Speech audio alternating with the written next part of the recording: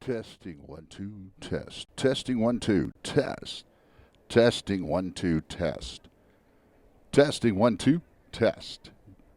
Test 1 2. We're coming live here in San Marcos, Texas. We've got the Renegades versus the Sun Devils in the 8U competition here for the Texas State Championship.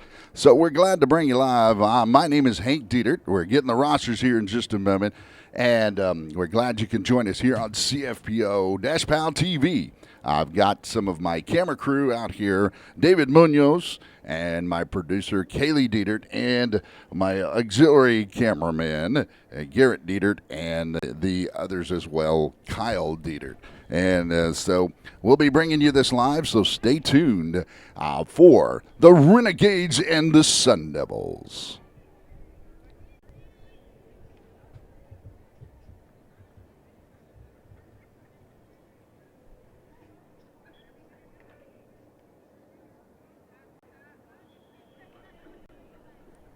All right, we bring you live the Sun Devils and the Renegades. The Sun Devils are in the maroon and with the gold lettering, and the white with the red is going to be the Renegades.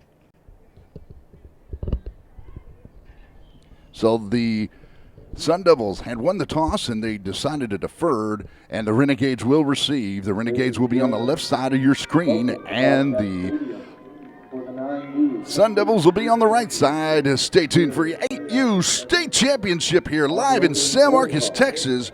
We're at Jack Walker Field at Bobcat Stadium. So stay tuned and join us. The Texas Renegades will be receiving the opening kickoff.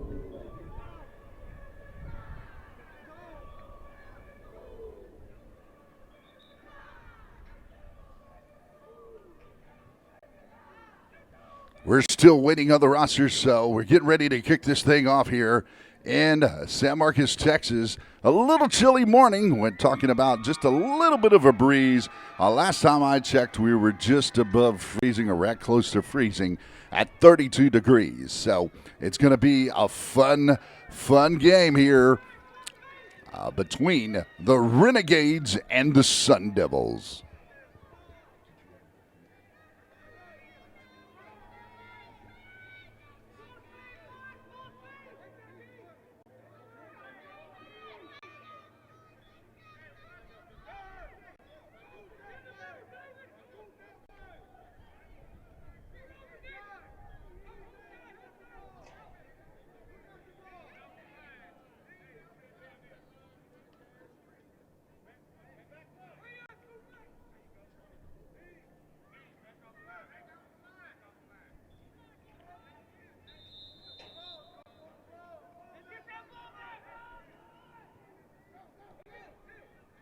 There's the kickoff. It was a short kick.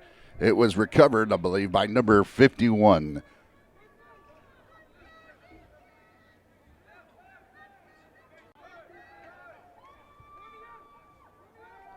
I'm still working on some of the little kinks here, but we'll get this thing brought up live here in San Marcos, Texas. As now the Renegades will take the ball, spotted at the 47-yard line on their side of the field. The Renegades have a power left formation. It's a toss back to their tailback. The tailback takes it off to the left side. He gets down to the 45, down to the 40. He's just inside the 40. Nope, they're calling him out at the 41-yard line. That's a big run by, I believe, number 1. That's number 1 of the Renegades. As soon as I get the roster over, I'll get you some names out there. And we're within 9 minutes and 1 second.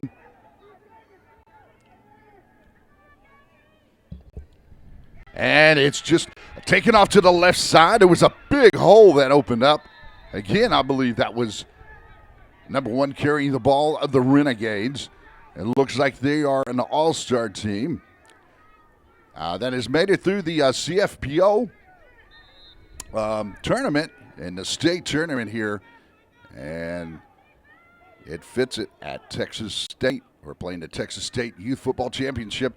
It's just a quarterback draw, but looky there. The Sun Devils came into the backfield and made a big hit. With the carry again. That was number 11 making the big hit. Defensive end off of the left side. That came in and made the big hit. That brings up a 3rd and 8 for the Renegades. It's going to be a 3rd and 8 for the Renegades.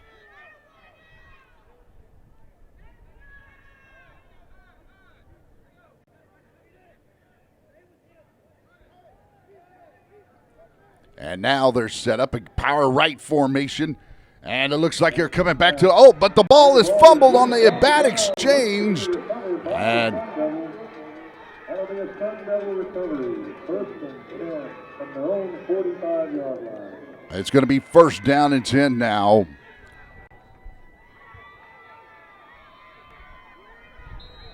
By number 22 was the recovery for the Sun Devils.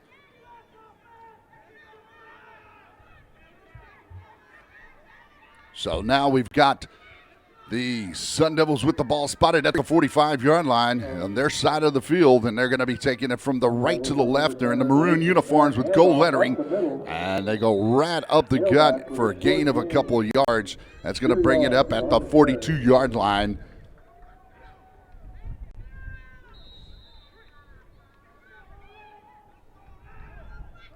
So now we've got the ball spotted at the 42. It's going to bring up a 2nd down. Brings up a 2nd and 8 for the Sun Devils. There's the handoff around the The right handoff side. goes right up the gut again. Brought down. And you've got, looks like,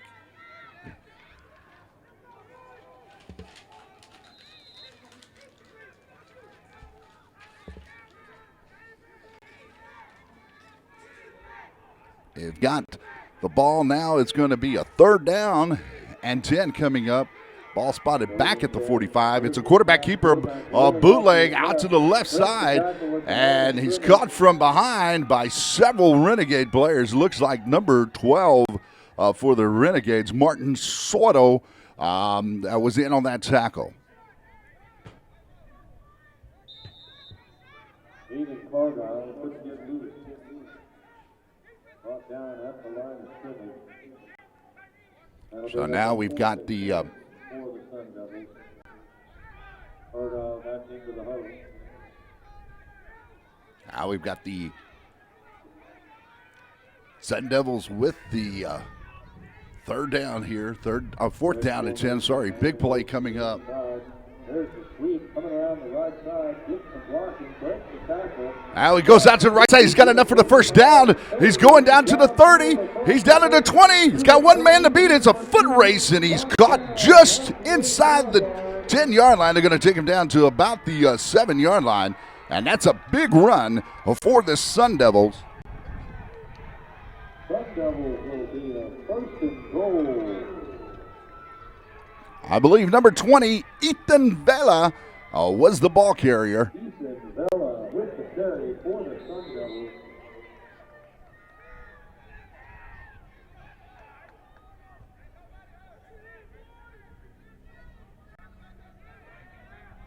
Brings up now a 1st down and 10, a 1st down and goal from the 7-yard line.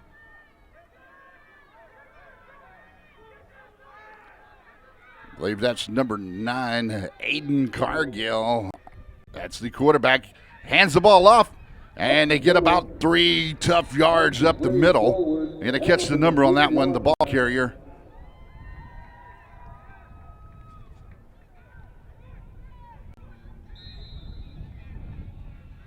All right. I think that could have been Tayshawn Wright was the ball carrier.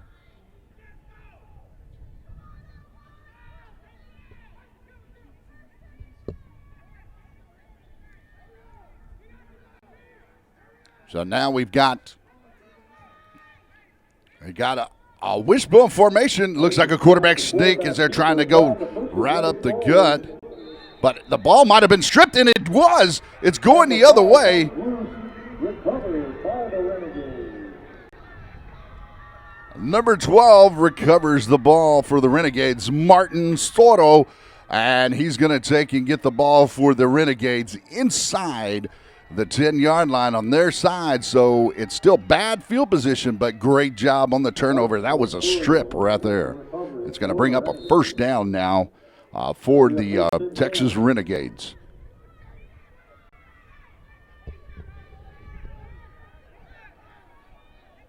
And they're going to be spotting the ball right about the 8-yard line. It's first down and 10.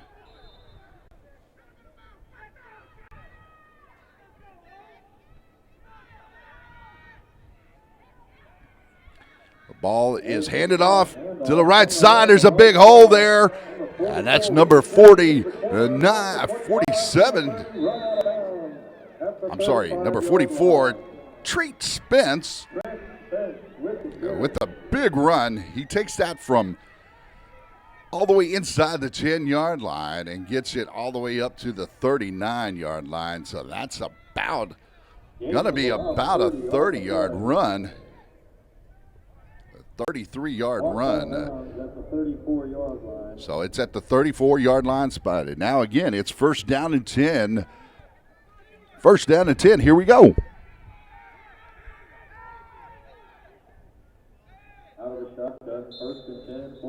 Well, looks like we may have a penalty on the play. Looks like they're going to count more than 12 on the field.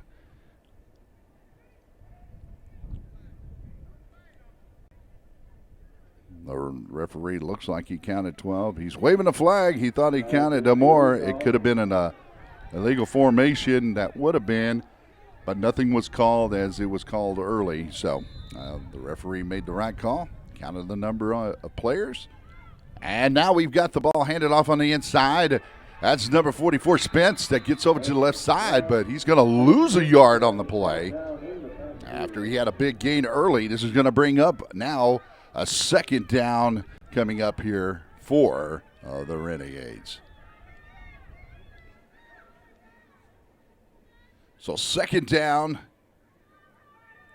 and we're going to call it 11. From the 33-yard line. Under center. I believe that was Soto under center, giving the ball off to number 44, Spence, is their workhorse, it looks like. So I might take that back. That was number 34, Zach Peters, I guess.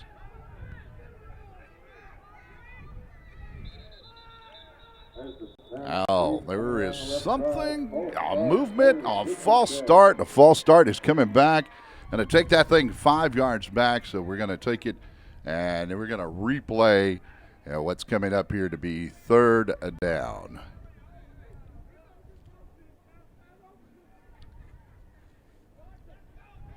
It's going to bring up a third down and about 14 as the last play and got him some yards. That's the end of the first quarter of the 9U State Championship. All right.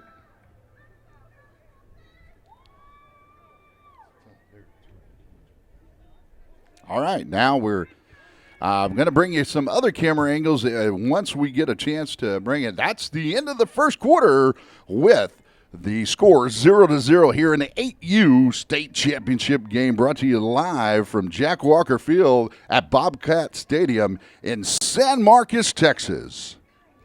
And this is the beautiful campus and the stadium at Texas State University. So thank you, Texas State University, for allowing the CFPO to use this great facility. Thank you again. So it brings up a third down and 14 coming up here. Out of the shotgun on a third down. Oh, we've got a little bit of, looks like we got a little bit of movement here. That's coming up. It's going to go against the Renegades, I believe, but unless it's a reset, nope. It was a false start that did get called against the Renegades.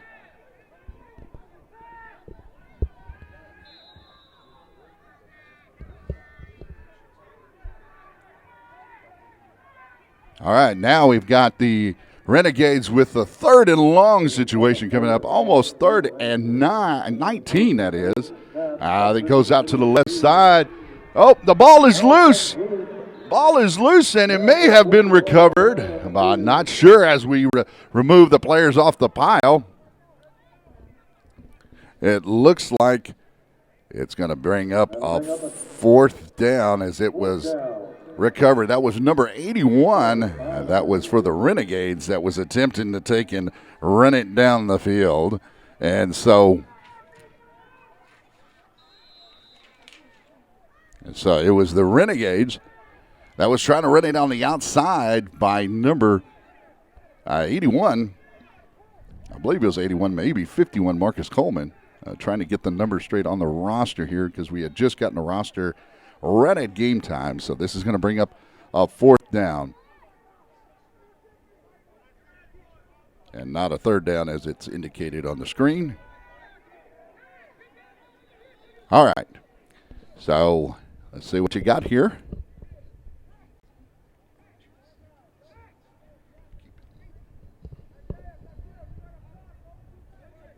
Renegades looking to punt on 4th down. Referees clarifying the rules for a youth punt.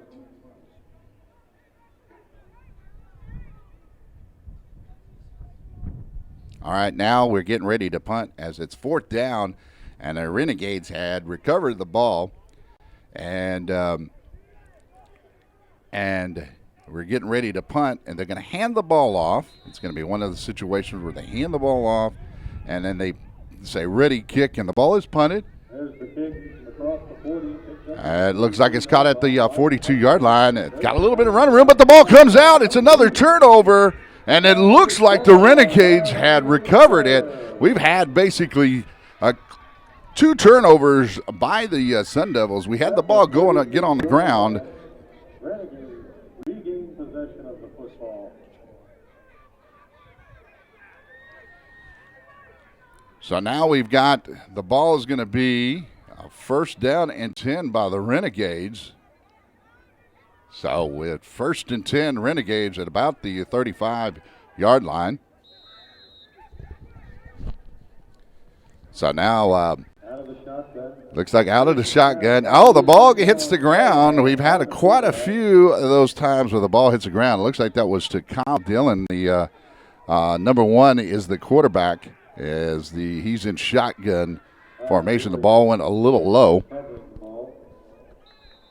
So now we've got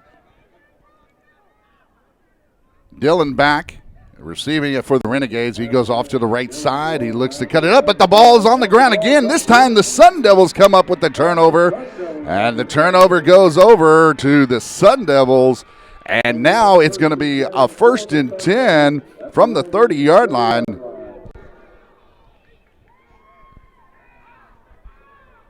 I think it was, might have been number 10, Trace Cuellar, that recovered the ball. I'm way up here about 6 stories high, and we've got some knocks, but sometimes those don't do as well either. But it is a 1st down and 10 coming up here for the Sun Devils. Oh, well, number 20 gets the ball, and that's Ethan Vela, and he gets brought down right away in the backfield. With the carry for the Sun Devils, nowhere to go. Loss of 3 on the play. I think number 12 made the tackle for the Renegades. Soto, he's been all over the field thus far. This is going to bring up a 2nd down and 13. That ball is handed off to number 10. He had a little bit of room. He got back up to the original line of scrimmage, and this is going to bring up a 3rd down coming up here. That was number 10 for the Sun Devils, Trey Cuellar on the carry. So this is going to bring up a 3rd down and long coming up. So we have a timeout on the field. We're here with about 5 minutes and 51 seconds remaining. So in the first half of play with the score 0-0, and we have an injury timeout. And we'll be coming right back to you here.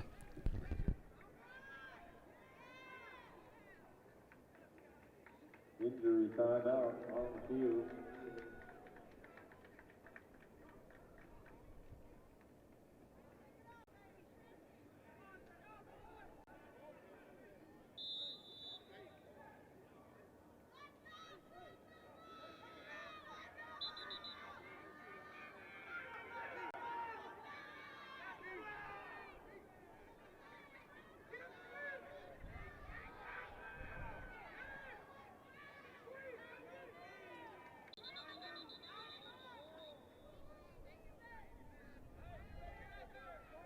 All right, we're coming back to you live here in San Marcos, Texas at Jim Wacker Field. We've got a 3rd down and 10 coming up here. So, a 3rd down and 11 actually for the Sun Devils after the big turnover. So, let's see what we can bring up here for a 3rd and long play. So now we're back out to, we have a wishbone formation. It looks like it's handed back to the wing back, but there's a renegade in the backfield. I believe that was Sordo in the backfield. Romeo Castillo with the Couldn't get away from the pursuit. Castillo with the run. And, wow. It's going to bring up a 4th down and long coming up here for the Sun Devils.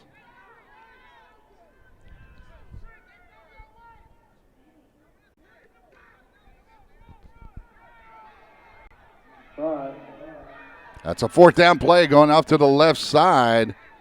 Don't know if he's got enough to with the carry for the Sun Devils. To carry it over. That'll bring up a 4th and 13. I think that goes to be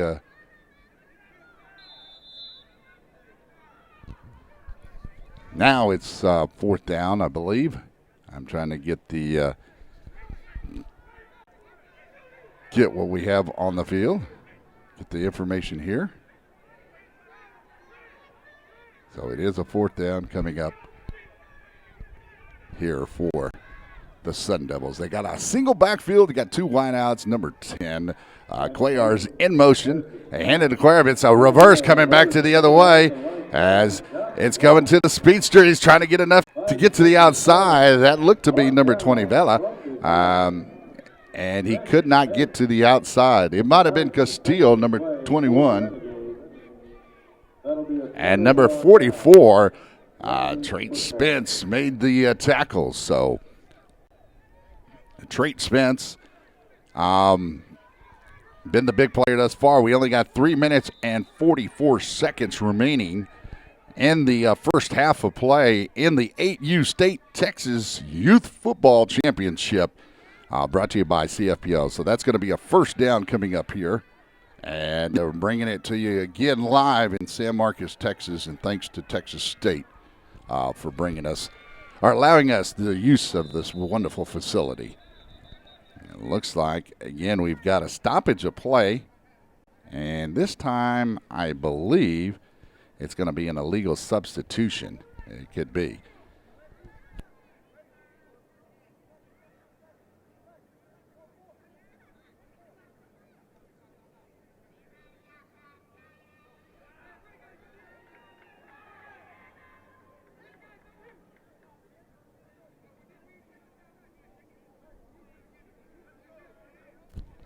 I believe that's going to be a legal substitution as there was a stoppage of play here.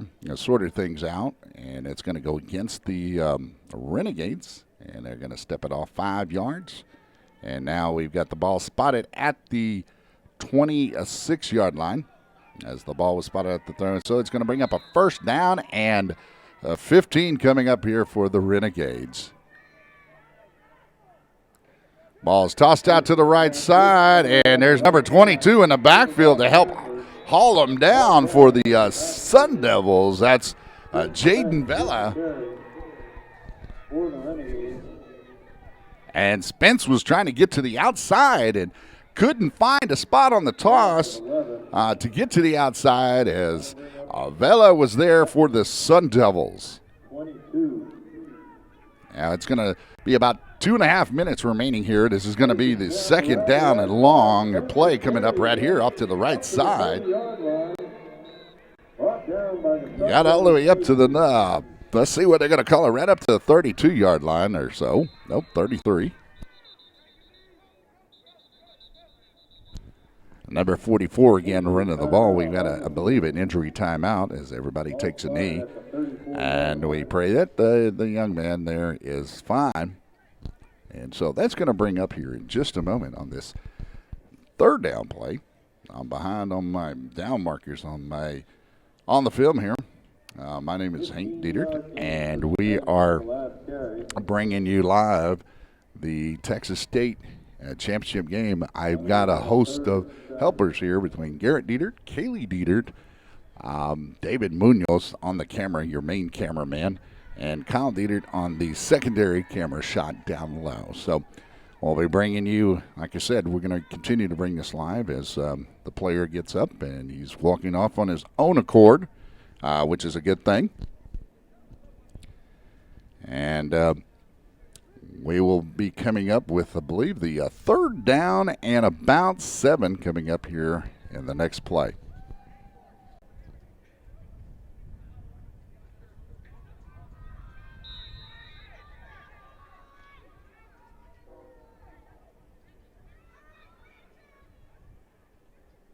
So now we've got third down off of the ball spotted at the 34-yard line.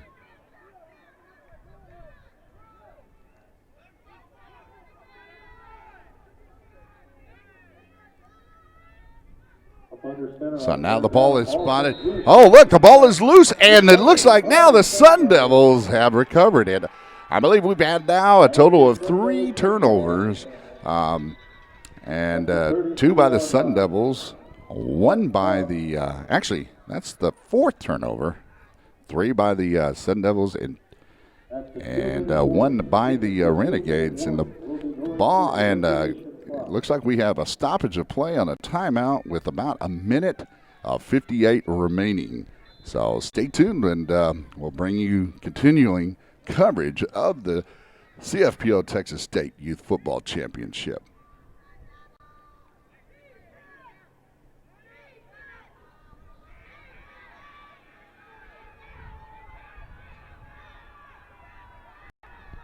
So now it's first down and 10. A wishbone formation. Oh, looks like somebody moved. We think it's going to be the defense. At least that's what the Sun Devil coaches are saying. And the clock is still running as we are saying that the ball was moved, so they're going to bring it to a second down. So there was no call on either way. I guess the ball was being snapped and mishandled at the same time. So now we've got a second down coming up here with a minute 27 remaining in the first half of play in the 8U State Championship. We've had a defensive battle and a turnover festival as we get number 20 coming out to the right side. Ethan Vela trying to get outside, and he was brought down. I believe one of the players was number 9, Javon Woods, on the tackle, and that's going to be a loss on the play. It's going to bring up a third down and long situation coming up here as I believe the Sun Devils coaches called the timeout. So here we are in the second quarter with a minute 13 remaining.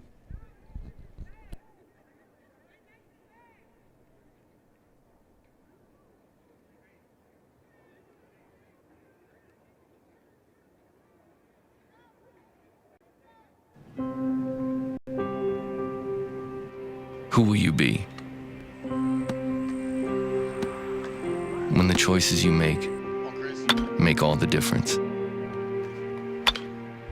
See, the true tests, they don't come easy, and they won't last long. But that's why you're here, for these very moments.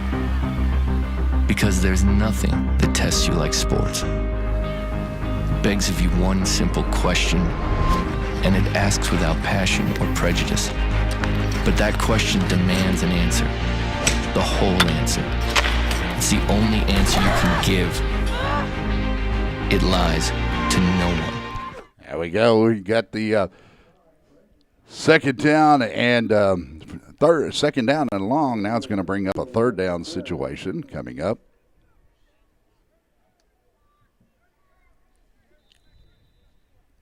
Oh, I'm sorry, a fourth down situation coming up here.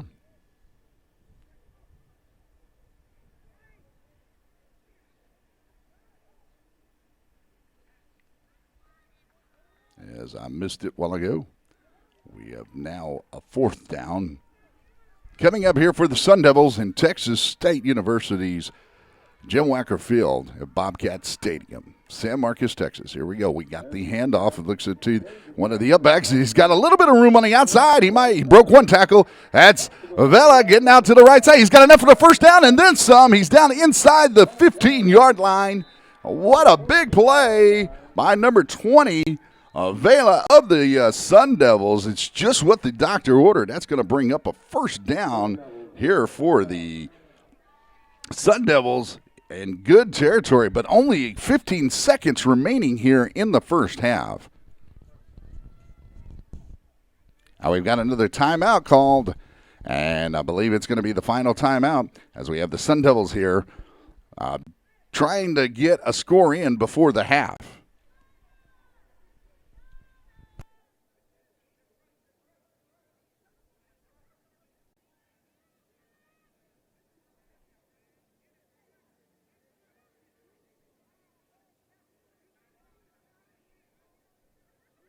Shut up and sit down.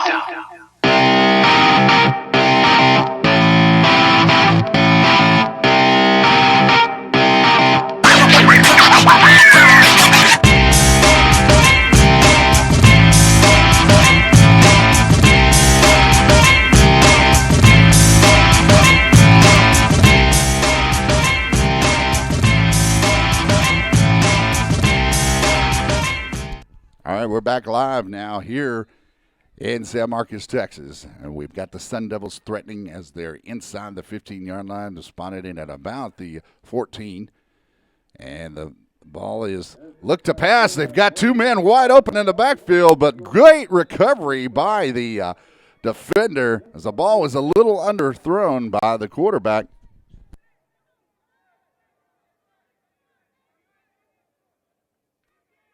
And the ball was intended for, I believe Vela was one of those that was down the field and had a shot.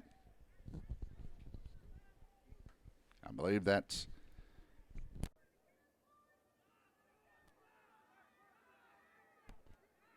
And the ball was thrown by number 8, Galvan. Now we've got only 7 seconds remaining. We got a little bit of running room off to the right side. The ball. I thought the ball came out and it was fumbled out of bounds, but it was not. That was Vela. He stops with 2 seconds remaining here as within the first 2 minutes of play, the last 2 minutes of play, each half, it's regulation. Otherwise, it's a running clock. And so now it brings up a third down coming up here. I've been so excited watching the game, and I also keep track of the down markers here. So we're trying to keep that as well for you. So right now, it is going to be a third down coming up. So this is 2 seconds remaining. Final play of the first half. Single backfield, double wing formation. Fake handoff. And look to go down the field. And it's just over the outstretched hands. I believe, again, that was Vela. That was the intended receiver. Might have been another player, but looks to be number 20, as I can't read off the front of the jerseys, but we can read off the back. So that's halftime, and we'll bring you some live coverage back here again as we work on some that's our first game, so we'll work on some technical things as we get ready for the next game coming up. Will be the 9U state championship game coming up. So stay tuned, folks, and we'll be right back.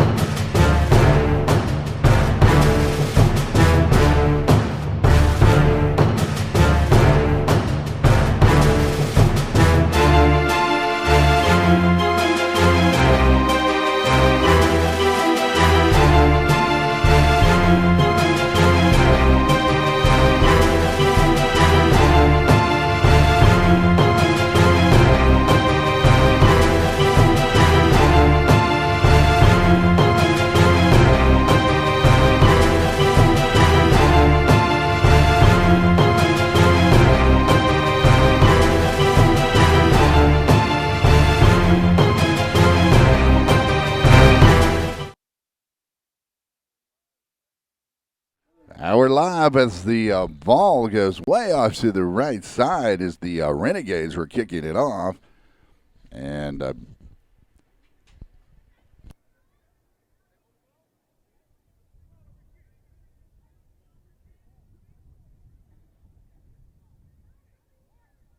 so the ball is going to have a favorable bounce that goes the way for, as it was an attempted, I believe, onside, and it's going to be the Sun Devils ball.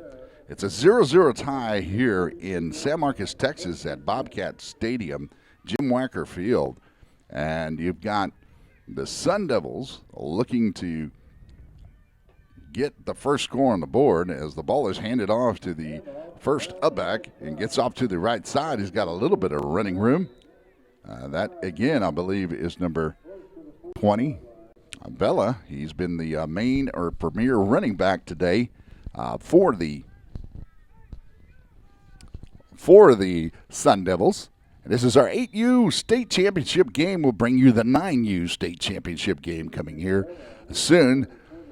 Live and here again in San Marcos, Texas at the beautiful facility of Texas State University, Bobcat Stadium, Jim Wacker Field. Ball is going to be a second down, and second down coming up, and some good yardage right up the gut. It's going to be all the way down to the 35. It's going to bring up now a third down and about 3. 1, 2, 3. Yep, counting the yards out, that was a gain of a little more than 7. So now we've got the Renegades, the Sun Devils, moving the ball. As now we've got a flag on the play. And I think it's going to be a defensive encroachment call. Unabated to nope. They're actually calling a false start that's going to go against the Sun Devils. That's going to take back a big part of that big gain that happened on second down. Now it's going to be bring up a third down coming up here for the Sun Devils. It's the ball spotted at the 40-yard line, and it's going to bring up about a third down and 8.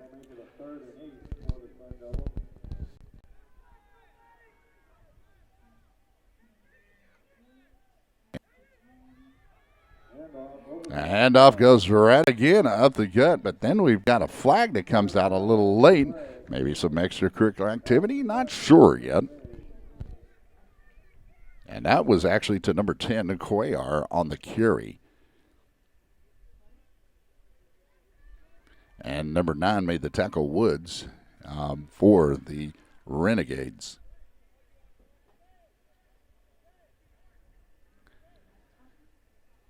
So now it's going to bring up a penalty that goes against the Renegades as a personal foul was called, 15-yard variety.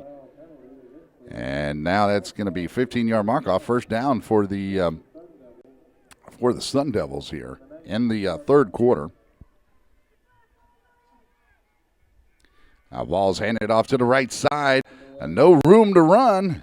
Looks like number 12 again. He's been all over the field today, Soto, on the tackle.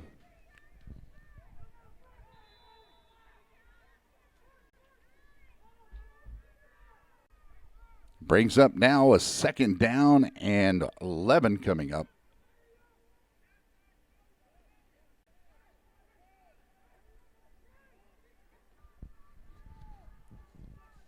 So it's a second down play coming up here.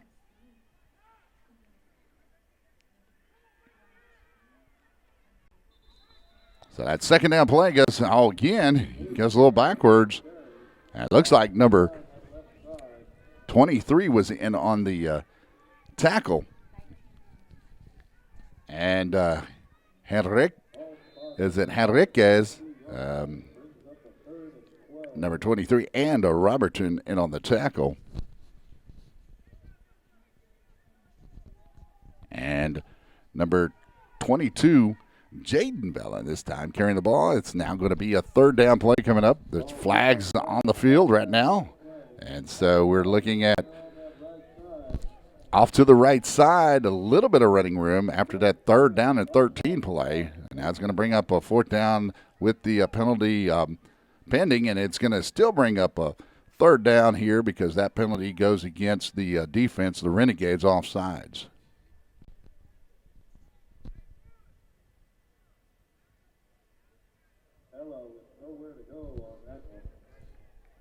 And now it should be a third down and about 9. We're going to call it, actually, we're going to go ahead and call it third down and 10.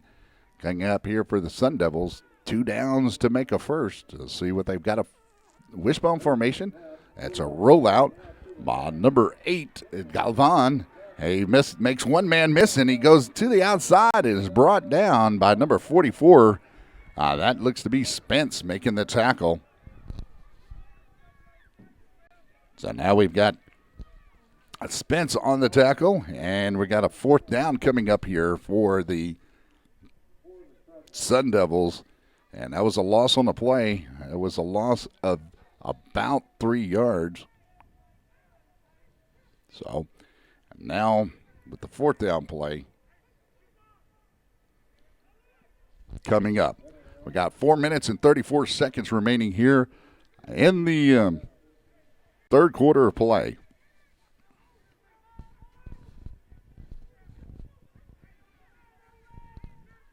Quarterback Alvan under center, looks to throw. He looks downfield. He's got a man open. He underthrows it, but it came back for it.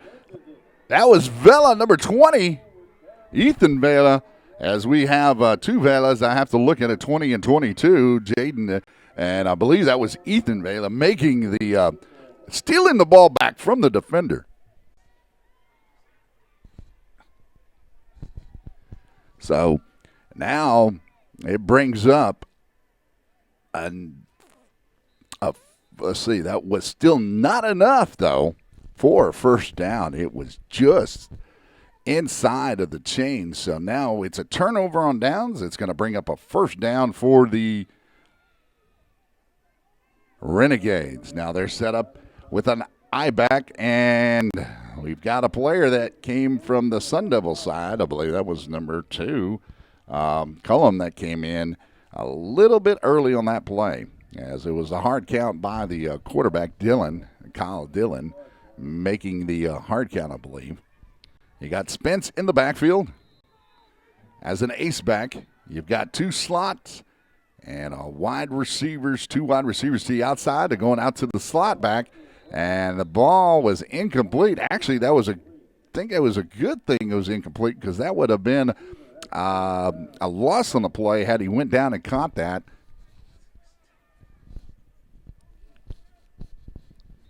So now it brings up a second down play. It's going to be about a second down and 5 coming up here for the Renegades. Renegades look to go. That's Spence looking to get some room out of the outside. He's got Galvan to beat, and he's going to go all the way if he gets past the last man who had the angle, and that is Spence going down the field, and he looks to score a touchdown. And the first touchdown of the game by the Renegades. So that's a touchdown for the Renegades. And that was all the way back from the ball was spotted at about the 25. That's a 75-yard run at least, so unbelievable. Good job by the Renegades getting to the outside. So that's the first score of the game.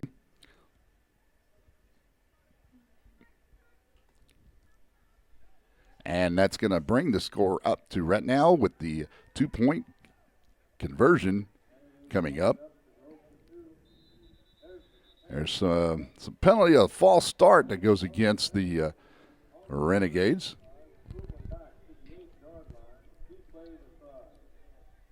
We've got 1:20 remaining here in the third quarter of play in the 8U state championship.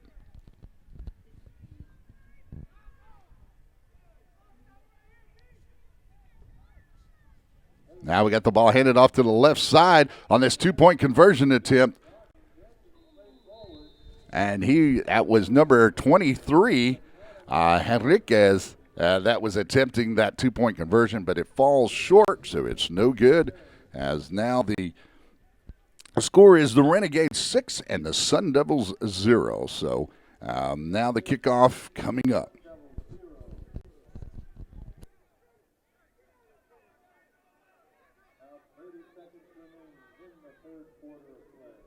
After the turnover on downs, that was a two-play drive. The ball was taken over at the 12-yard line. So on a two-play drive, you have the Renegades taking the ball 88 yards down the field and scoring the first touchdown of the game here in the 8U state championship.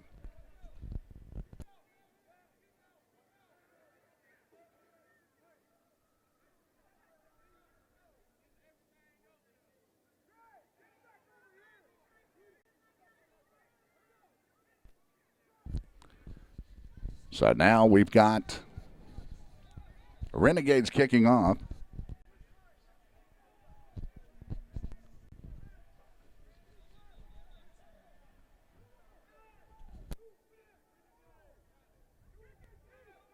It looks like Martin Soto, number 12, kicking off the ball for the Renegades. Last time the ball kind of trickled off to the right side in an attempt to make an onside. We still have a ball game here. It's 6-0 with 30 seconds remaining here in the third quarter.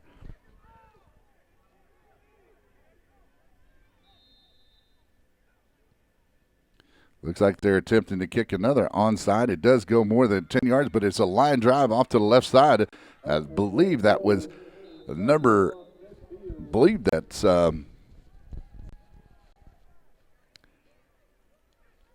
number 9 for the Sun Devils. Is either Galvan or Cargill on that return and got it all the way up close to midfield, basically right at the 50-yard line. See where they're going to spot the ball here. A ball spotted just inside of the 50, and that's the end of the third quarter, folks. We're going into the fourth quarter. It's going to be the Renegades at 6 and the Sun Devils 0 here at the 8U state championship game.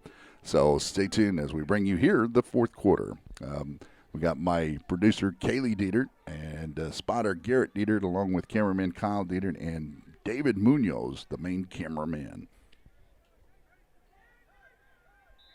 Now we're in the fourth quarter, beginning to play with the ball spotted. Actually, would have been at the 49 on their side. They spotted on the other side. It's off to, looks like, oh boy, it looks to be Bella. That's on the carry.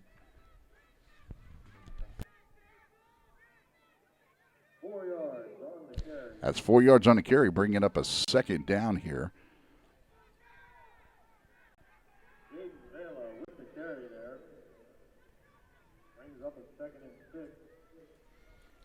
Galvan hands it off to the right side as he's met by a host of defenders from the Renegades.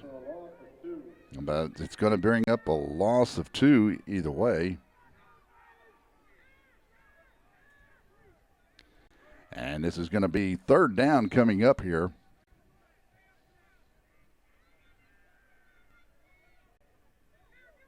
A little behind on my markers for you on the screen.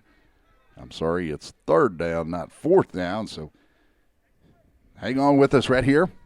With the ball spotted at the 47-yard line. It is third down and about 8 coming up. And the ball is handed off to the right side. Lavella's trying to get outside. Nowhere to run as he was brought down, looked like, by number 9, Javon Woods, actually. It makes the tackle. And what a nice tackle in the backfield. Takes it for a 2-yard loss and puts him right back. It's going to bring up a fourth down and a 10 coming up.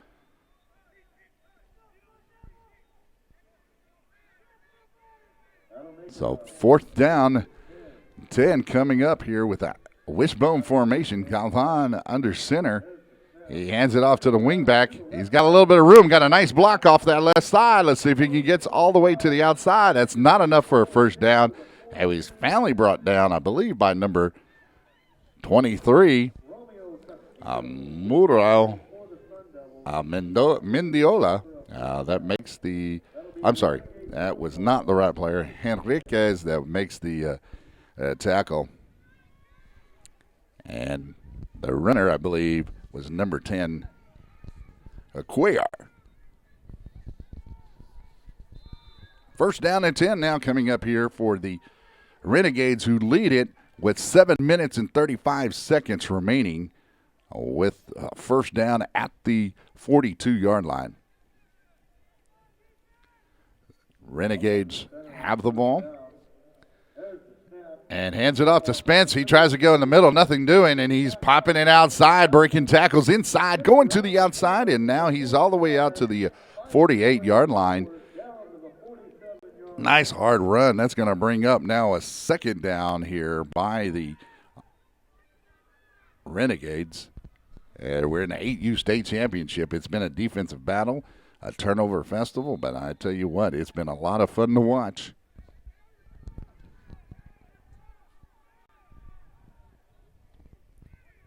Now you have the ball spotted at the 46-yard line, so it's going to bring up a second down and 6 coming up by the Renegades.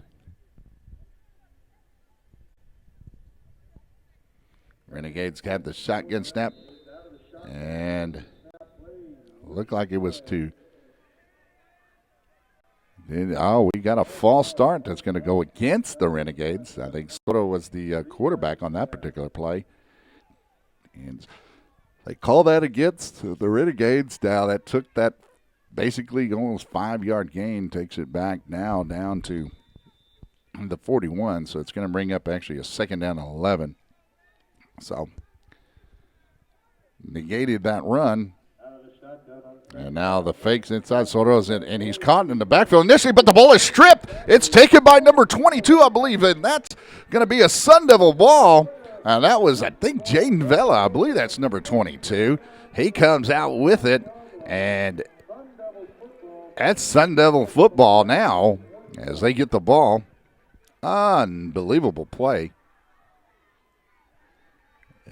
I think that is number 22, Jaden Vela, that strips the ball from the Renegades and gets some great field position. The ball's going to be spotted at the 27-yard line. Now the Sun Devils have been stymied on the outside. There for a while they were going right up the gut and getting some yardage there, but this time they got the strip. Now it's a wishbone formation. Galvin under center. He hands it off to his deep halfback. And he's trying to get to the outside. He had a little bit of room there, and now he cuts it up, and that's Vela running the ball. And that's the other Vela, and that's going to be Ethan Vela, number 20, I believe, carrying the football.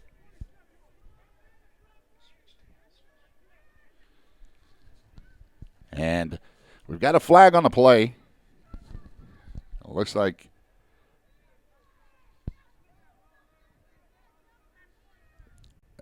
it's going to go against the Sun Devils, and they're going to, looks like you're going to have to repeat first down. There's a flag on the play.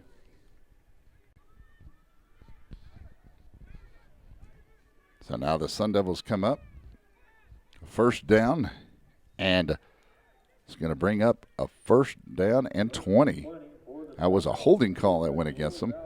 And now breaking tackles, and did not gain but about 3 yards, but brought down by a big 19 of the Renegades, the Texas Renegades. And that is Robertson, Nicholas Robertson, making the tackle. So it's going to bring up a second down and long coming up.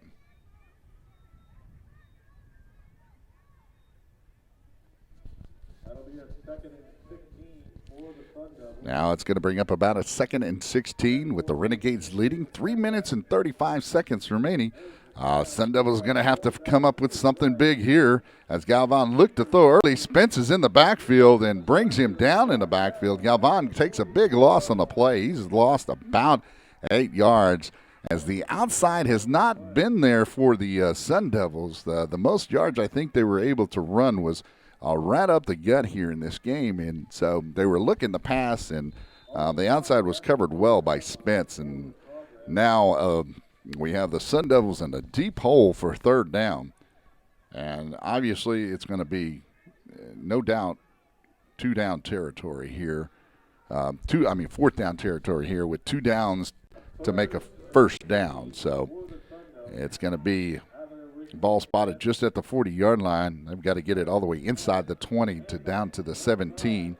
So, again, they run it right up the gut and gain about 4 or 5 yards, but they're still going to need quite a bit of yardage to get to the first down. So that brings up a 4th down.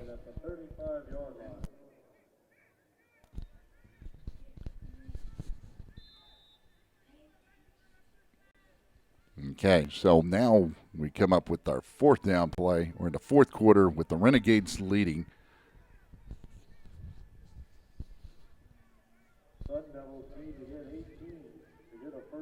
So now they have to get all the way down to about the 17-yard line, and they're spotting the ball at the 35. So you do the math. It's a double reverse to the outside. It's going to be number 20, Vela. He's got a little bit of room, but he's not going to make it, as we've got a flag that came out as well on that 4th down play. We're going to have to check out and see what it is, but he's well short of the first down. So we'll have an injury timeout as well with a minute 45 remaining here in the 4th quarter. So pending the penalty and the result of the play, the Vela is going to be a little bit short of the first down here, and I think they're going to spot him right close to the 25-yard line, but had some running room after a little bit of trickery there with the reverse going on. So we'll see what the penalty as the referees, as we see, huddled up. So I'll be right back. I'm going to take a little break, and I'll be right back for this timeout break.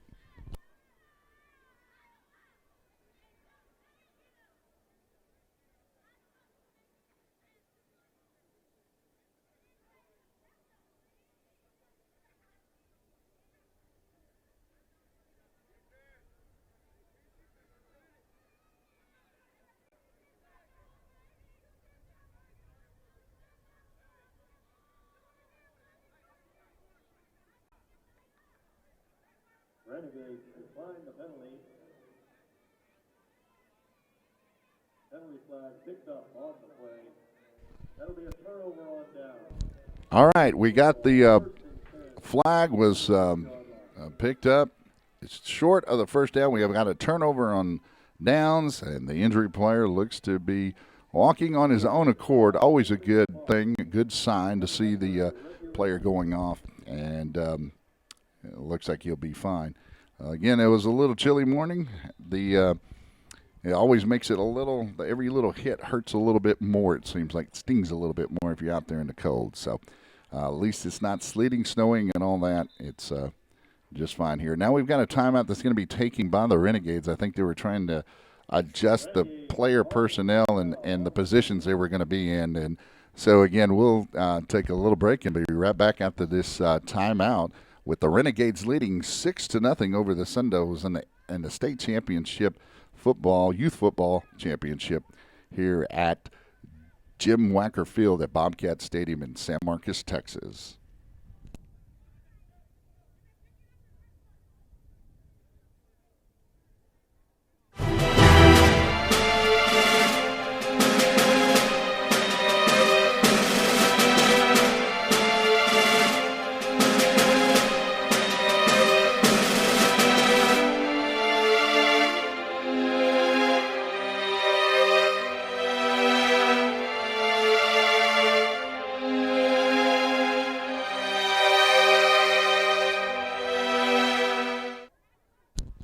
All right, we're back live here. And the Renegades just snap it back to the quarterback, Dylan. And Dylan gets out to the right side. He's brought down for a loss. I think number 3 was in on that play. That was Mario Sanchez making the tackle in the backfield. We've got a minute 45. That's a timeout. There's a stoppage of the clock. And we got a stoppage of the clock.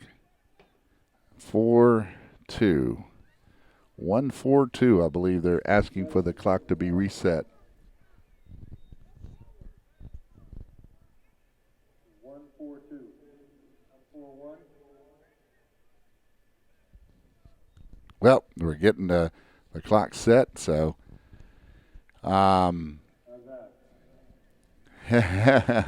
PA announcer is right next to us, and the PA announcer is asking if you got it right there. It's 1-4-1. It looked like I saw two fingers the first time, just like the PA announcer. That's why I announced it. So we've got the Renegades with the ball on I believe it's a second down play coming up here, and so it is. And now we've got the ball is carried up the middle, off to the left side, really middle left. How would you say that? And the ball is going to be spotted right up the 29-yard line. We got another timeout that's going to be called by the Sun Devils, and but there is a injury timeout as well. So right now we've got the score 6-0 as we have injury timeout and more than likely a timeout as well. So.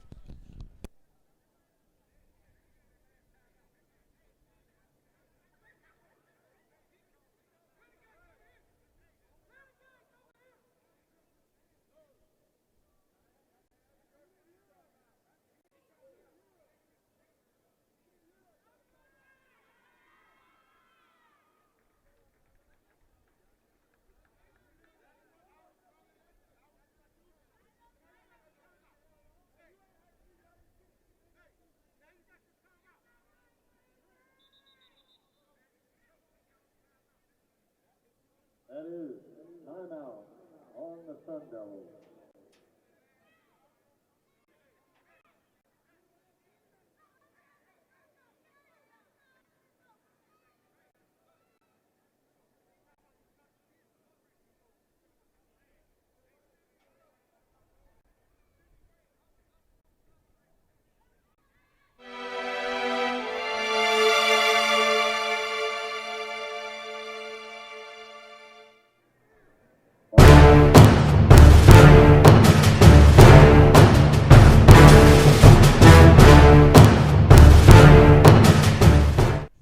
All right, we're ready to bring you back live. The last minute, 27 seconds here at Bobcat Stadium between the Sun Devils and the Texas Renegades. Texas Renegades has the lead 6-0. The ball's handed back to Spence. Spence was met in the backfield, and he's breaking a couple of tackles. He's still hard to bring down, but it's going to be a loss on the play. And so now we've got looks like got an official timeout and injury timeout on the field again with 1:13 remaining. Renegades have the ball. It's going to be third down coming up here.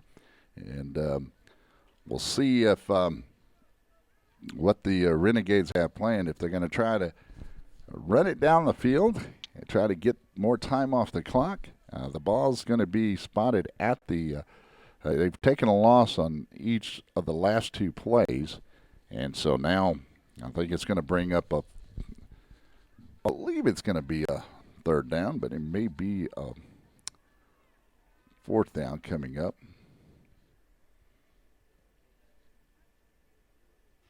Yeah, we've got a player coming off on his own accord, and now the clock is running. So. And they're showing it as a fourth down on the marker. As I'm down behind. Renegades have the lead 6-0. Renegades pretty much been a defensive battle, and turnovers by both teams. I believe we've had a total of about 5 or 6 turnovers if you don't count the turnovers on downs. And so now we've got the Renegades with the ball handing off right up the gut. 44 Spence.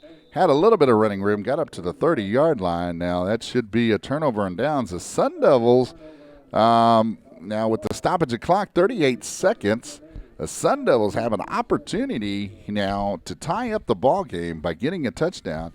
And if they get the 2-point conversion, they will be up by 2 and win the 8U state championship game in the last 38 seconds. That's a possibility, but right now, it's been more of a defensive struggle. They've lost quite a bit of yardage. The defense for the Renegade has been great on the outside. So now we've got the first down coming up here for the Sun Devils. Yeah, we've got a stoppage of the clock. Timeout by the Renegades. So it's still going to leave 38 seconds on the board. So we've got first down and 10 that will be coming up from the 30-yard line. So right now, if the Sun Devils come up with a play, they've been kind of stymied for the most part. They've been able to get few yards up the middle, but now is a time where they're going to have to take and possibly open things up. Like we've seen a reverse by them twice, and that reverse was been run by Vela, has gone well. Some of the play-action passes have been there for them, just a little bit underthrown by the quarterback, Galvan. But the Renegades defense has been stout against the Sun Devils offense. So we'll see what it's going to give right here in the last 38 seconds of the fourth quarter in the 8U state championship game. It looks like we've got a little different setup, as I believe that's Vela taking the snap on a shotgun snap. He looks to throw. He's hit as he's thrown. The ball was almost intercepted in and out of the hands. I believe that was Dillian. I'm sorry. I kept calling him Dylan, but Dillian, number 1 of the Renegades. Kyle Dillian was in on that almost interception. He had a great chance of taking that and could have taken it to the house as well, because it was very few players in front of him. So now that brings up a second down and long here coming up. I'm sorry, second down and 10 with a few seconds seconds on the play. That was down to 32 seconds. So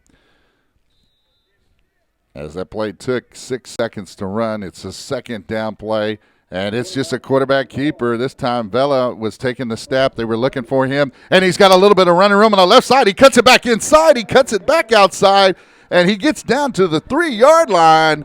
Oh, my. It's 19 seconds remaining here, and the Sun Devils have a chance to score as Vela off to the left side. I believe that was number 20. That was going in and out of the players right down the sideline, and this is going to be a 1st and goal at the 3-yard line. So here we go, folks.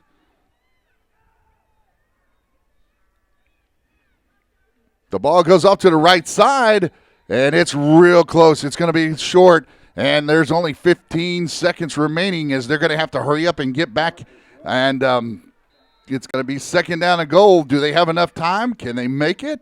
Here they are set. The ball was spiked, and it was an incomplete pass. So now we've got 2 seconds remaining on the board. So now it's going to be third down here with the third down, final play of the game. Sun Devils have a chance to win this thing if they can get into the end zone, tie it at the very least. We've got a flag on the play. If it's a defensive play, we've got some issues right here on the very last play. So we're trying to see the referee's huddle. We've got a conference going, so we don't know what the result of the play is going to be. It was a touchdown. Now it's a touchdown, Sun Devils, there was a flag on the play. Now it's a 2-point conversion coming up here. A 2-point conversion attempt. And right now, at the very least, we could be going into overtime. So that is what we're looking at right now. Is if there's no score on the 2-point conversion, then we've got false start. That's going to take them back. So 2-point conversion attempt coming up here for the Sun Devils.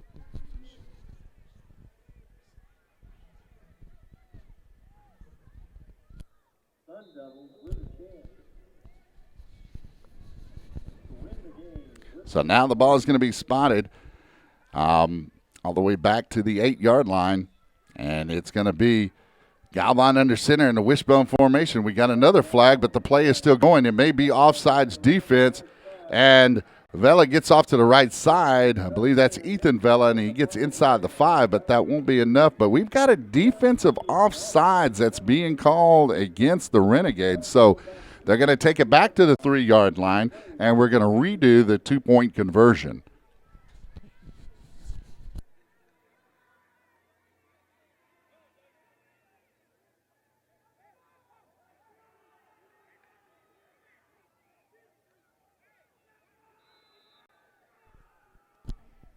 So we had offsides defense, and that was the penalty.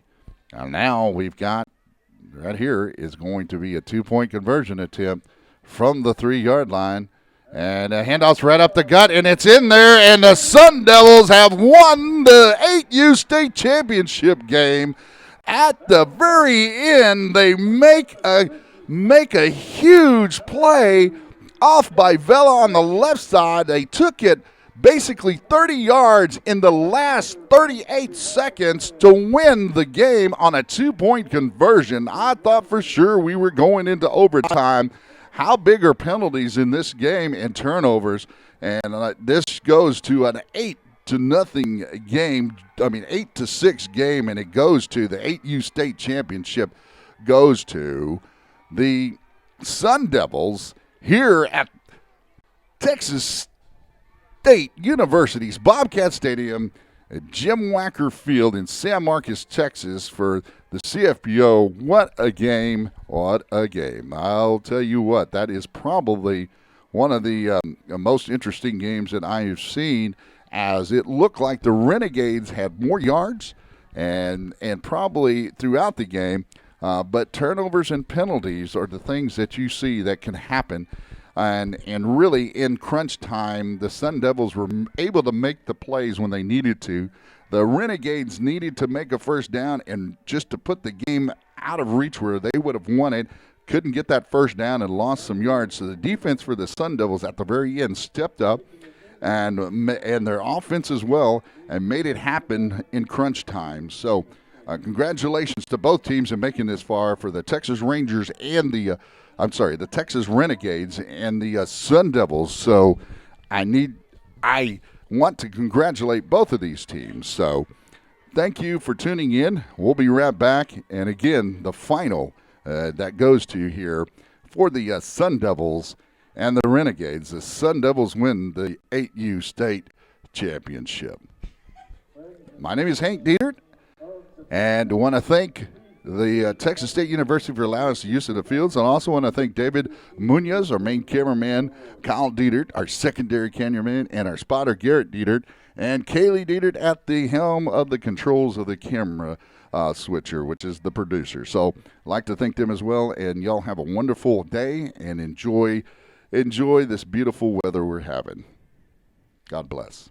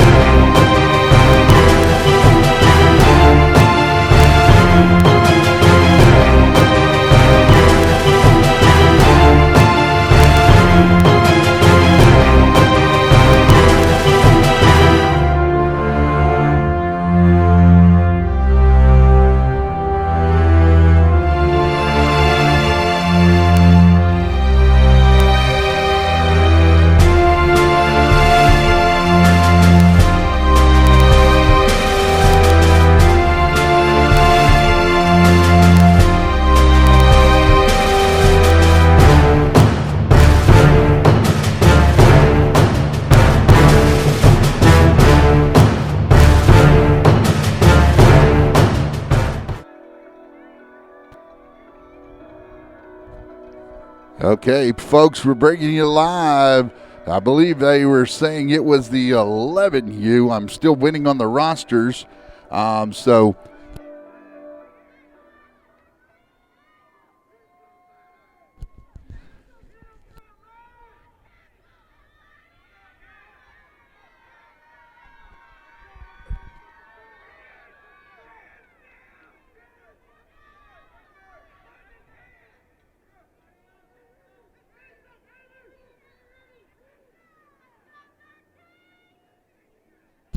all right, we're getting ready for the kickoff between the All-Stars and the Gladiators here in San Marcos, Texas. As the ball is kicked, and it gets right inside the 47-yard line. And now we're going to see. Fourth game. Jacob Gann for the Gladiators.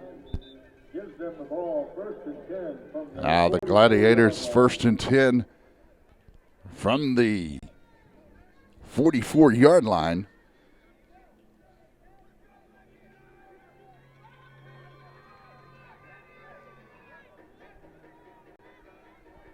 First and 10, and we are in the first half, so we'll get that straightened out too for you. It's not a final 0-0 yet.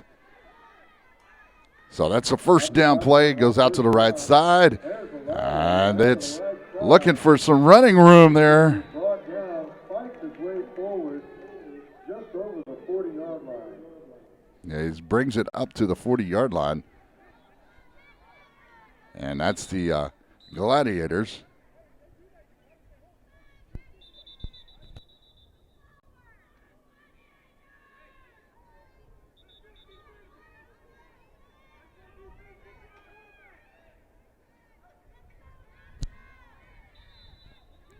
All right, now it's going to bring up a second down.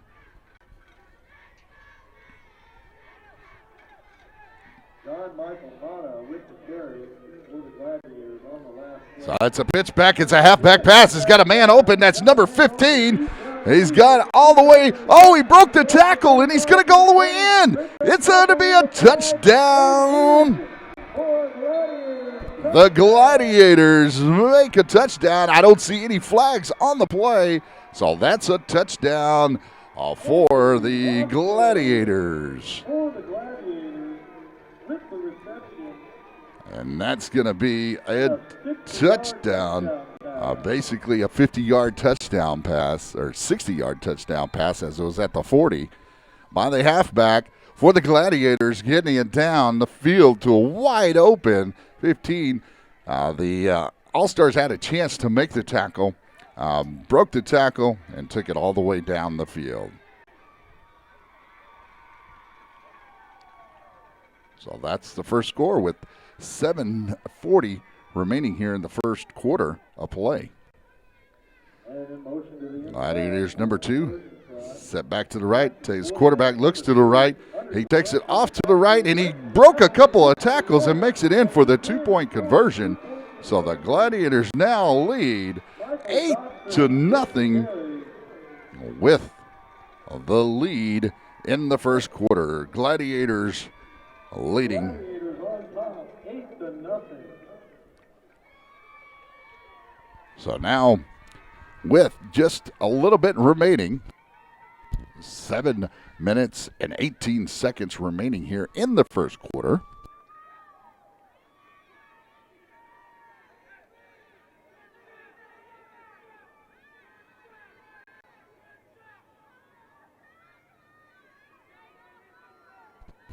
Okay, now we're going to have the Gladiators line up to kick from the 35-yard line in the 11U state championship game here from the Texas State University Bobcat Stadium.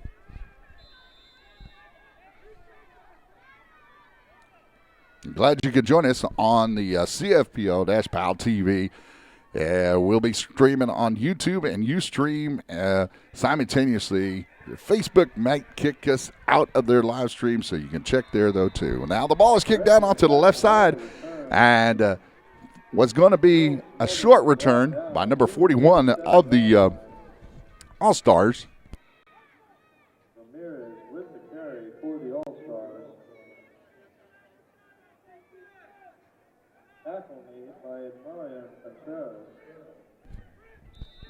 The All-Stars, number 41, Williams, was the ball carrier, a return man on that particular play. As the ball spotted at the 37-yard line, first down is coming up for the All-Stars. As they power off to the left side with their two up backs to the left, as we call sniffers. And the ball's handed up to halfback, but a big boy, number 55 of the Gladiators, is in there for the tackle. Jaden Cofield in on that tackle for the so now it's going to bring up a second down here for the All-Stars. That was a loss on the play. It's going to bring up a second down and 12 here coming up for the All-Stars in this 11U competition. Now they fake it one way and go the other way to the right side. Number 44 brings them down. That is going to be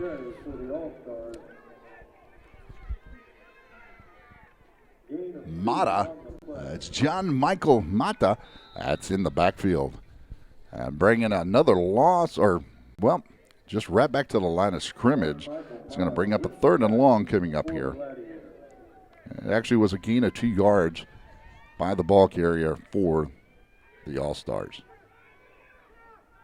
So it's 3rd and long coming up. 3rd and 10. You can probably hear the PA announcer in the background. Got their audience mic. Now we have a delay of game that goes against the All-Stars. So that's going to be against the All-Stars, and going to bring up a 3rd down and 15. 3rd and very long coming up here.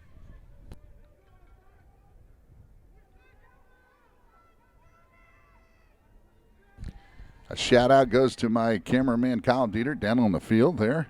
And then our main camera, as we'll bring it up here, our main camera will be from David Munoz.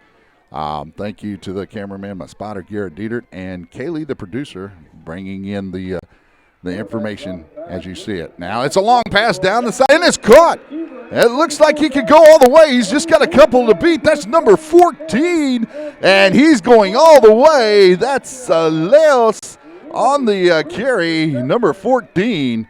On the reception, I should say. A long pass all the way down the field. Caught him wide open on that 3rd down play, and that is a touchdown for the All-Stars. It looked bleak there as it was 3rd and 15, and took it all the way down the field from the 33-yard line. And so that's going to be a 67-yard pass that goes all the way down, and Leos makes the touchdown on that particular play. Now it's a 2-point conversion coming up.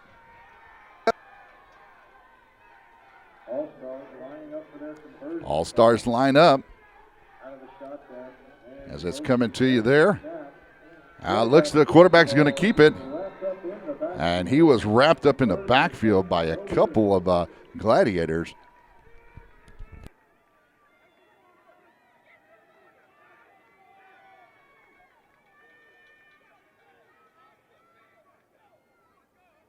So that takes the score 8-6 with the All-Stars trailing here with 2 minutes and 55 seconds remaining.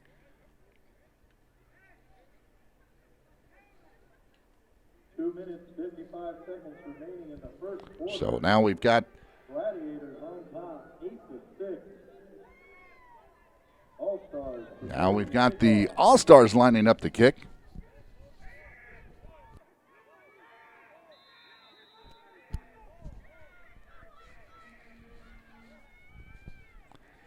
And now we've got a score of 8-6 here, and it is going to be a kickoff.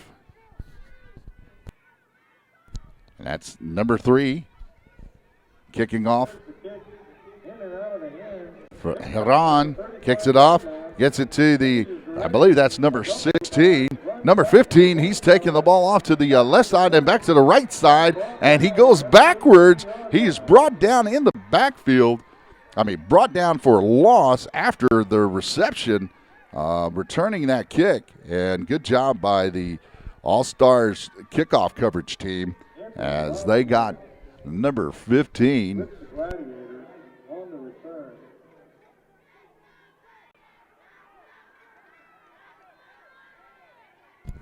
That was Anthony Vasquez who had scored that long touchdown, that 60, I believe it was close to 60-yard touchdown earlier in the game for the Gladiators. And so, again, we have the All-Stars versus the Gladiators here, an 11U contest for the Texas State Championship. So now the ball is given up to the quarterback, and it looks to go to Vasquez. He's going backwards again, but he's got a couple of blocks, and he has some room on the outside if he can get there. But he was brought out of bounds.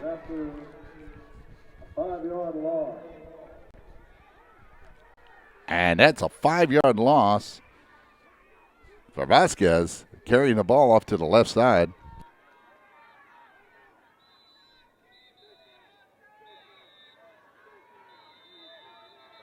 That's going to bring up a 2nd down and 15 coming up here. And so we have a timeout on the field with 1:10. The All-Stars trailing the Gladiators 6-8. We're here in the first quarter. And we'll take a little break, and we'll be right back.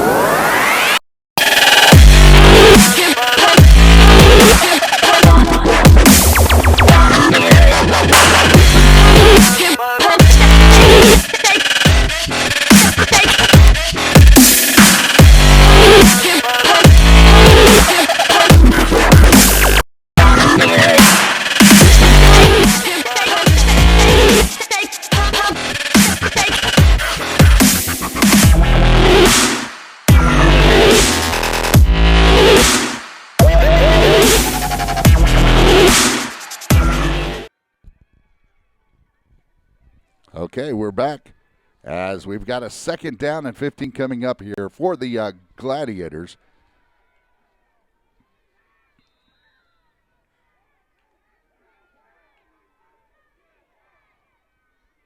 And now we've got the Gladiators going off to the right side. It looks like the quarterback is taking a good hard run. That's number 2 for the Gladiators.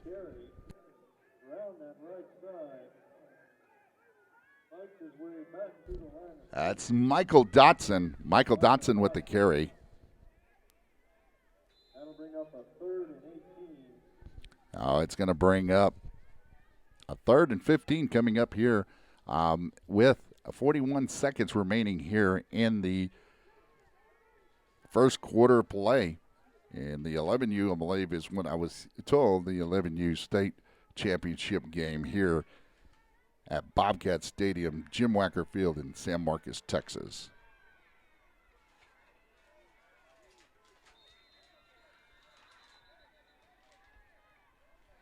So it is now 3rd down, and we got a timeout called by the Gladiators here in the first half, in the first quarter, with the score. All-Stars 6, Gladiators 8.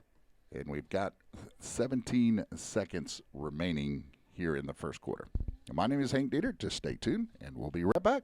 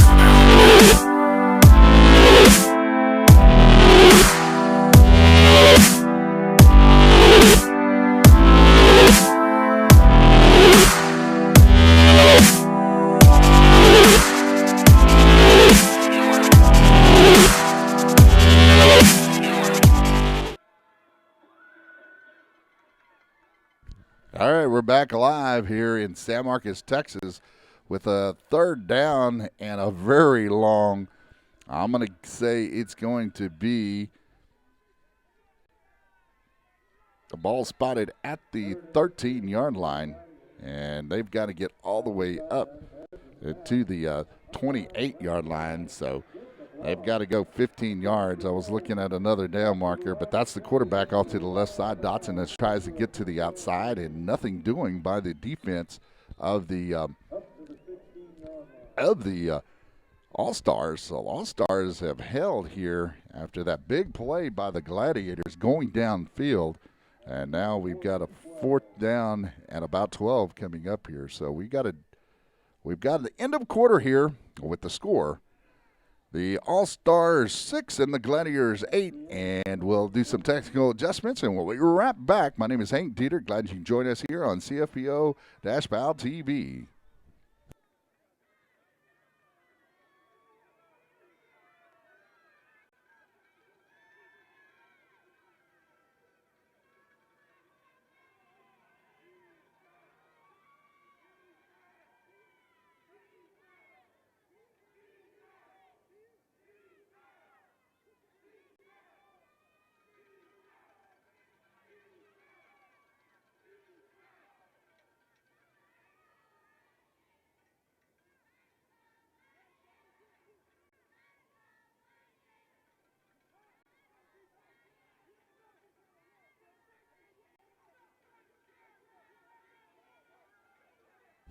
All right, we've got the fourth down play coming up here. It's going to be fourth down and long coming up by the Gladiators. Fourth down and 12, as there was a gain of a couple on the last play by Dotson. And so we're getting ready to get this thing started. So here we go. At the start of the second quarter, as the Gladiators lead 8-6. Fourth and 12, it's another pass. It's going down the field. Dotson had him open, just threw it a little too far for Vasquez to get his hands on it. And so now that's going to be a turnover on downs, and we got a flag on the play. So let's see what's going to be called here.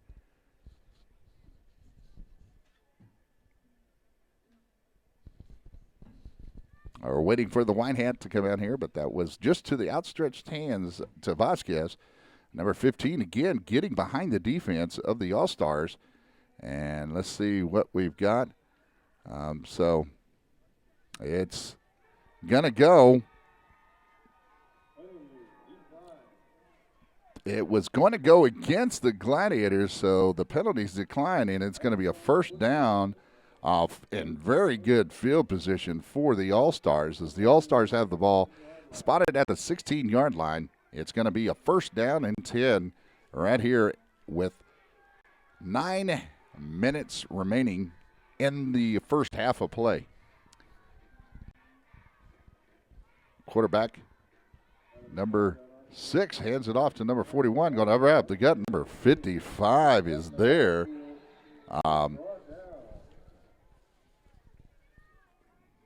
Williams was the ball carrier. And 55 was the tackler. And again, that's Jaden Cofield on the tackle in the backfield. That's a loss of 3 yards. It's going to bring up a second down now for the All-Stars.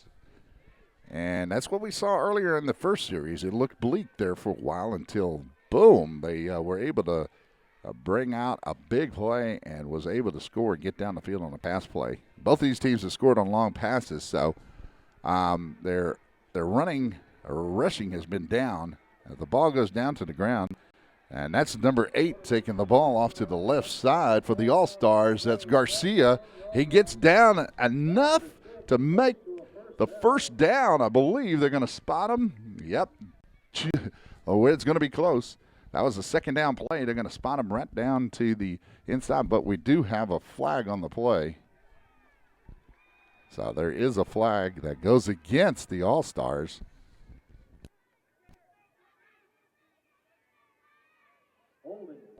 Yeah, holding was that went against the All-Stars. So now we've got the ball spotted all the way back close to the 30-yard line. And we'll go ahead and say the 29-yard line. So now they've got a long ways to go. It's going to be second down and 20. I believe it's going to be about 24 for the All-Stars on this play. So we had a flag, and now it's going to be now the looking to the right. That's Garcia looking to throw the ball down the field. It's a duck, but we had a receiver come in, and that receiver almost had it, as it was broken up by a couple of defenders from the Gladiators. Good coverage down the field.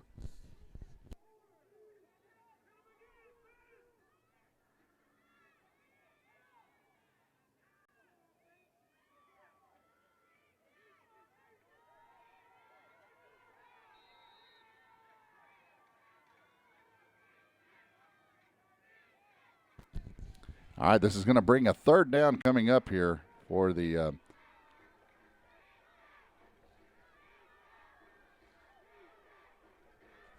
All-Stars. Third down and about 24 to go. And now it looked to fake the pass. I believe that's Garcia with the ball. He takes it to the inside of the 20 and gets down close to about the 16 where the original line of scrimmage was. And so we've got the ball at the 16. It's going to be a 4th down and 10 coming up here. Big play for the All-Stars now, as Garcia keeps it off to the right side. And 99, I believe, was in on that play for the Gladiators.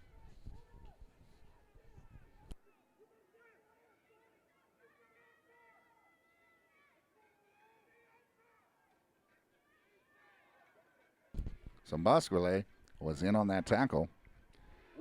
And that's what I was stopping to check for. You heard a little silence there, but now we've got the 4th down play coming up here for the All-Stars. Garcia takes the snap, and he's met in the backfield. The ball is fumbled, and it won't matter who recovers it because it's going to be the Gladiators' ball as long as there's no flag. So that's going to go a turnover on downs if it was recovered by the All-Stars.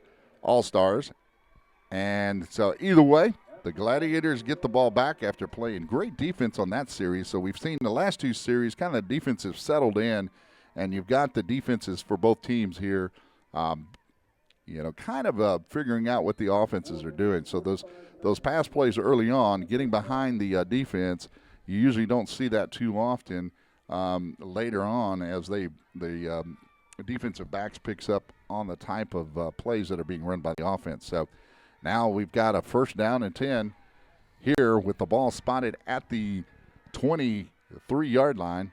So it's a sweep out to the left side, and there goes number 12, I believe it is. The number 15 again, Vasquez, their main running back. He was knocked out of bounds.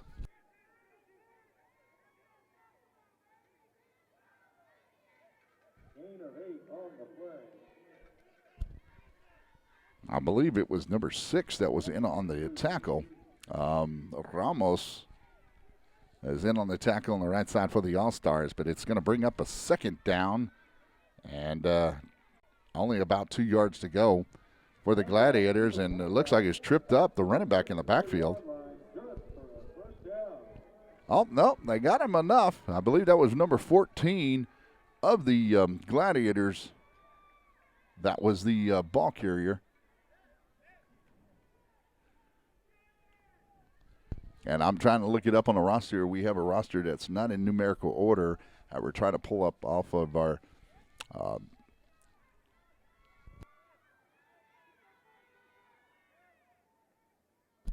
Jose Salazar looked to be the ball carrier on that play.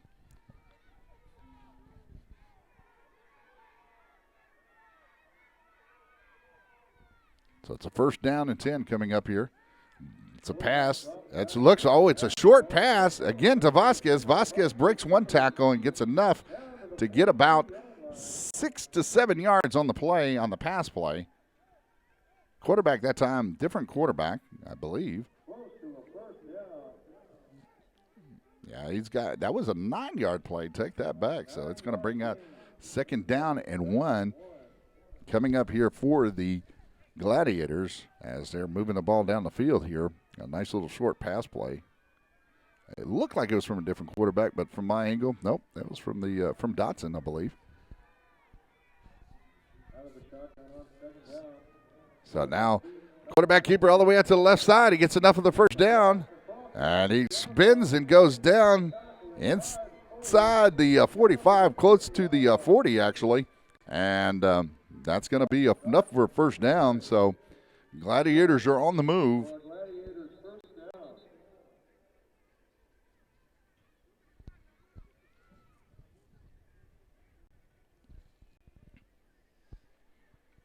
So no flags on the play. The ball spotted at the 40-yard line.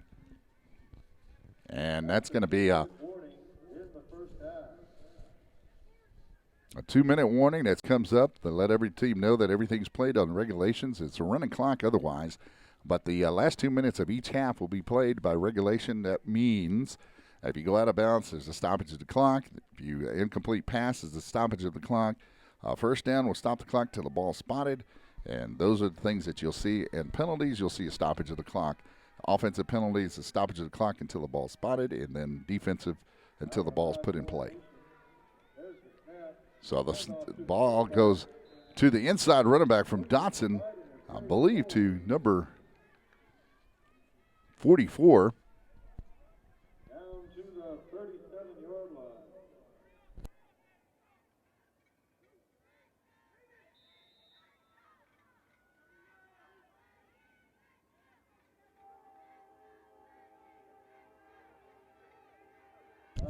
Osmata, that was on the carry.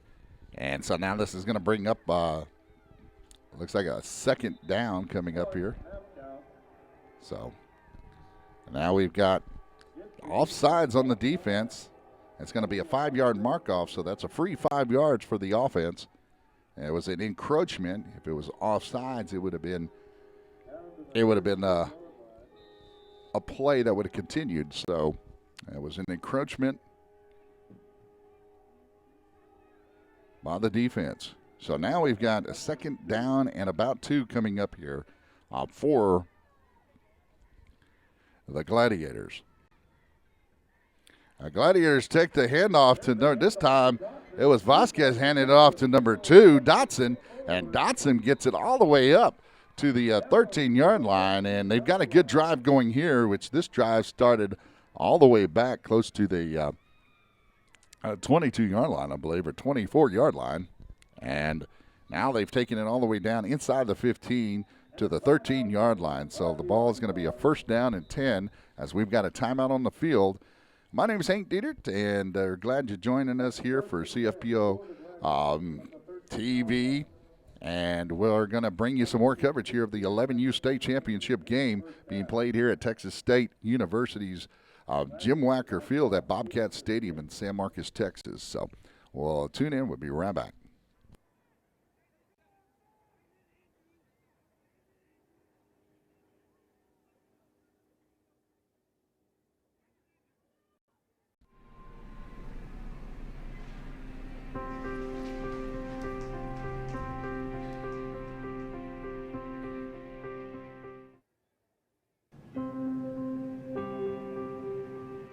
Who will you be? When the choices you make all the difference. See, the true tests, they don't come easy. And they won't last long. But that's why you're here. For these very moments.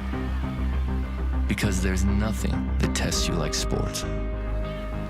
Begs of you one simple question, and it asks without passion or prejudice. But that question... We're back live here as we've got a first down and 10. Coming back, cutting to the commercial there, and thanks to Dix as well for all the things that they do for the CFPO. So now we've got the Gladiators with the second down play coming up. It's going to be second down. Off to the right side is Dotson getting the ball down all the way to the right. So now he's down all the way to the 5-yard line as you hear the PA announcer in the background on the audio mic. All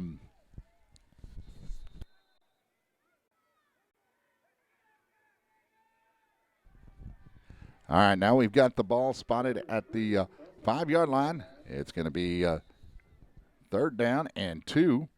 They could still make a 1st down, but we've got a false start, I believe that's been called. So there is a flag on the play.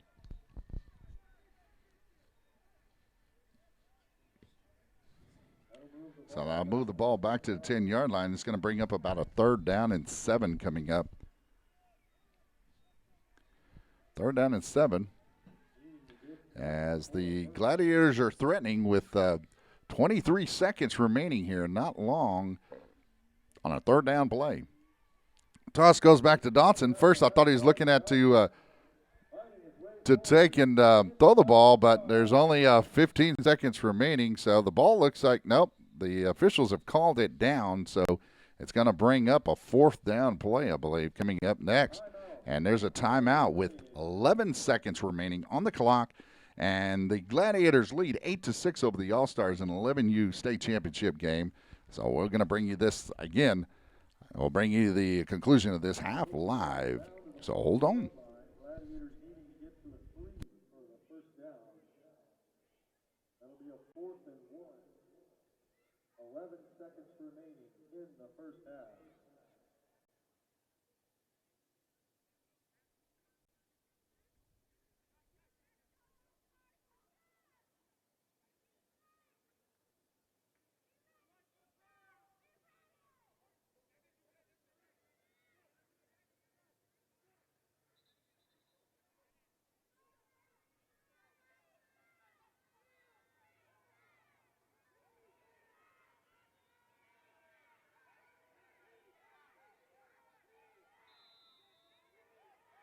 All right, now we've got the 4th down and 1 coming up here.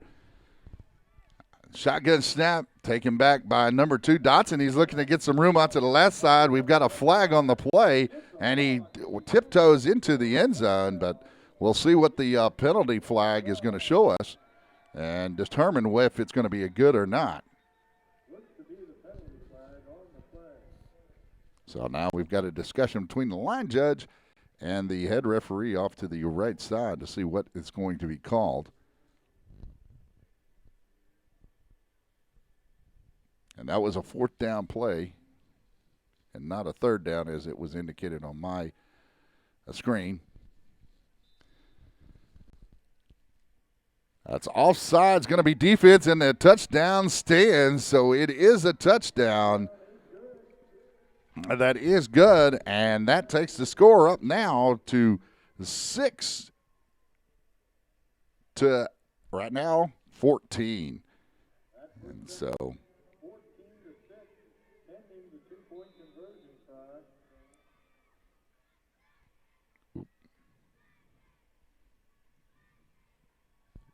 put in the wrong information on the 1, so we're right. And here comes the 2-point conversion. As he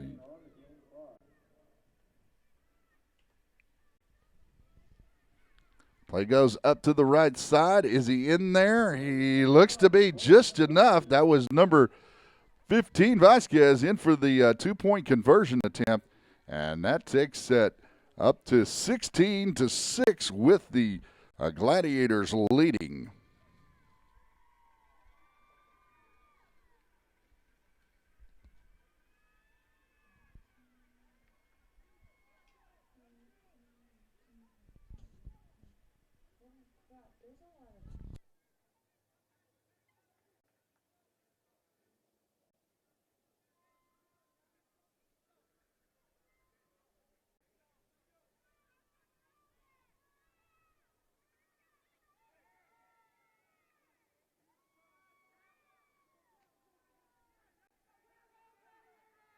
Gladiators up by 10. 16-6. Sorry about that. I hope we didn't get you too dizzy there as we were resetting some things. And we've got the ball being spotted at the 40-yard line. And the Gladiators are to kick it off here. Looks to be number 70 kicking off the ball.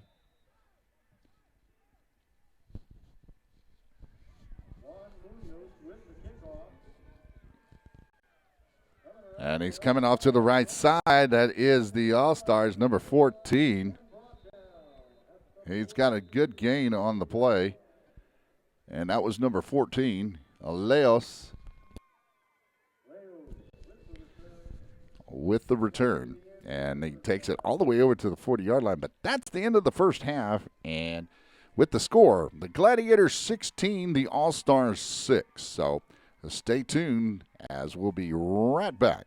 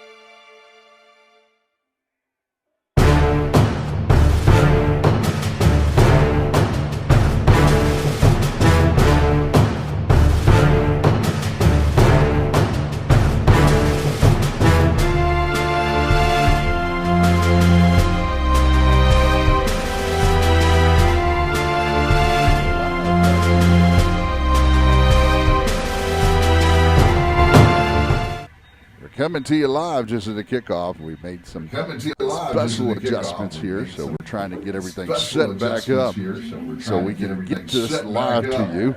So we can get this live to you. And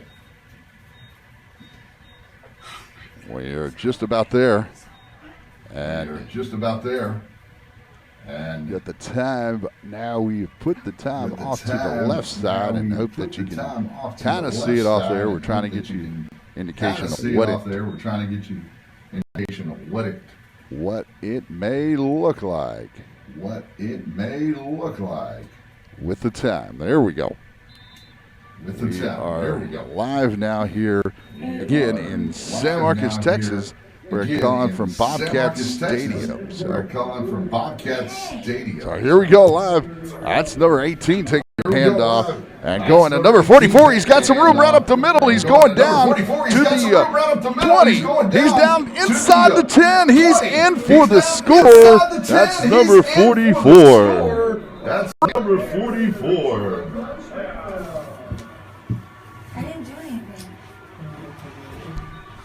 And now we've got the. You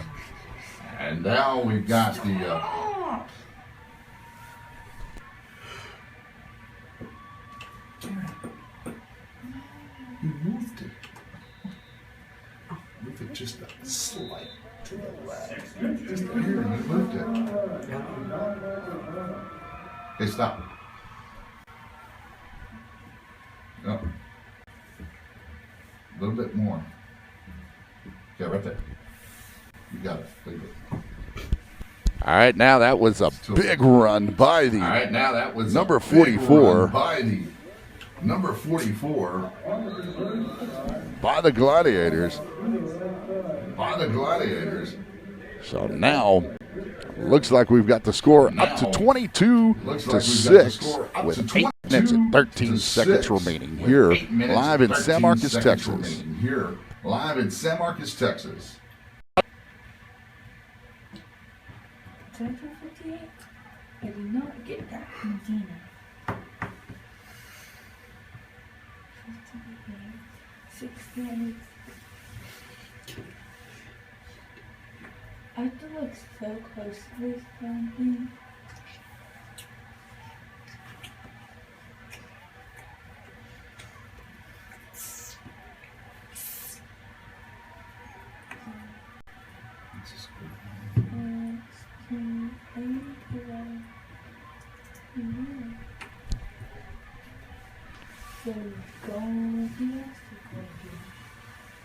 We are in the third quarter, second half of play. So third quarter, we'll get that second half of play. Half off the. Half. So there's a kick. Gets down to number 21. Gets down to number 21 of the All-Stars. And that's Cisneros with the carry. He gets it all the way up to the 33-yard line. It's going to be a 1st and 10 coming up here for the All-Stars. They trail here in the 11U game right now, 22-6. It's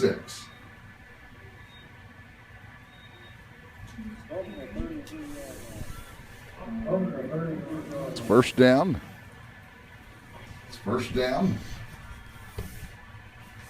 Garcia throws it out to the right side. That's caught by number 6, Ramos, and Ramos takes it up for about a 4-yard gain on the play. He's going to take it up to the 36-yard line. There's where they're going to spot it. It's going to bring up a second down.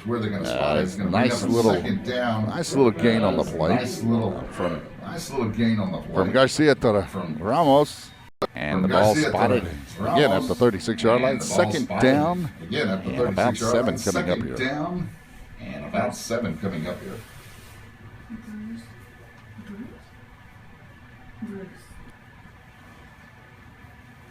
Get the next one.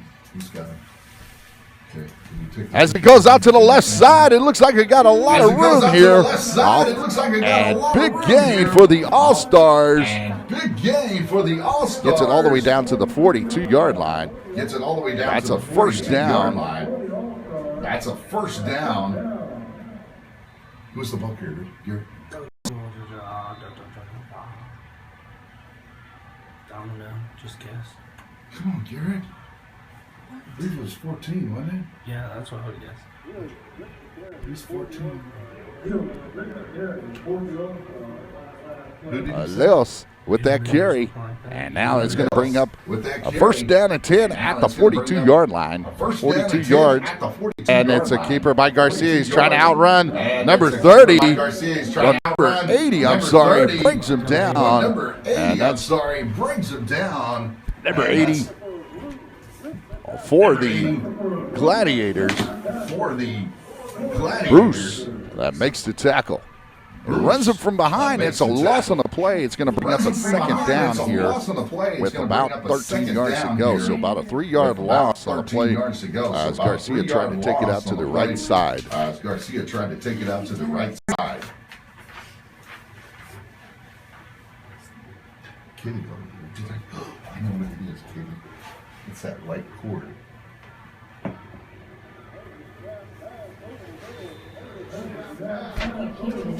Oh, that ball is Oh, that ball incomplete is as it was trying to throw it out to the middle of the incomplete field. As it was trying to throw it out to the middle of the field. To number 7. Huh? Try to throw it to number 7. And number 7 was the intended receiver on the play. Was the intended And that would have been receiver on the play. Carter And that for would the have been All-Stars. So it brings up a Carter fourth down for coming the up here. All-Stars. So it I'm brings sorry, up a third fourth down coming up here. coming up I'm sorry, third down. for the All-Stars. Coming up. It's third down and 13. And Garcia looks to go to the right side. He picked up a little block. He's looking to go down the field, and it's dropped. He's looking to go down I the field. believe by and number it's 6. dropped. I believe by number 6. Number 6? Ramos. For the All-Stars? Yeah. Ramos. And Ramos was the intended receiver on that play. Ramos was the intended receiver on that play.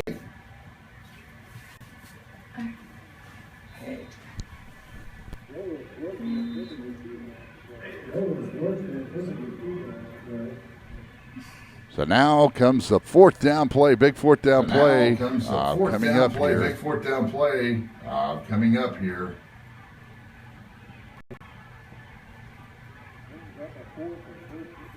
Fourth and 13. 13. Garcia rolls out. He rolls one way, goes back to the other Garcia side, rolls out, looks he rolls one downfield, way, heaves goes it back to the other downfield. side, looks Has downfield, one- heaves it downfield. One man open, but One underthrown man open, but and broken up underthrown. by And broken up by who? 28. 28. Who's 28 from the where was the defender on the play. Was Now it's the, going to be a turnover on downs. defender It's on going the to play. be Now it's sorry, going to be a it's- turnover on downs. It's going to be a turnover on downs, and we got it first down and 10 for the downs, and we've got it first down and 10 Gladiators. And for they took the the ball down the field on a Gladiators. nice They took the ball down the 60, field on a six, nice I'm sorry, 60, 56-yard drive. I'm sorry, and, 56-yard drive. and, And 66-yard drive. And now we've got handoff going off to the right side. That's Dotson. That's the ball carrier. Gets some good running room on the right side. I believe there's a flag down on the play. I believe there's a flag down And on we're going the to play. see if it was defense or We're going to see if it was defense or so. That was a first down play. that was a first down play. And the referee goes to the opposite place, so it's going to be looked at, I believe, So it's going to be as a looked at, 10-yard play would only mean a holding in this case. So it's 10-yard going to play be would holding only that's mean going a to be called holding in against this case. the So it's going to be holding that's going to be called against Gladiators as it brings up a first down and 20 coming up Gladiators here. brings up a first down and 20 coming up here. We've got about a minute 51 remaining here. Minute Got a little lag 51 time between our, remaining here. Got a little lag time between our. and that's Dotson trying to get out to the left side. And that's Dotson trying to get out to the left side. Going to be brought down. Going to be brought down. at the 40-yard line. It's a gain about 5 yards on the play by Dotson. It's a gain about 5 yards on the play by Dotson. Who brought down, Garrett? 2. Huh? Brought down by number 2 of the Brought down by All-Stars. number 2 of the All-Stars. Are you thinking this one?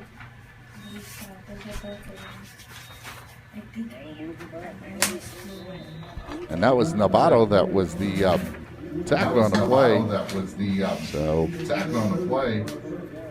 so now we had a, sorry, but we did have a penalty on the We play did have a that goes penalty against on the play. the That Gladiators. goes against. And now it's going to the bring up Gladiators. a first down And now and it's going to about bring up 30 first down to go. and about 30 to go. So Dotson goes back to throw the ball. He's hit as he's thrown. A Dotson lot goes of back to pressure throw in the the ball. backfield. He's hit as he's thrown. Broken a lot up. Of pressure in the backfield. Broken up. Looks like a couple of defenders were on the play Looks like by the a couple of All-Stars. defenders were on So the play it's going to bring by up the a second All-Stars. down and 30 So coming up It's going to here. bring up a second down and 30 coming up here.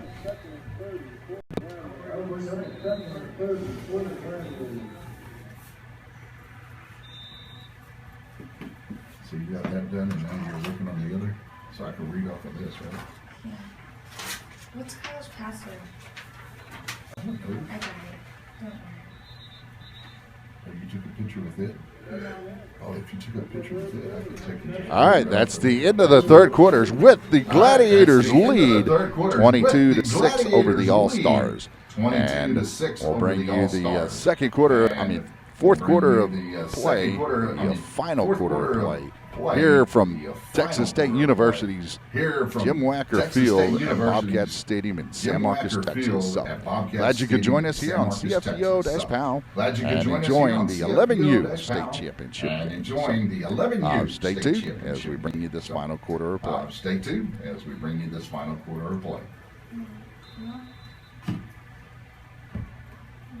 Garrett, you know, I'll show you later, but after this game, you'll have to tilt that camera. You'll have to tilt it because it's at an angle, but we'll fix it later. Okay, on the, what is it? This, third, that's what I'm doing. Fourth. I can shut that down. What there? It's second down and 30 as Dotson rolls out. He Second throws down the and ball 30, away to Dotson save, rolls out, he throws save the it from ball away to losing save, the. save it from losing the.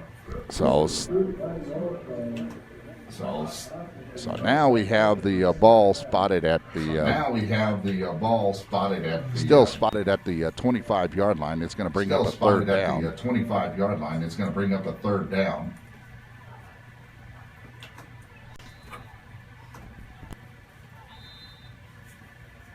We're in the fourth quarter of play. It's We're in the third fourth and quarter of 30 play. with the Gladiators Third and leading 30 the All-Stars with the here with Gladiators about leading the All-Stars here with 9 minutes about and 30 seconds remaining 9 to play minutes here in the and final 30 quarter of play. seconds remaining Last 2 to play minutes here in the is final regular quarter time. of play. Dotson rolls out to the left Last 2 side. minutes, He wings it out there. He's Dotson got a rolls out man to the there. left Oh, side. that's He number wings it out there. 2 He's got a for man the there. Gladiators. Oh, number That's, 2. I'm sorry, For not the number 2. Gladiators. I'm trying to catch the I'm number sorry, on not him. number 2. He's all the way down. That's I'm trying to number catch the number 5 on him. He's all the way down. That's number 5 for the Gladiators. For the Gladiators. He's number 5. I don't have it. We didn't write it down on here. I'm waiting for number 5. Number 5 was on it. No, there's no number 5 for the Gladiators here. Okay. So that's a touchdown. No flags on the play. It was a third down and 30 from the 25. That's a 75-yard play. So that's a beautiful play from a pass play. Another big play. Pass play, another big play.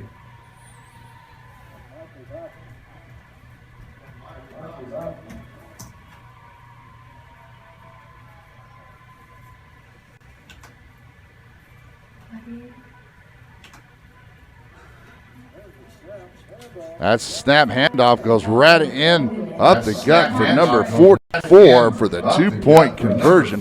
Number 44 being Amata, John Mata on that carry for the 2-point conversion. That takes the score to 30. 2. to 6 with the Gladiators leading. With the Gladiators leading.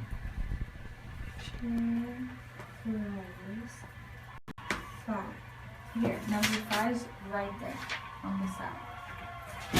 I didn't miss it. Sorry. All right. We had trying to get the information, and it was number information, 5. and it was number 5. Oh, I don't know what team this was. Contreras on the Contreras on the touchdown catch, a reception of 75 yards from Dotson, and now that takes it from Dotson, and now that takes to all right, that takes it now here with the score 30-6 as we've got 30-6 a kickoff taking place, I believe, by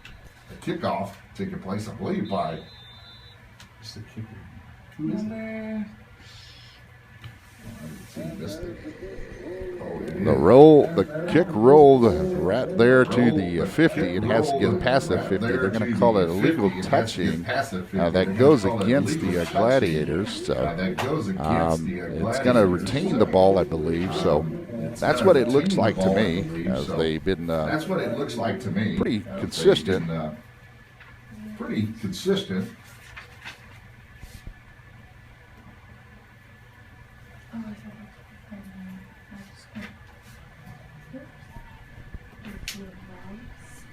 So if that's the case,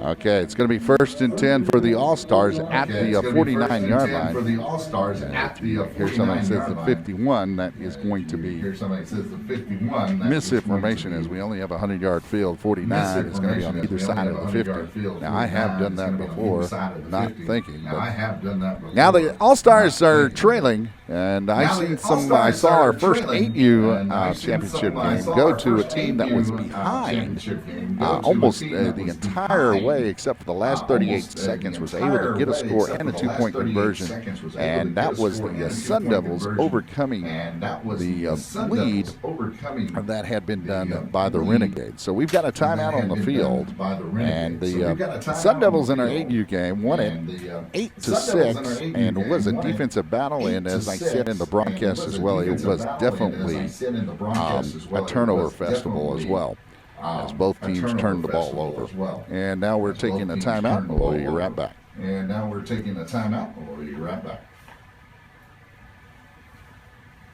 This one's in order. Yeah, and you like the number first, not the name first. It's harder to find the number if it does not first. I was trying to tell Garrett to tell you that, but I didn't have a chance after you wrote them all down. I'm sorry. It's so much easier to look at the number first. All right, now it's going to be 1st down and 10 for the All-Stars. As the All-Stars take, Garcia looks to heave it down the field, and it's caught. It's caught by the receiver, number 14, and that is going to be Leos that catches it. So from Garcia to Leos, they get it a 1st down, and it goes all the way down inside the 30 to the 28-yard line. Inside the 30 to the 28-yard line. We have about 5:38 remaining here in the first half.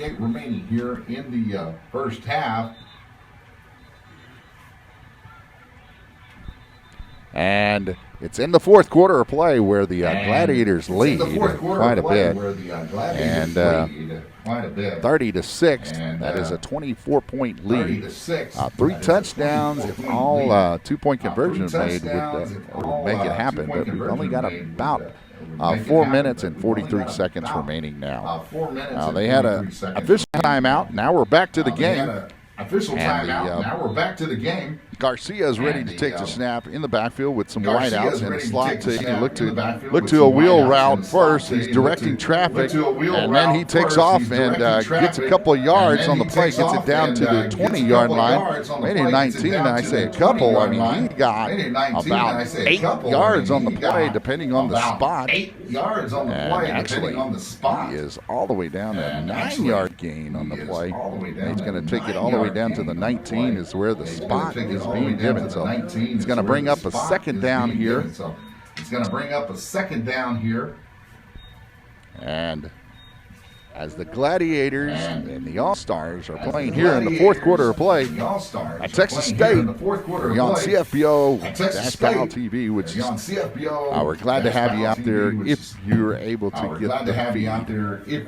And Garcia's back to pass for the All-Stars. He has a man wide open and just happens to throw it too far to the inside as the ball would have been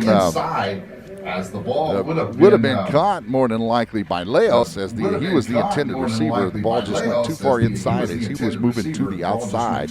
So we got it now coming up here. Third down and 1. They tried to play for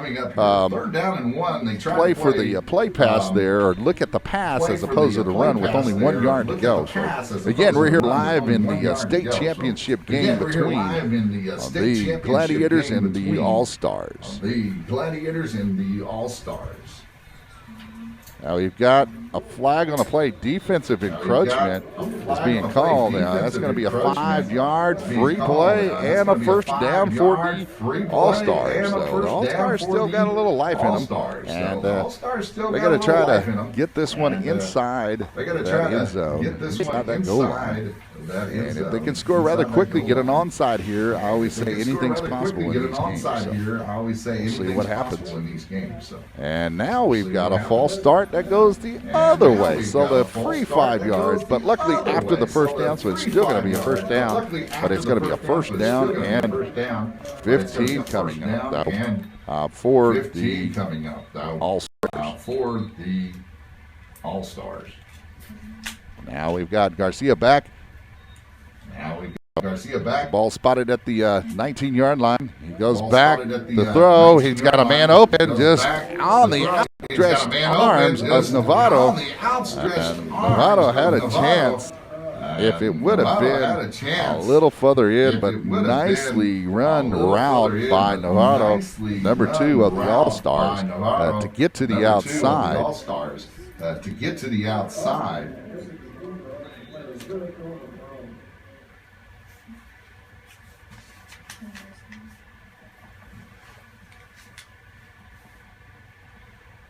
It's funny here. Actually, the camera has to go to the right of the. Now we bring up a second down play coming up here. Now we've got a stack off to the left. Under center goes Garcia. He hands it off to the inside. That was number. Change. I can't.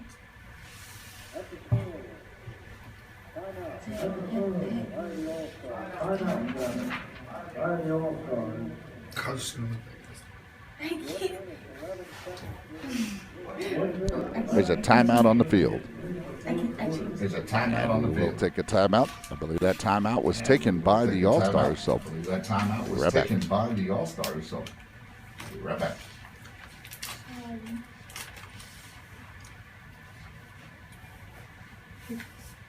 Okay. Oh, he's trying. okay, now we're back. Do we have any It's going to be Okay, third now we're down back. here for It's gonna the be third down here All-Stars. For the All-Stars. Yeah, can you watch for me? And, well, I don't know if we've got movement. We've got encroachment. We had a lot of movement by the defensive line. Don't know if they got a cross on the other side into the neutral zone. So we would have a neutral zone infraction and a free 5 yards.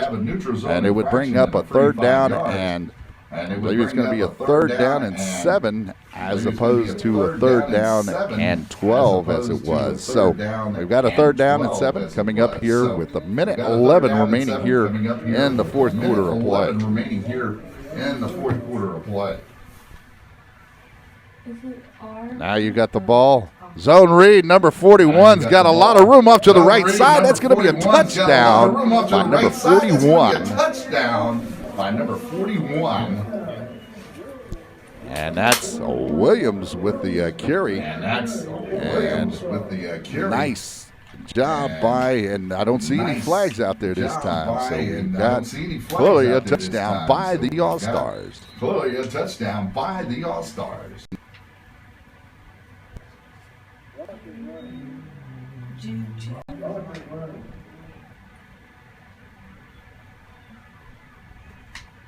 Now we have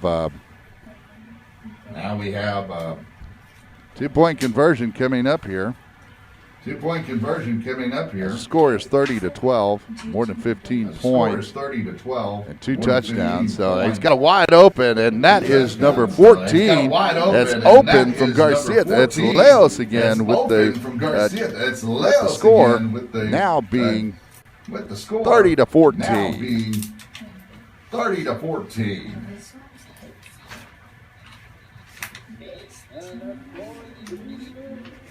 And that's going to be the end of the That's the end of the game there, folks. With the score, Gladiators 30, the All-Stars 14, and the score is not indicative of how the All-Stars played at times, but their inability to stop the Gladiators on the offense was probably their bugaboo. But otherwise, what a great game, and congratulations to the Gladiators. They are the 11U state champions here at Bobcat Stadium in San Marcos, Texas for the CFPO State Championship Tournament. And All-Stars coming runner-up. That's not a bad deal either, so congratulations to them as well. Thanks to my crew, Kyle Dietert as cameraman, and David Munoz as the main cameraman, as you see there. And you have Garrett Dietert, spotter, and Kaylee Dietert, our producer and runner. And so I'd like to thank them as well, and thank everybody here for tuning in.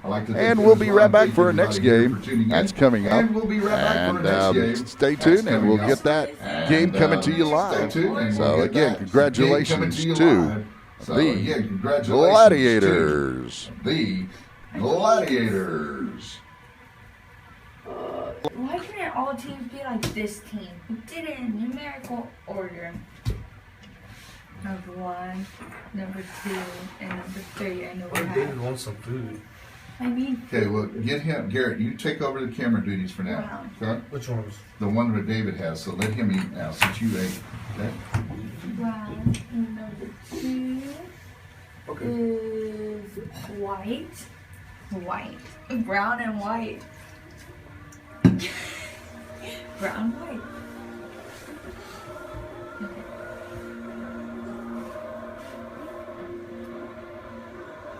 Let's go right.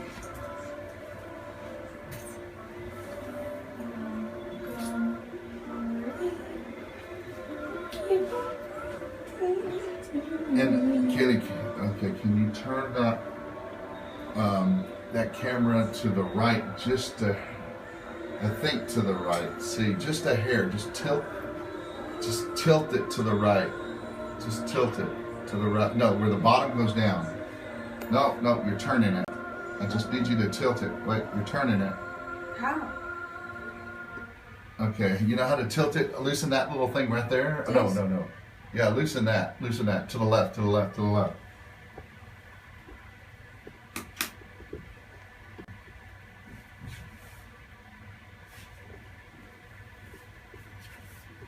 loosen it. Okay, now tilt it just a hair to the right. Look, just tilt it like that. Just a hair, okay? And then tighten it back. And I'll tell you when. And turn it to the right a little bit. To the right. Lift it up. Oh, too much. Go down a little bit. Whoa. Go down. Right there. Whoa. You had it. Now tighten that up a little more. Tighten it. No, to the right. Turn it. And tighten it where you could still move it. Okay, right there. Oh, you had it. Okay, right there. And then move the whole thing to your left. There.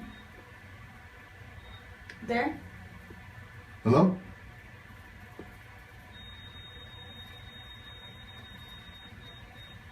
There, Dad? Is that good? Testing.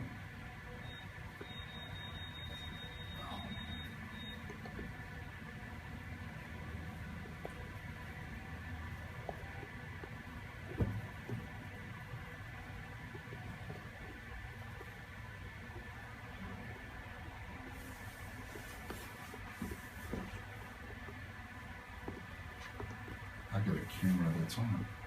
Oh shit.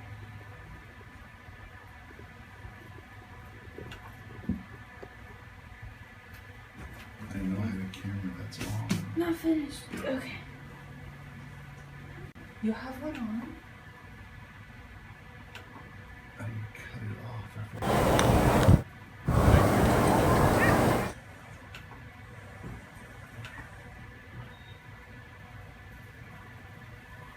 No, it's not it. Hello? We got a microwave. We got a microwave.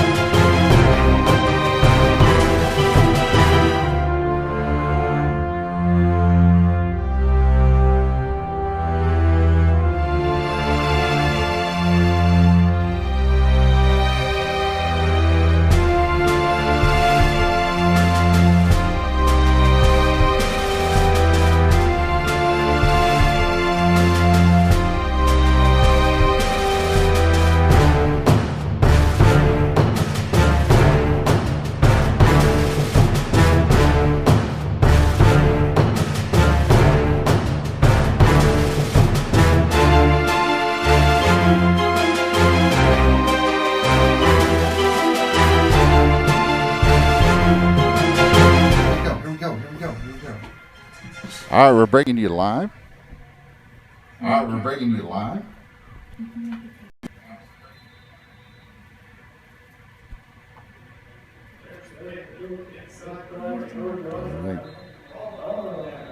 We're trying to get our audio source. We've got an issue with the audio source here. We'll get that straightened out rather quickly. So now we had an open mic and we had to find it. So now we get the ball spotted. We've got the. We had to find it. So now we get the ball spotted. We've got the. What age group is this? This is like. So now we've got the ball spotted at the Now we've got the 34-yard line, spotted at the and that's going to be with the 34-yard line. B That's spots going to be with the that we have here. That is ball carrier going off to the right side, and he gets some running room, gets about 6 yards on the play. He gets some running room, gets about 6 yards on the play. 20. Wait. Oh, what? Hit score? 28 who ran the ball. Juarez with the ball carry was the ball carrier on the play. He gets about 6 yards, brings up a second down and 4 coming up here. 6 yards, brings up a second down and 4 coming up here. That brings up a 7-4. So we're in the first quarter of play right now. So that's a loss on the play. It's going to bring up third down for the B spots.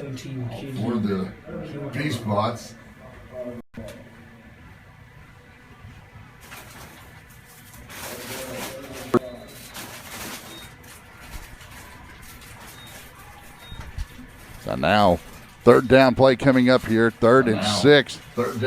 Hands off goes off to the left side. Gets up to the 40-yard line. It's going to bring up a 4th down play here.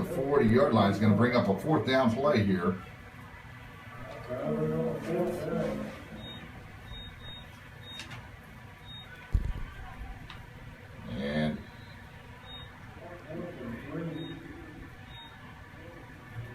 we have a 4th down and 3 here.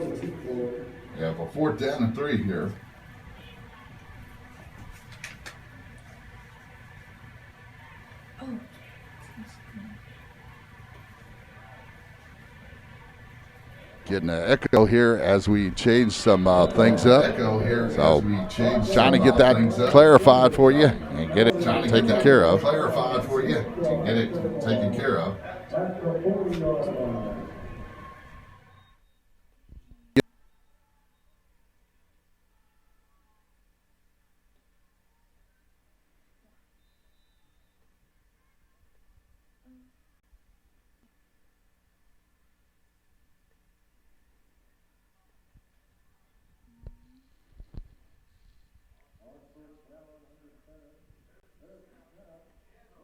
Hands off to the right side, and the ball comes loose, but it looks like after the player's down. And so now we've got the hit squad. Looks like they're moving the ball down on that was after the first down play. So now we're bringing up a second down, I believe.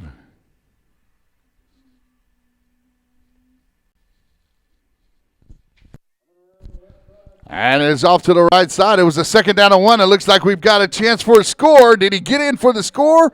They're saying no, he's just short of it. So that's going to be a 1st down and 10 coming up here for the hit squad. They're threatening here with 6 minutes remaining, 6:10 remaining. It's a running clock. And they're down all the way down to the 1-yard line. It's 1st and 10. Oh, the ball is loose. It comes loose on the 1-yard line, and the recovery is made by the B-Spots. And wow, what a turn of events.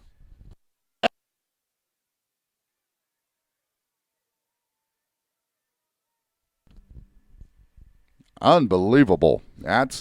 You get down to the 1-yard line, the ball comes out on it looked like a bad exchange between the center and the quarterback there, and now you've got the B-Spots with the ball spotted at about the 8-yard line.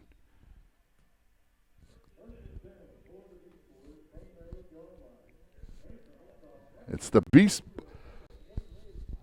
I believe it's the Beast Boys, and I've been saying the Beast Bots. I'm trying to get the clarification here.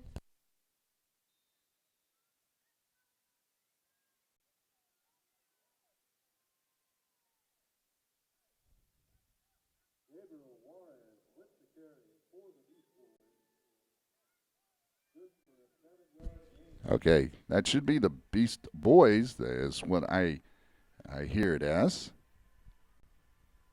So here you go. And now the ball is spotted with the third down coming up here.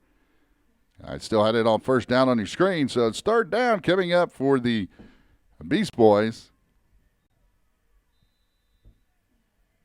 So we'll get that changed up there on your screen as well.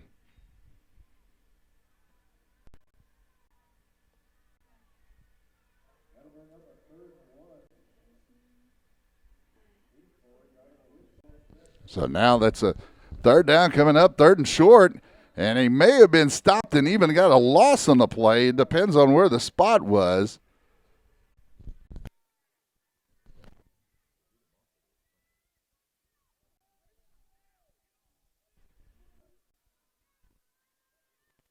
So it's going to bring up a fourth down and 2 coming up right here. And glad you could join us. We're trying to get you a broadcast, again, live from San Marcos, Texas, at Jack Walker Field. The handoff off to the run. Looks like he may just have enough as the pile move forward closer to the 19-yard line. It's going to be a first down, no flags on the play. That's for the Beast Boys. So that's a first down coming up here for the Beast Boys.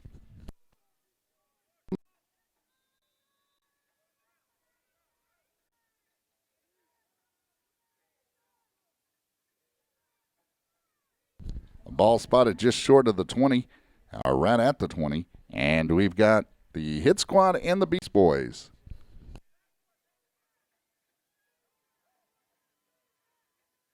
Now the handoff goes to run it back off to the right side. That looks to be, again, number 28, I believe it is. Juarez, that gets the carry, and he's able to bring him down. The hit boys are able to bring him down, but not until after a 6-yard gain on the play.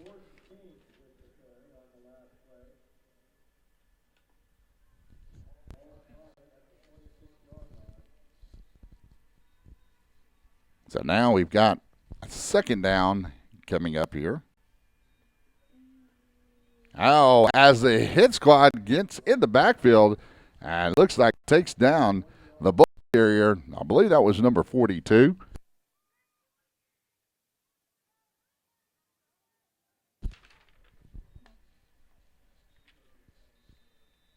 DeLeon, 44, actually, I believe was the ball carrier. Now it's going to bring up a third down and long. It's going to be a third down and 9 after a 6-yard gain. There's a loss on the play, so it's third down and 9 for the Beast Boys.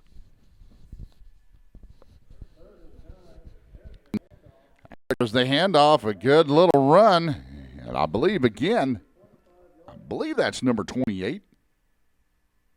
Yes, that's number 28 again with the carry. And Juarez was the ball carrier. So it's going to bring up a fourth down and 4 coming up after he gained about 5 yards on the play for Juarez. So it's fourth down and 4 coming up here. They're going for it and looks to be brought down in the backfield. I believe that was number 15.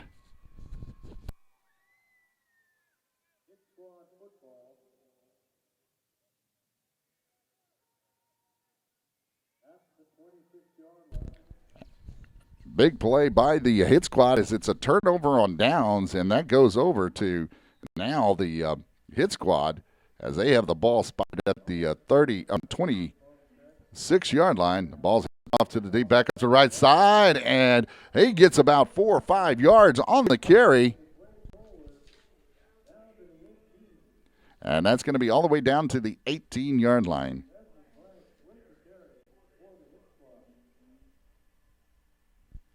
So the hit squad, it's going to bring up a second down and about 2 coming up here for the hit squad.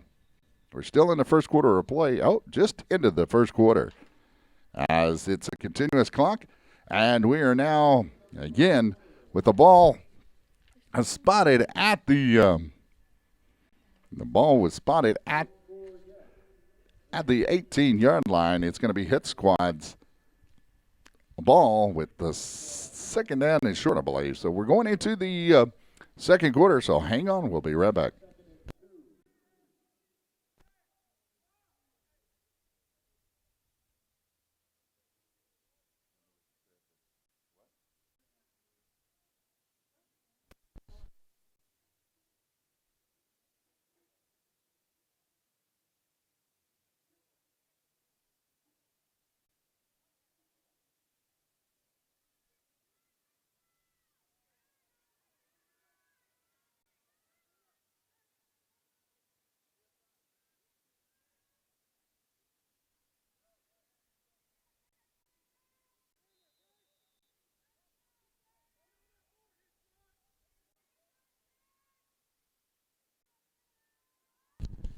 All right, now we're bringing it to you live here as the handoff goes off to the left side. He's got some running room, and the hit squad has scored here without a turnover. I believe that's 21. That's the ball carrier for the hit squad.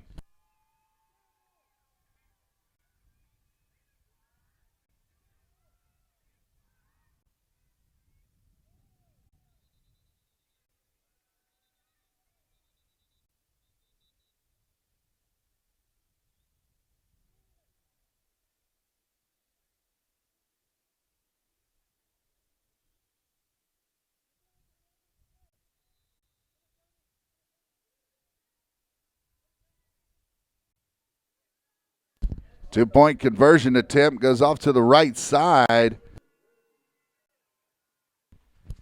And now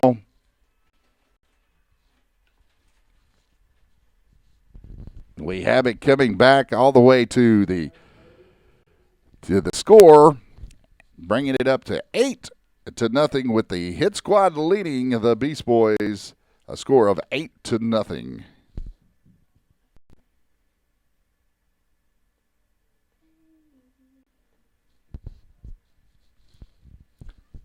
And we've got 9 minutes and 12 seconds remaining, or 9 seconds and 5 seconds remaining here in the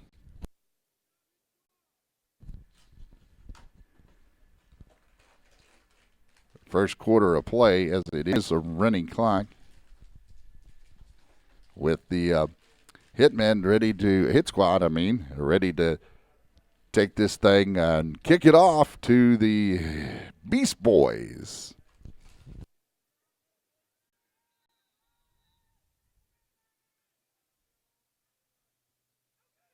The kick is deep, and it's taken about at the 34 as the receiver receiving the kick kicks it and fumbles the ball a little bit, and he gets it at the 34-yard line.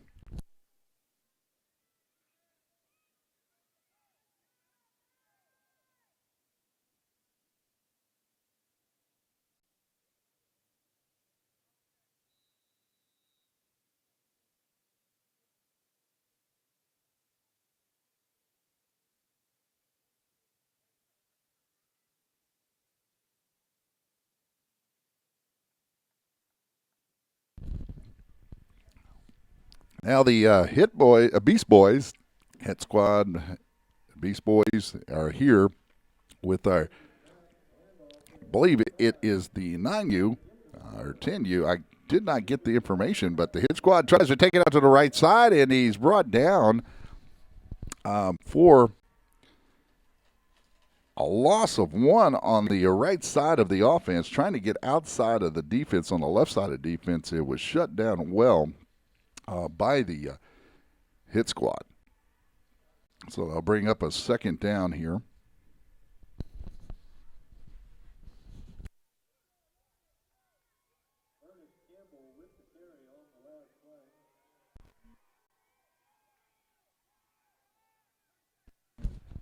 Oh, it's off to the left side, and there's another loss on the play.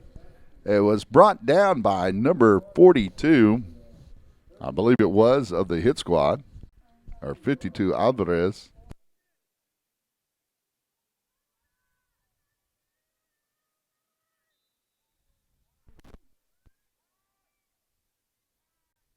So now we're bringing this to 3rd down and 13 for the Beast Boys.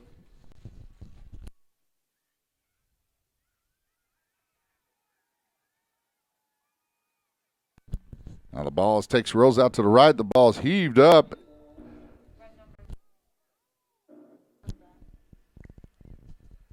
And that was the quarterback. Betez attempted to get it to the receiver off to the right side. That's going to bring up a 4th down and about 13. I don't think that the Beast Boys called for a punt, so they're going to go ahead and go for it on 4th down and 13 coming up for the Beast Boys.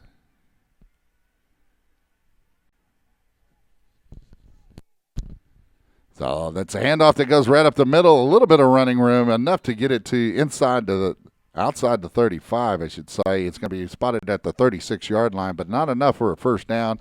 That's a turnover on downs, and it's going to be a first down going in favor of the hit squad. We've got 5 minutes and 15 seconds remaining here in the first half of play as the ball is spotted there at the 36, and the hit squad is leading 8-0 over the Beast Boys. We're in the second quarter. It's a wishbone formation. Handoff goes to the left hand. Oh, he's got some running room. Nice hole made up the middle, and nobody's going to catch him, I don't think. No, but, he still gets in. That is a touchdown. Pending any flags? No laundry on the field. That's a touchdown by the hit squad. And so that is their second touchdown. That's a touchdown by the hit squad. Number 3, Montgomery on the touchdown carry. His left side halfback. The line made a nice big hole for him, and he was able to get off from the right middle all the way over to the left on the end zone. 2-point conversion coming up right here. And looks like we've got a stoppage of play. I'm waiting to see what the call would be.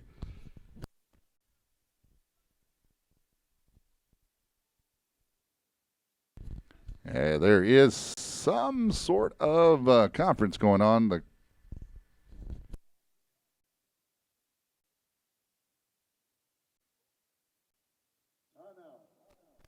All right, we've got a timeout on the field, so it's going to be the conversion coming up here.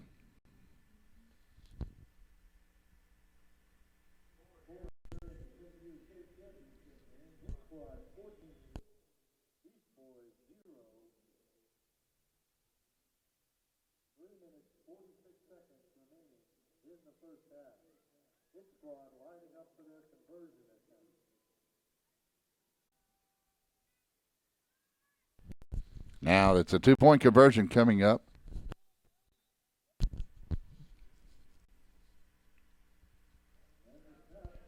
So a handoff, but it looks like it's going to go short, and that 2-point conversion is going to be no good. Right up the gut, and number 30 might have been number 32 Reyes on the stop. So here we are with the score 14-0 with about 3 minutes and 26 seconds remaining here in the first half of play, as we have a running clock, and we'll be right back.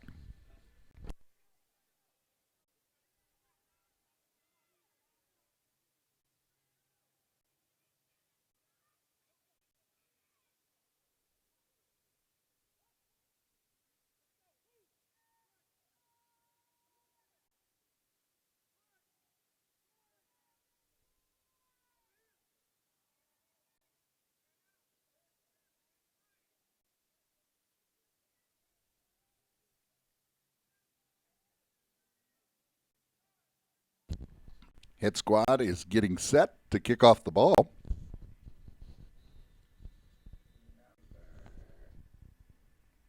They kick it off low. It's onside. He hits off of a Beast Boys player, and it might have gone back. They're trying to see. Yep.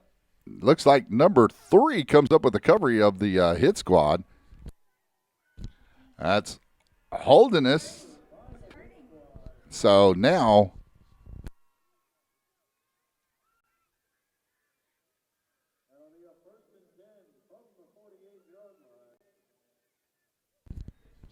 we've got the ball turned over, or not turned over, but on an onside kick that basically went off of a Beast Boys shin, and it came over, and now we've got the ball for the hit squad. It's going to be first down and 10 at the 48-yard line of their side of the field, but there's a big hole off to the left side. It looks like hit squad's got some running room. One man to beat, I think. He might have another one, but he had an angle, and it looks like we've got a penalty flag on the play, but way down the field. So it looks like number 32 made the carry. So the face mask is a penalty call that goes against it looks like it's going to go against the Beast Boys, and now we've got the ball going to be spotted inside the 10-yard line. It's going to probably be spotted down close to the 5. So, yes, it's going to be at the 5-yard line. It's going to be first and goal for the hit squad. So they're in a wishbone formation. So now we've got – oh, we went off air. Sorry about that.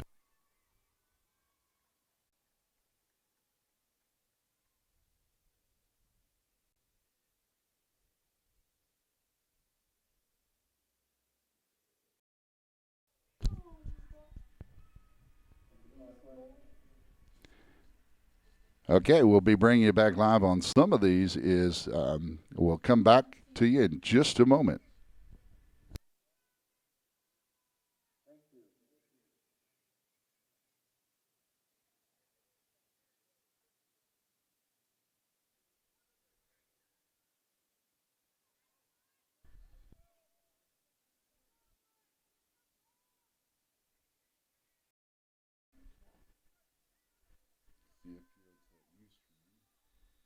Okay, so I'm not worried about And the kick fielded at the 42-yard line.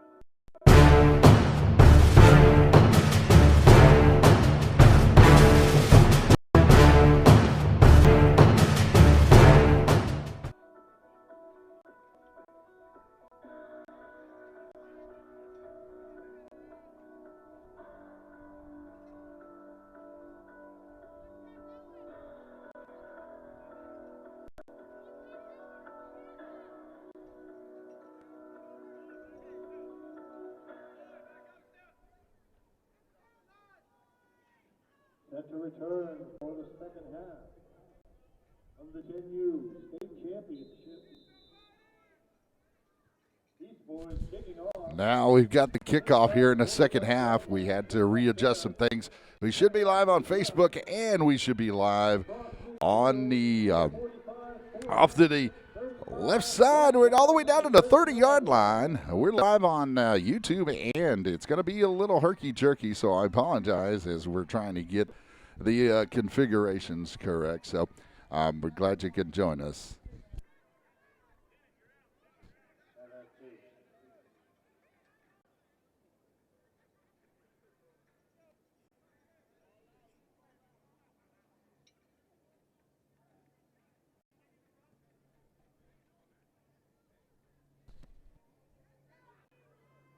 So now it's going to be first down on 30.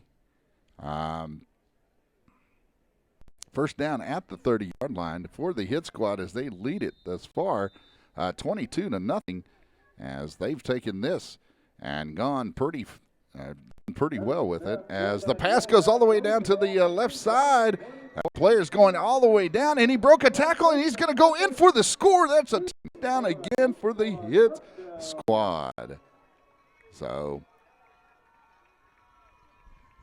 that's a touchdown, squad. As he takes it out to the left side, he goes up to the right. Gets it off to the left side and cuts it back inside the left, breaks a tackle, and gets it all the way down. A good job by the hit squad.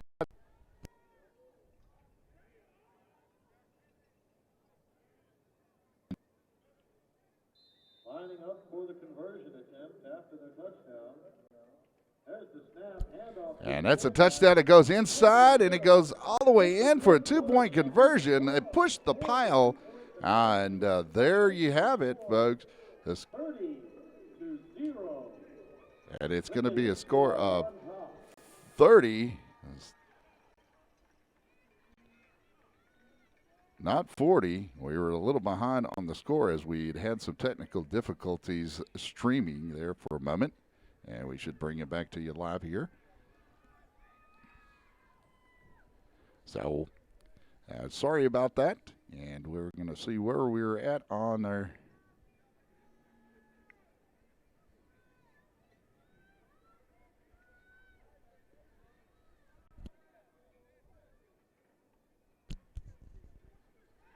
So we should be live with you. It is 30-0 with 7 minutes and 40 seconds remaining here.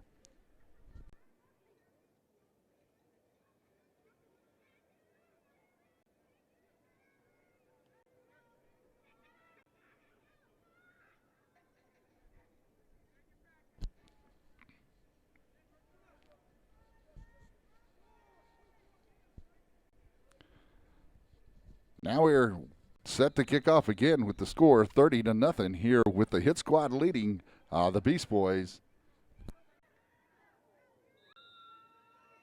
The kickoff fielded at the 45-yard line, returned up to the 50.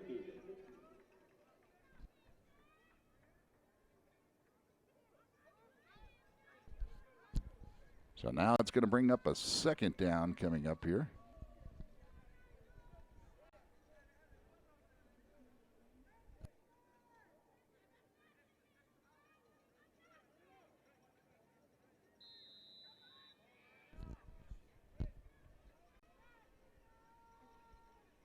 Second down here for the, first down coming up here. Met in the backfield, flag down on the play. There is a flag on the play. Brought down at the 47-yard line. Going to be a shot block penalty. So Against the Beast Boys, that penalty will be that flag. was going to be a flag that would have been called against the Beast Boys, but it was declined, and there's still loss on the play, and it's going to bring up a second down and about 15 coming here. So instead of taking the 15 yards back, the hit squad decided we'll take the down since it was a loss on the play. So as we show here, the hit squad leads the Beast Boys 30-0 with the time remaining here in the third quarter of 5 minutes and 32 seconds. Handoff to the fullback.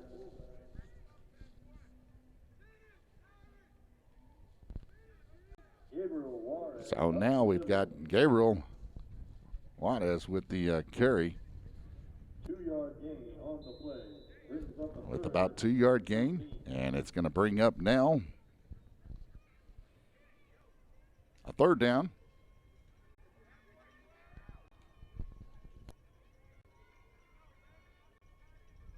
There's the snap. Handoff to the tailback. Over the Handoff goes to the tailback, goes off to the right side, and fourth and and it looks like he pushes all the way inside the to the 45-yard line, and that's going to bring up a fourth down coming up here for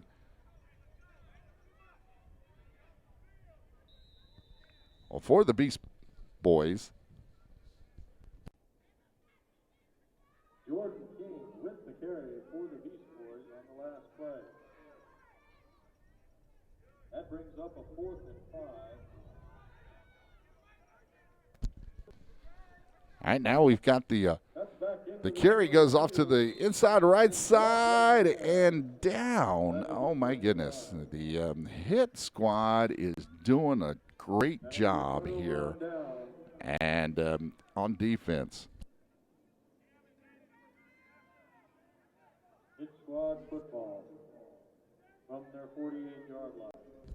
If you haven't caught us, we're live on YouTube. Is probably your better source, I think, because you've got a little bit of other activity that you can do there as well. But the other side of it is you got we're trying to get Facebook Live simultaneously. Facebook probably is a little bit jerkier and not as clear with the latency with it. But all right, that's first down carry. First down carry that goes. That's number 5. That's the carrier for the hit squad. That's Blanks on the carry, as he was brought down by several defenders on the Beast Boys side.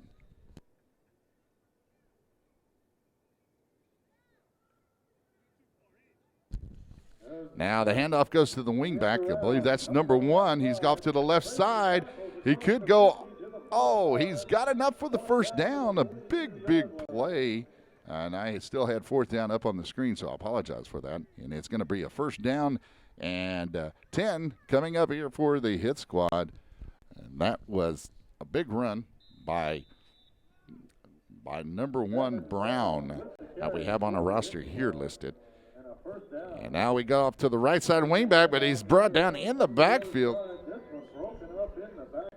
That looked to be number 12 of the Beast Boys. That's Hernandez in the backfield for a loss on the play. It's going to bring up a second down and about 13 coming up here for the hit squad.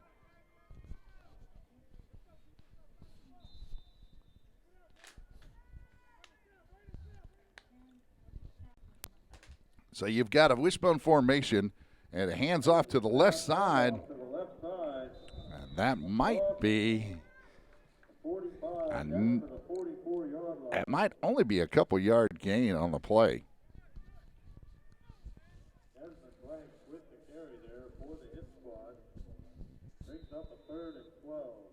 Yeah, makes it a 3rd and 12 coming up here. I believe that was Blanks again with the carry.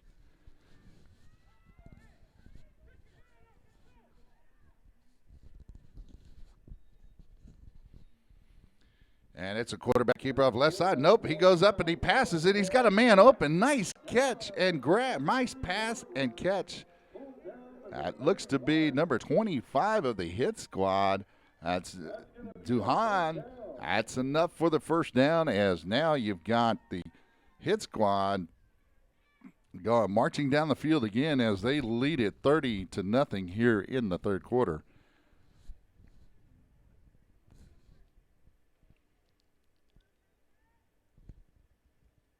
So we have the hit squad handing off to their wingback, trying to get to the outside. He's got some running room. He got block off to the left and a nice tackle, nice grab there by the defender on the play for the Beast Boys.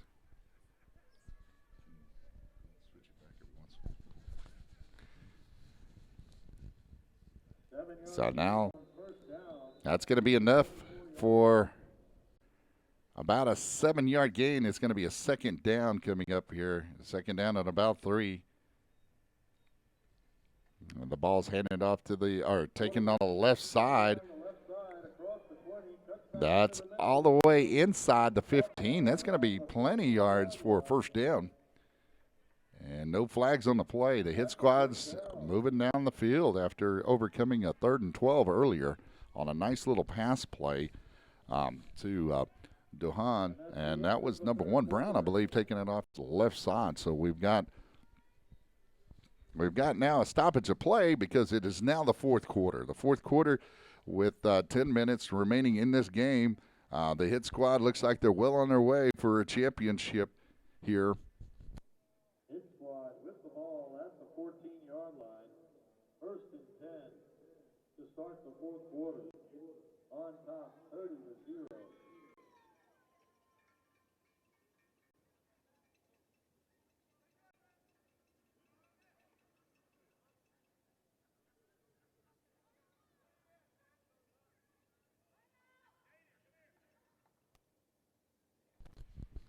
Okay, this is the 10U championship. We had the 9U and then the 11U. I had called it the 8U, but it's and then the 10U right now, and we'll have next the 8U with the Seminoles and the Elite. So stay tuned for that game.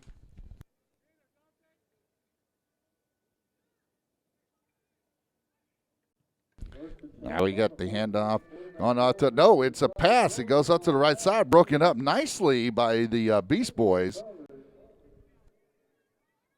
I think number 32 was the intended. The defender that did defend on the play and knocked the ball down. That was Williams the third. And so now we've got the ball spotted, and it's going to be a second down. Second down play coming up with the ball spotted at the 14-yard line. The handoff goes to Banks, I believe. And Blanks, I mean.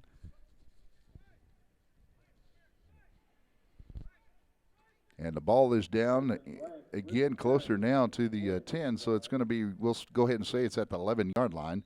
It's 3rd down coming up. It's going to be a 3rd and 7, as you probably heard in the background with the PA announcer on their audio mic, our audience mic, and they have the dive play off to the right side. A little counter look like, but we got it off to the right, and that's going to be about a gain of about 2 yards. So we're going to have it we'll make it 3 yards. So got about a 4th down and 4 coming up.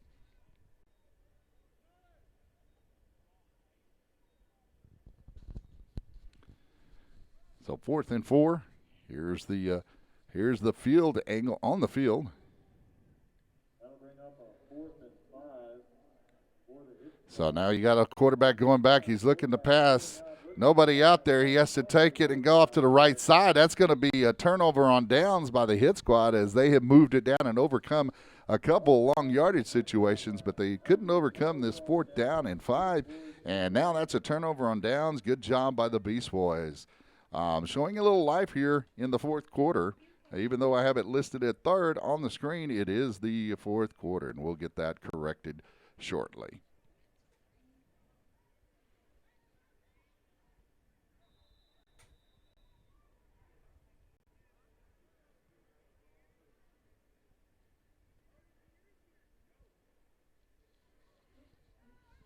So now it's going to be a first down.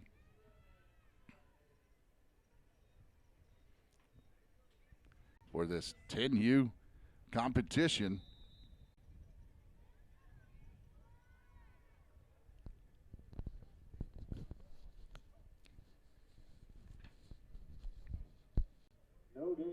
So there's no gain on the play. Brings up a 2nd and 10 from their own 10-yard line.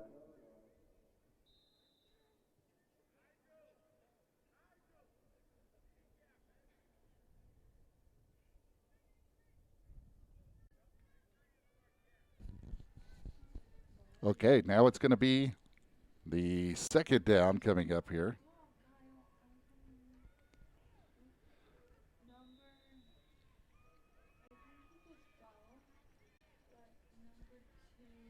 Number 2 with the carry, Campbell. And he gets it basically back to the line of scrimmage, close at the 10-yard line. So we've got a third down coming up, 3rd and 10 for the 10U group of the Beast Boys.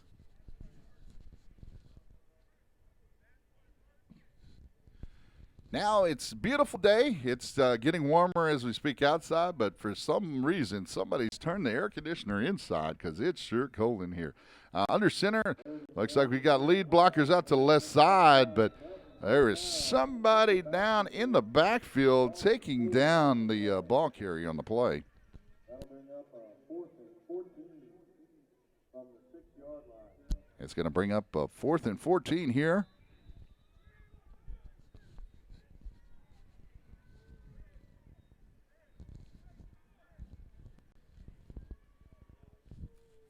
So, as trailing 30-0, the hit squad is attempting to get this 4th down and long. They're in a tight wishbone formation. They fake it and bootleg out to the left side, almost into the end zone for a safety, but it looks like it's going to be brought down for loss and down close to the 1-yard line. Football at the Beast Boys 1-yard line.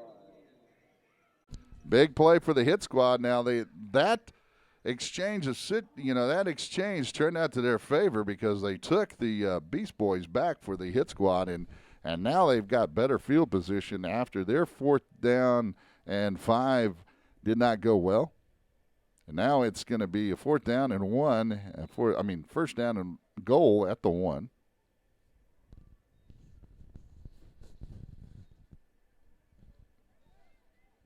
So the hit squad is leading 30-0 here in the 4th quarter with 4.5 minutes remaining in the 4th quarter. And it's a fake, and looks like he tried to get it to the outside, and it's incomplete. The intended receiver, I believe, was Brown.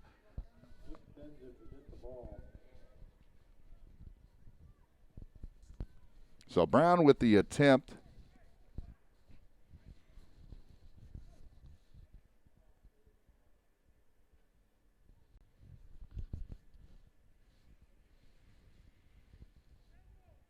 So now it's the 2nd down coming up. 2nd down and goal for the so looks like it's going to be out to the right side and brought down right by the 1-yard line by the Beast Boys.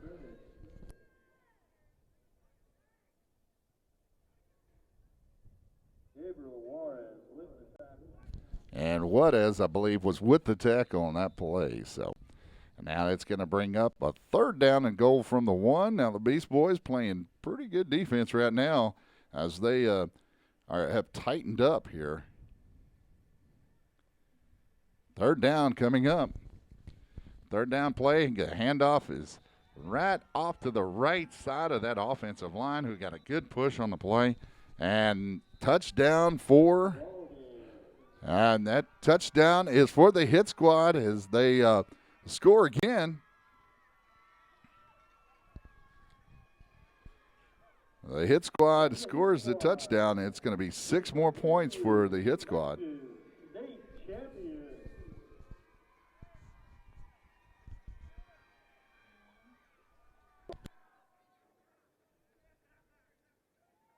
Congratulations to both teams on the tournament. Well played. That's the end of the game as the hit squad does take it, and they take it by that score. As you see on the screen, it went final here at Texas State. Staying the 10U. Champions go to the hit squad. So that will be a score of actually 36-0 as they win it.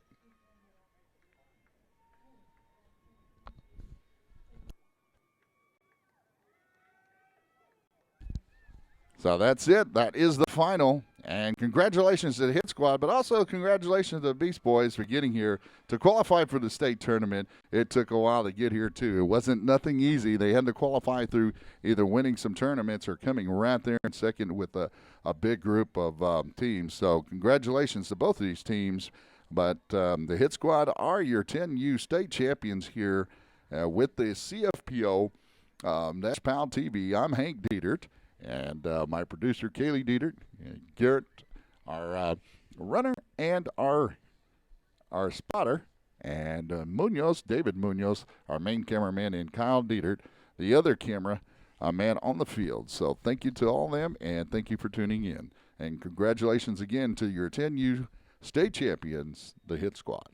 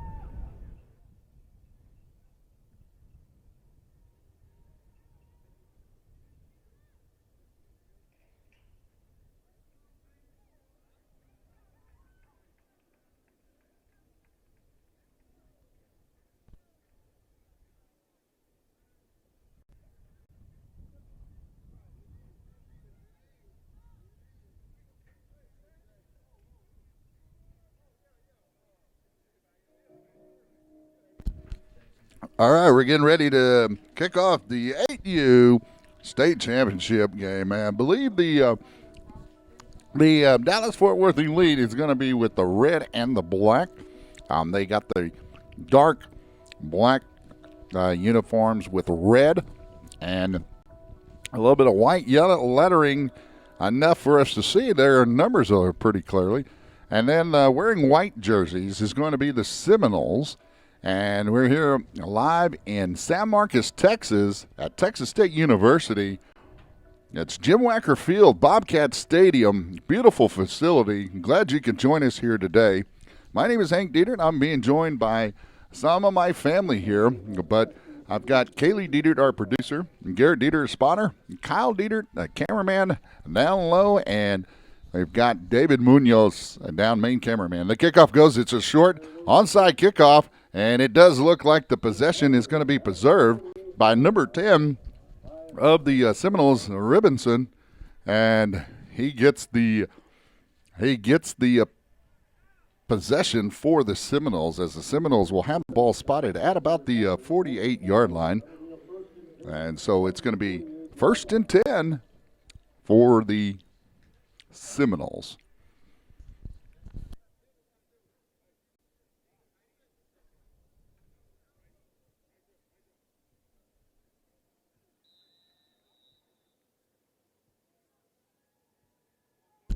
All right, 1st down and 10. As the coaches for 8U usually are on the field and have to be back a certain distance, so these young players get a chance to understand the plays and understand the formations they're going to be in. And so we've got the power eye to the left formation for the Seminoles as a handoff goes to, looks like number 1, Frazier ran the ball for the Seminoles, and he gets a gain of about 1 yard, so it's going to bring up a now 2nd down for the Seminoles, and the ball's going to be spotted at the 47-yard line.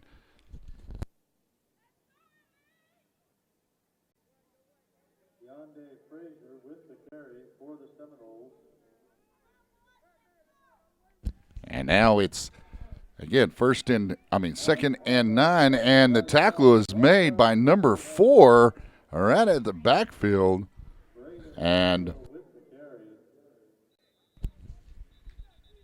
that's Jordan Stevens making the tackle.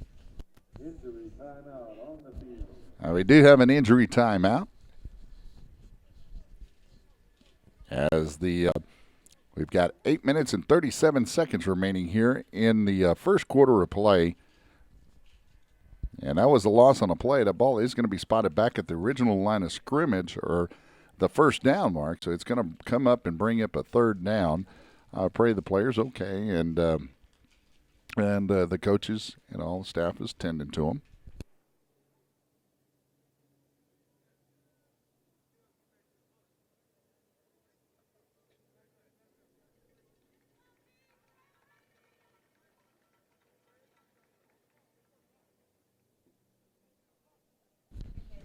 All right, the player is pretty much going off on his own accord.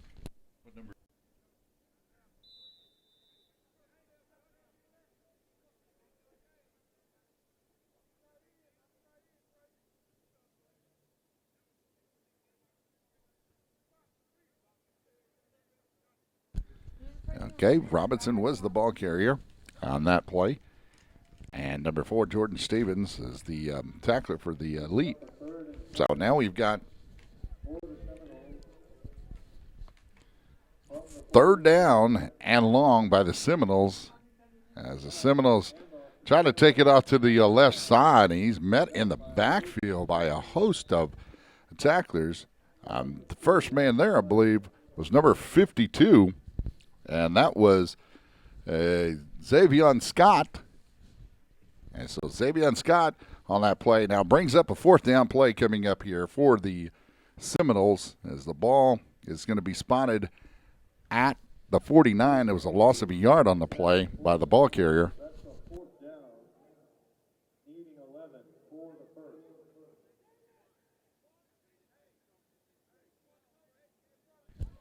1st. it looks like they're going to bring on the punting team. And in the rules that we have here is going to be that the ball will be picked up by the head official, and the head official will hand it off to the person punting the ball and will yell, ready, kick, and that's at the time that they will kick the ball. So that was a good job on the defense. The defense had made the play. Again,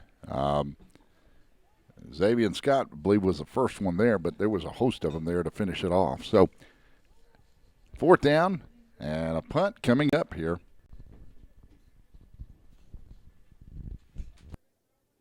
Seminoles will punt. According to the issue regulation, the referee will hand the ball off to So now it's going to be the signal for the play to begin.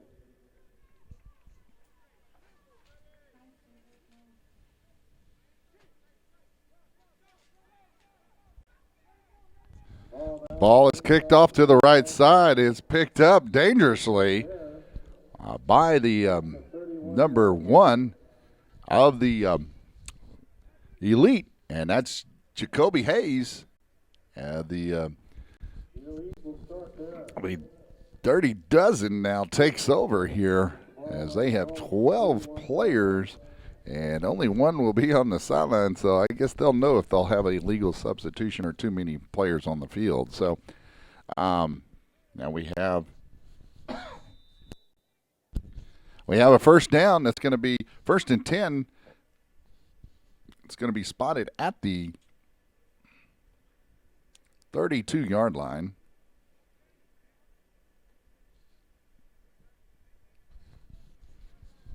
This is the 8U State Championship coming to you live from San Marcos, Texas. As quarterback kicks it off to the right side. He's trying to get to the outside. Looks like he's got a little bit of room. He takes it all the way down to the 47-yard line. That's more than enough. That's number 1, Jacoby Hayes with the run.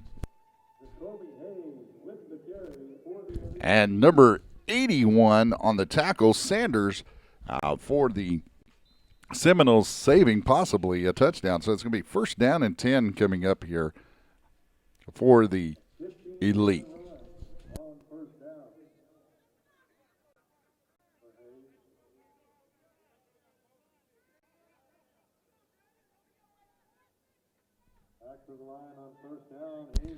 Now he's coming off to the left side. That's Jacoby Hayes trying to get to the outside. Got a little bit of yardage on the play. He's gained about 3 to 4 yards on the play. But we do have a flag on the play. So it may be a hold that's going to go against the Elite. So trying to get around off to that left side. They had one of the players that did hold, and that will be the call. It's a holding play. It's going to be spotted all the way back at the 37-yard line. So that's going to be a 1st down and 20 that comes up here for the Elite. As the Seminoles are wearing white and the dark jerseys being worn by the Elite.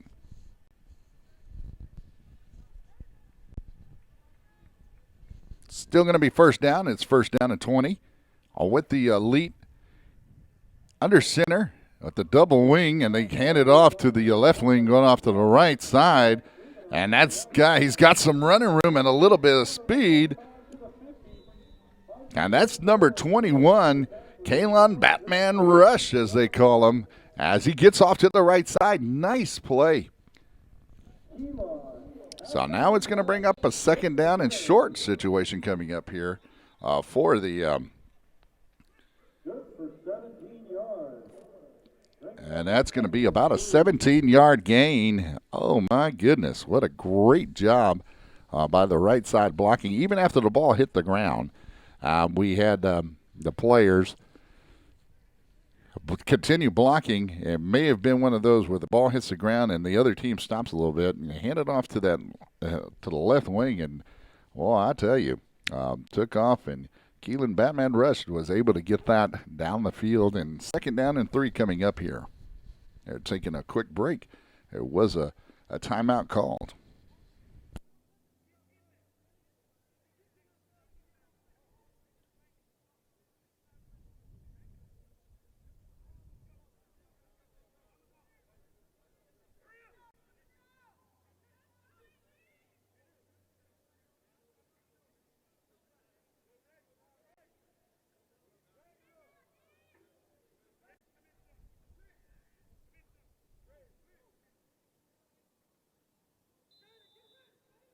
Okay, we're back. 2nd down and 3 coming up here. I believe Jacoby Hayes is under center as he takes and hands it off to the first man there. That's number 4. He gets off to the right side. Jordan Stevens, and he has enough for the first down, gets it down to the 41-yard line.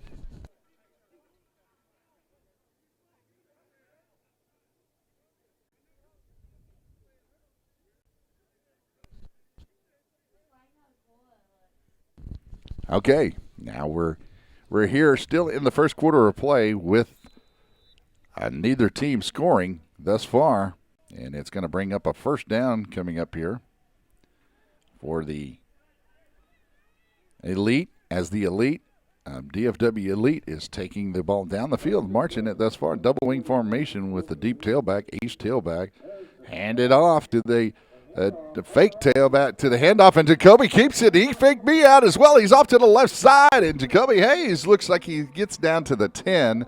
I used a little bit of the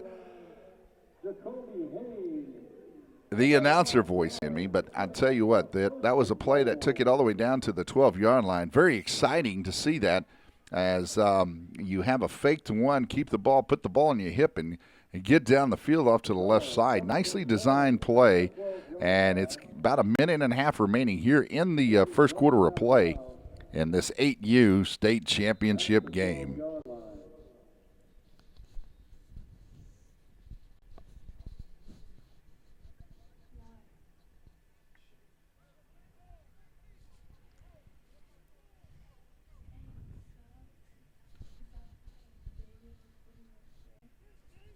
Now we've got first down and 10 just outside of the 10. It's going to be spotted at the 12-yard line.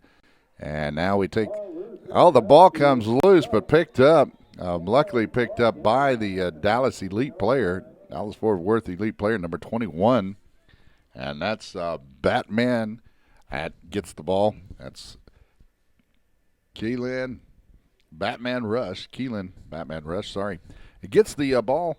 And luckily enough, it did not get into the hands of the Seminoles, if you're an Elite fan out there. So the Elite have the ball at the 19-yard line. A big loss on the play. It's going to bring up about a 2nd down and 18, I'm going to call it.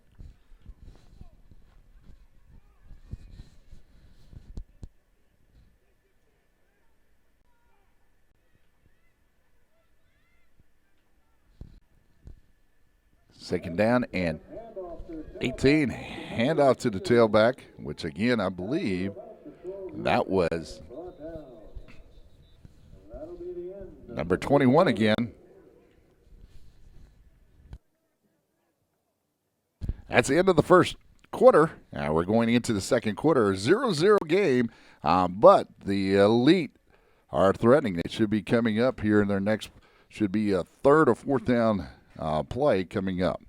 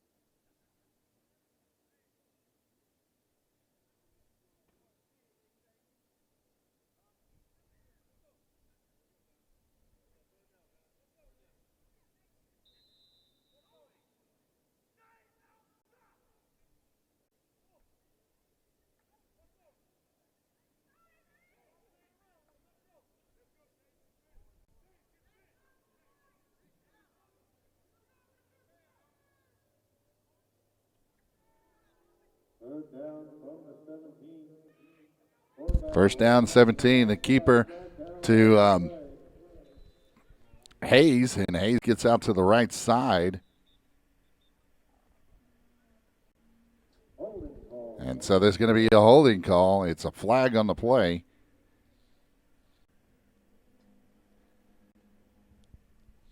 So there's a flag there.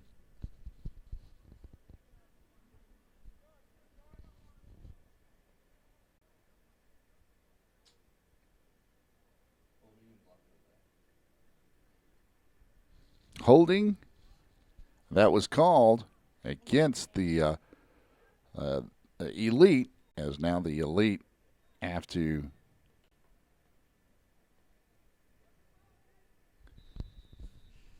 now take the ball all the way back on a third down play and go back in the third down, and man, it's too far to calculate, but it's third and forever, so we've got a long ways to go.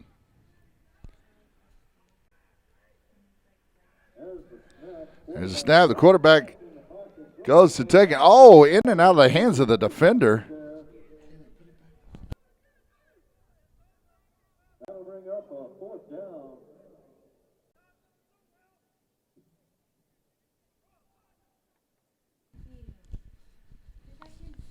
All right. So now we had a almost interception, incomplete pass, and it goes down. It's going to be fourth down coming up here for the Elite as they were driving down, and they had a flag that came and went against them. So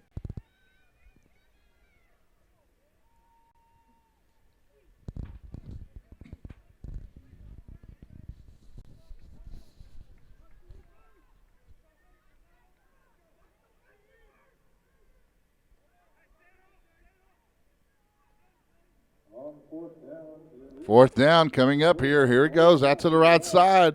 As Kobe Hayes, he might have some running room. If he gets down inside the 1 yard line, he gets even more, and that's a touchdown. That goes for the Elite after it looked bleak there for a moment, and they overcome a fourth and forever and score off to the right side. That's Jacoby Hayes. Amazing feat. And now we have our first score of the game. It is now the Elite 6-0 over the Seminoles.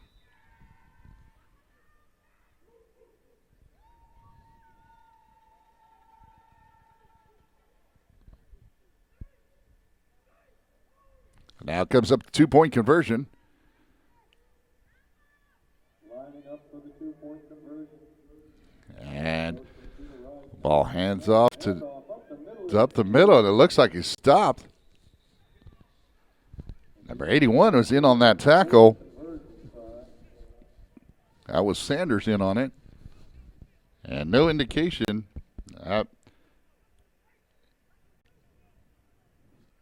So that takes it 6-0, and we've got hopefully 6 minutes remaining in the first half.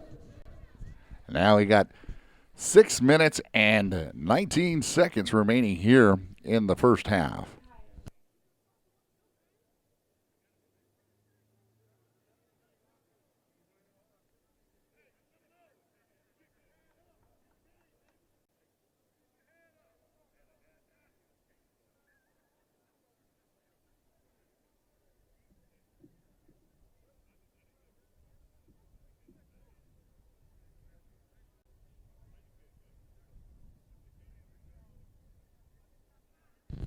We had the score 6-0, and the DFW Elite, Dallas Fort Worth, I'm assuming, and they're kicking off to the Seminoles here in the 8U state championship game. We're in the second quarter of play.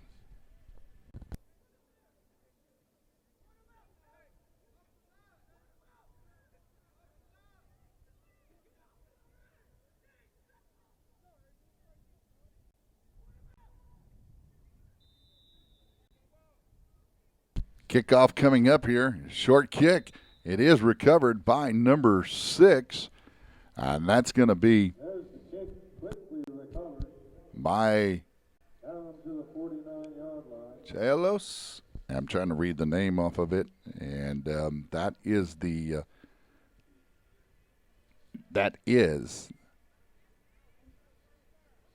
number 6 of the Seminoles. So now it's going to be first down and not fourth down.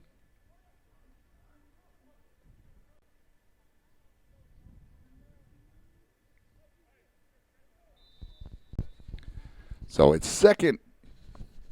It's going to be first down at the 49-yard line. Seminoles with the ball.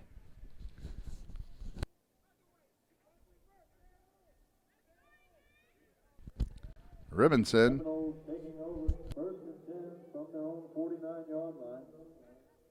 There's the snap. Oh, there's a handoff. That's bad exchange on the handoff, and it's a fumble. And it looks like the Elite has recovered. Down at the 41-yard line.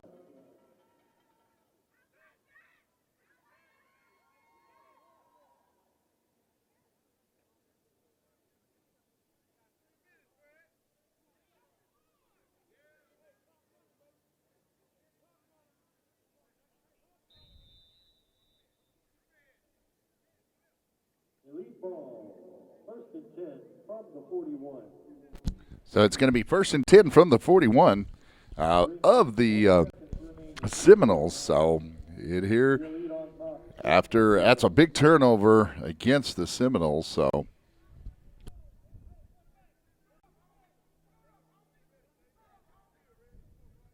Up under center on first down. here we go. The quarterback goes down. His knee hit the ground before he made the handoff.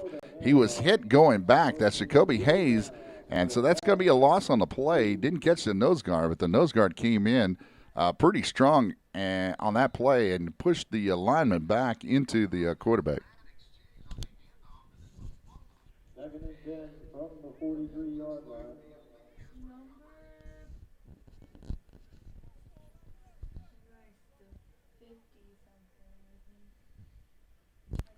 Coming up, second down here for the Elite. They've had a loss on the play, second down and 12. And the quarterback goes to a knee. the quarterback goes to the knee, Jacoby Hayes, and that's what happened is that his knee hits the ground, and then it's a dead ball. So the big nose tackle, some of the linemen up front are making something happen here. So it's going to bring up now a third down. Third down and about 14 yards coming up. That brings us to the 2-minute warning in the first half.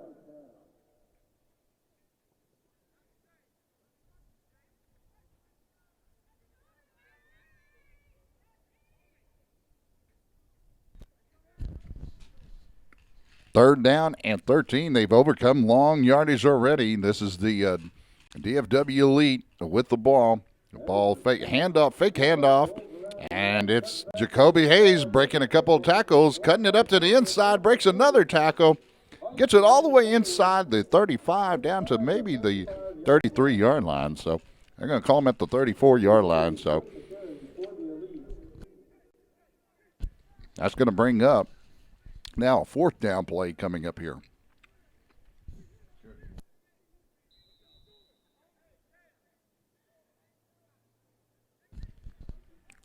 Mitchell for the Seminoles was in on that tackle on Hayes. It's going to bring up a fourth down and 3 coming up. A big play for the Elite.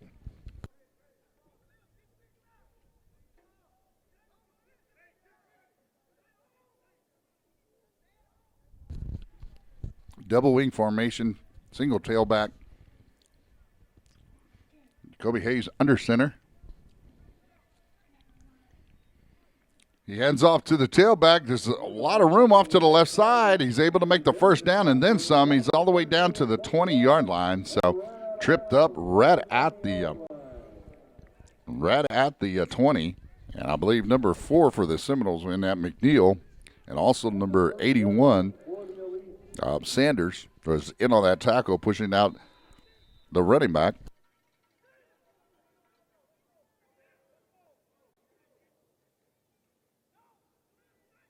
Am I running it? So now we've got the Elite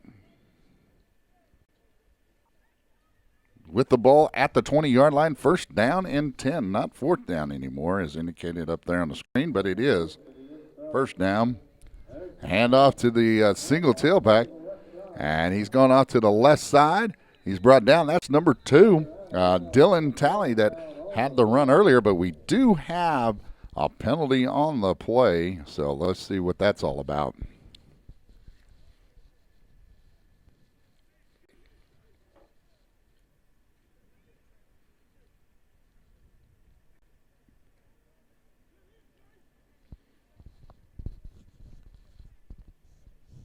So there is a discussion on the field. It looks like it's going to be going against the Elite, as I did not get a clear indication.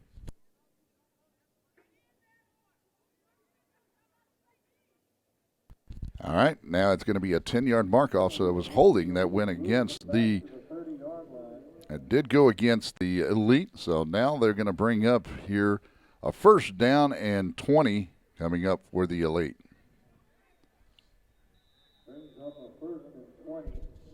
So I formation, you got 2 wideouts to the right and nobody over to the left, and just underthrown inside, actually, thrown inside of the intended receiver who was wide open. That was Jordan Stevens. That was the intended receiver, and nobody out there. And Hayes threw it a little too far on the inside for him to get there. Chase Sanders, the intended receiver, on the play. Now we go to a second down and 20 coming up for the Elite, as they go back into an I formation. Got a wide out to the left and got a slot to the right. Looking to go to the right. There's the slot receiver coming back. Actually, that was Jacoby Hayes. That was a slot receiver. It looked to be number 3, Trey Middleton, making the pass over there. Timeout for the Elite. And Fraser and number 81, Sanders, both in on that tackle off the left side. We have an injury time out right now.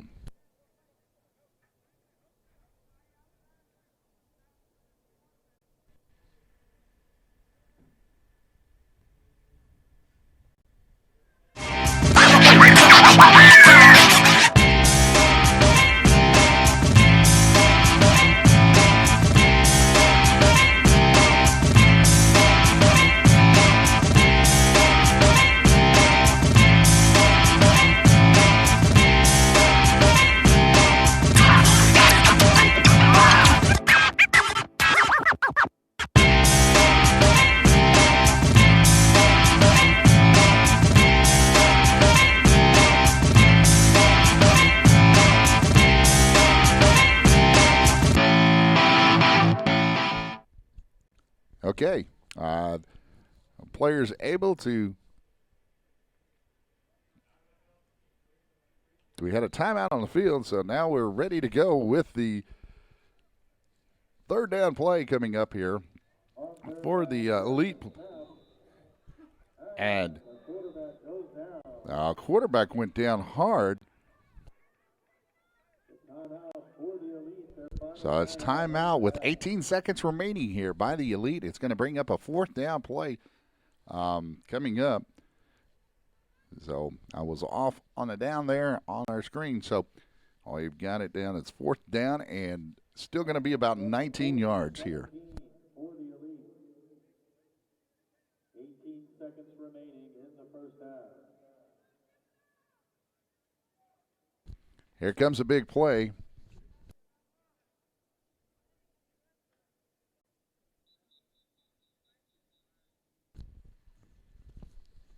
$18 seconds remaining here.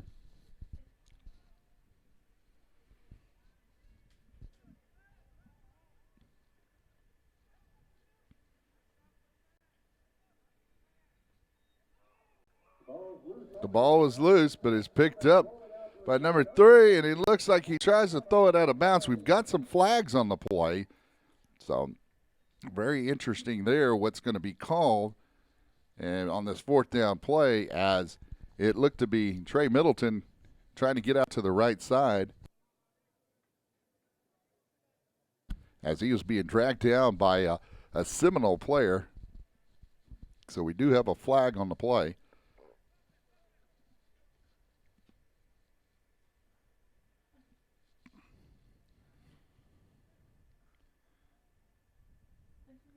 Face mask against the defense and an intentional grounding. Those penalties will offset. We'll replay 4th down.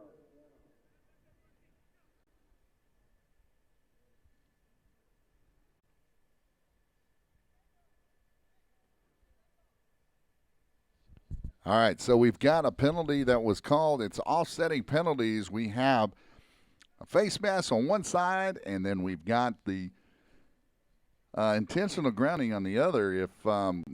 If Middleton takes the ball down, and you got to remember, this is 8 and under, so very young players out here right now, and that's part of learning the game. So, bear with them. They don't know everything, and they're out there trying to play hard. So Middleton did not know or realize he had to get the ball past the line of scrimmage when he got to the outside. So here we go. It's going to be now a 4th down and 19 coming up here.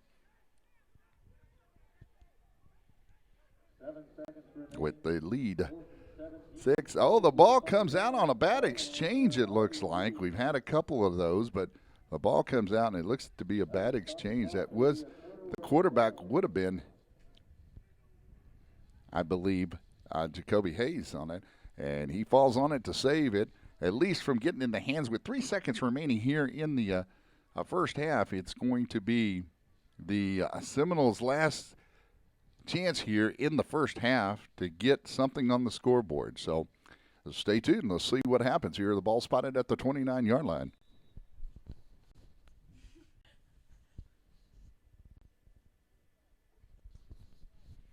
Waiting for the officials.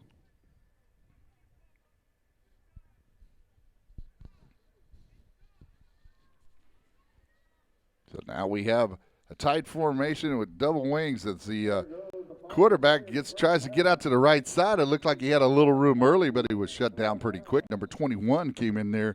Keelan Batman Rush was in on that. And that ball carrier, I believe, was number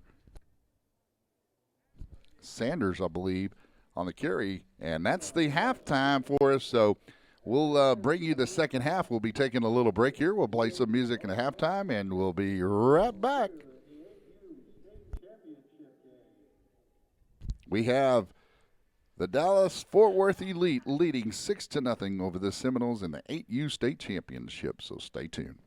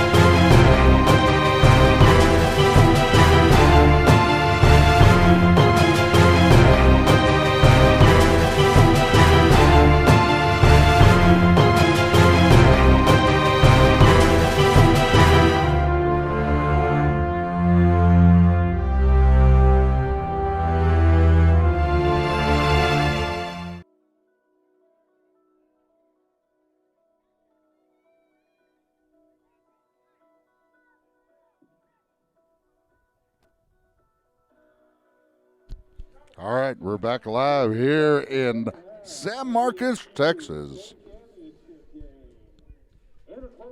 We're with the 8U state championship game about ready to start the third quarter. So stay tuned as we're getting ready to kick off here.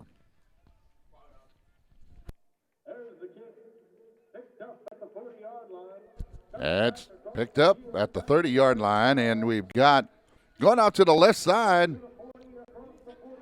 That is going to be number 2, Dylan Talley. They takes it all the way down to the, looks like they're going to call it right about the 31. No, they say he stepped out at the 38-yard line. So I was thinking he went down a little farther than that, but nope, he got him at the 38. Nice return from the 30 all the way inside to the 38-yard line. That is 32-yard return by Talley.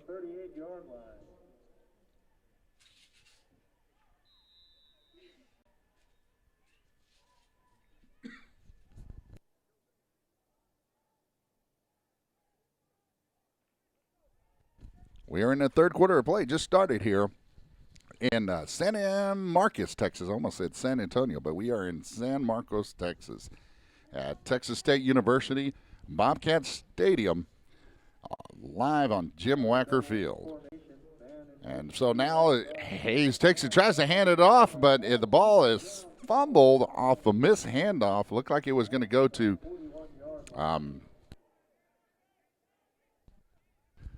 Middleton, I believe, and bad handoff, but it looks like number 9, Jacob Walker, comes up with the ball and preserves the possession for the Dallas-Fort Worth Elite. We had a team early on in the 9U division that was trailing the entire game until the last 38 seconds and took and won it 8-6. So the Elite need to put another one on the board. Another bad handoff. The ball is loose, and it looked like it was going to go to Jordan Stevens off of that right wing. And the ball getting colder, I guess, out there. I'm inside a nice little press box, but I'll tell you what, you can tell the gloves are still on a lot of the coaches. The jackets are on, and it's still pretty chilly. It makes it a little bit harder to hand the ball off. So no excuse, though, that we are now in the third quarter, and it is going to be third down and about 15 coming up here for the Elite. Yeah, they got power off to the right side. We're going to have a false start that's going to go against the Elite, basically because somebody moved prior to the snap of the ball. That's going to bring up a third down and long coming up here.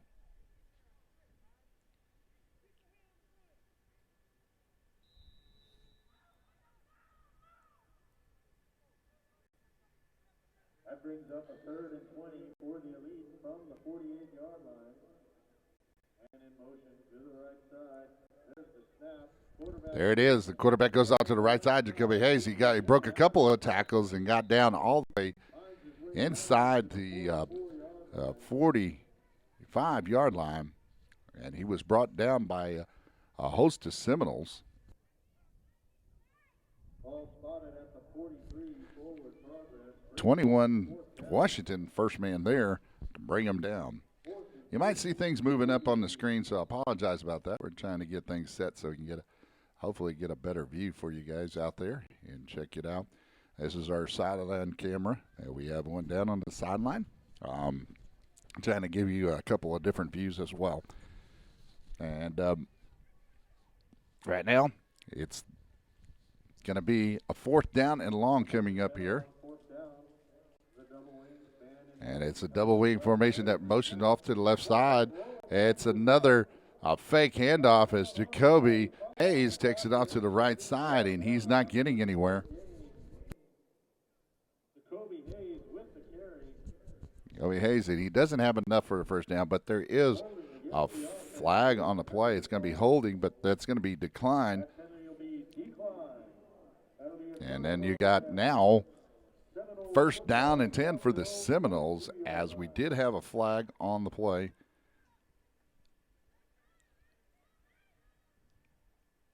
You'll see things move around on the screen going, what is that? But we did have a flag that was declined, and now we have a first down and 10 coming up here for the Seminoles.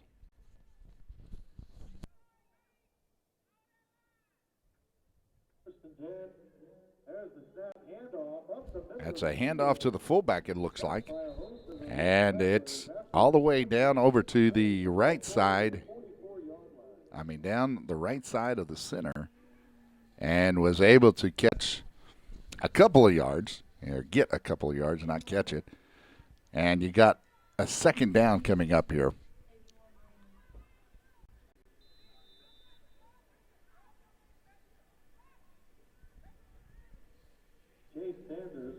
So we're going to have some overlap on some what's on the screen. So here we go. We've got the quarterback trying to get out to the left side, and there is nowhere to go. That was number 10. Ribinson was brought down hard off to that one side, so that is a loss.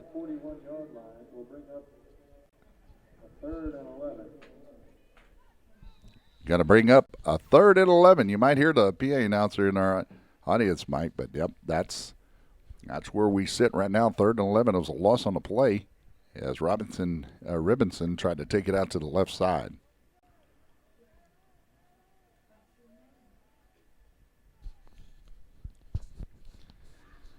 So a handoff goes off to the left side and met hard right away. It looked like a couple of defenders were there. Number 53 might have been one of them, and that was, 52. Xavion Scott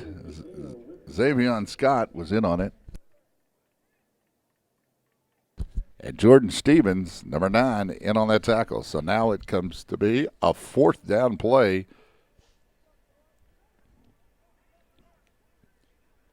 Coming up here for the Elite.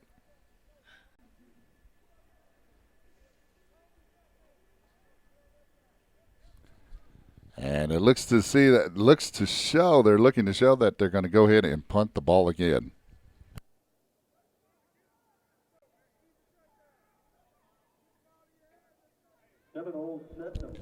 It's going to be a 4th down and 12 coming up here.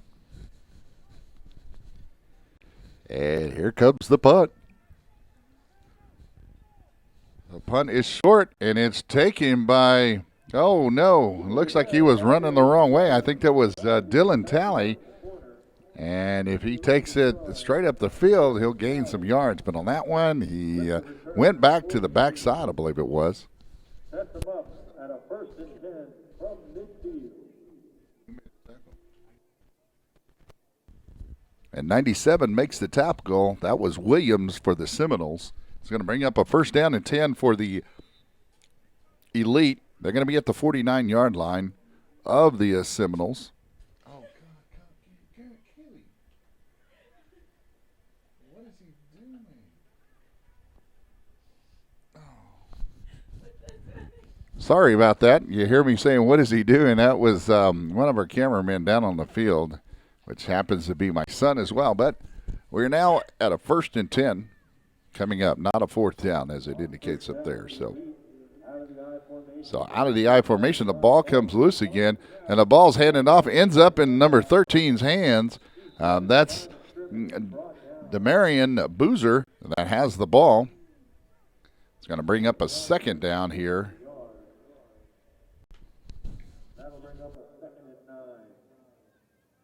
That'll be a 2nd down and 9. It was still a gain of 1 yard after the mishandled handoff and snap. And now you've got 2nd down, 9 with 44 seconds remaining here in the 3rd quarter of play. There's the handoff. It's off to the right side. That looks to be number 21. He's got a little bit of running room, and he does have enough for the 1st down as long as barring any penalties, and I don't see any laundry on the field. That is a first down by number 21, Keelan Batman Rush for the Dallas-Fort Worth Elite. To the 36-yard line.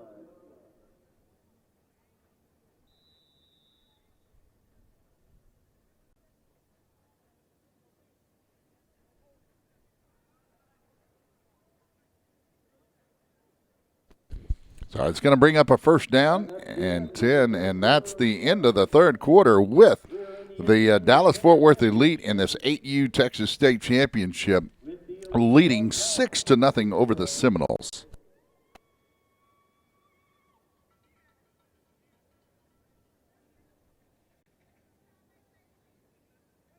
First and 10 for the Elite from the Seminoles' 37-yard line.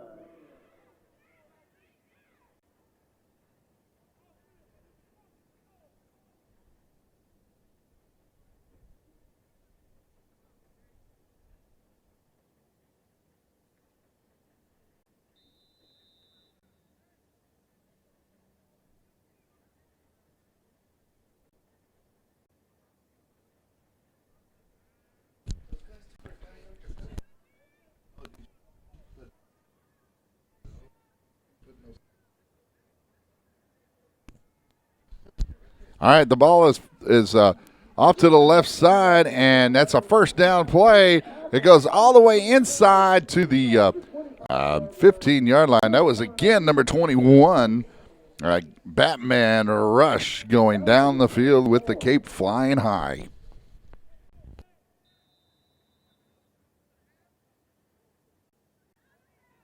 So, again, that's another first down and a big run by Keelan Rush.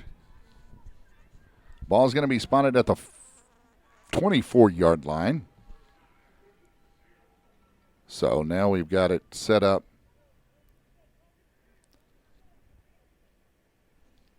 With the ball for the Dallas-Fort Worth Elite leading the game in the 8U Texas State Championship.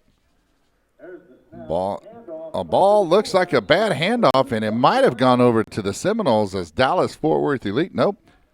Looks like the Elite come back up with it.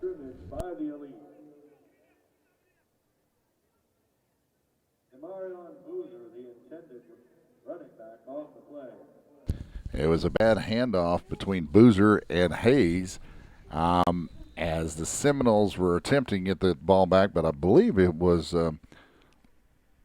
Jordan Stevens that may have come up with the ball. I'm not sure. So now we're going to bring up a second down coming up here. Second down.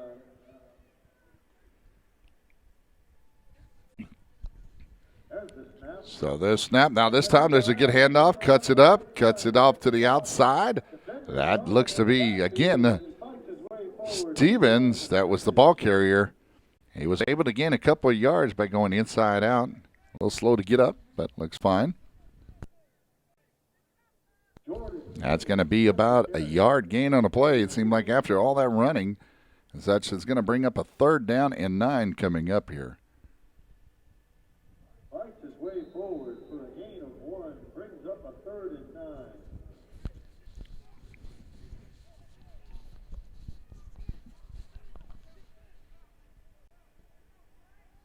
So now it's with the ball 3rd and 9.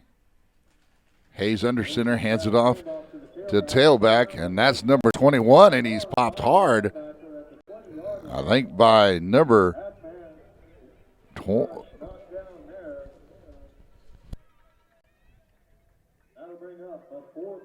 Knocked down hard by the defenders there.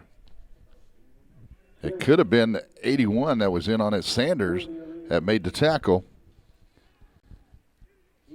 And so now we've got a 4th down and about 6 coming up here.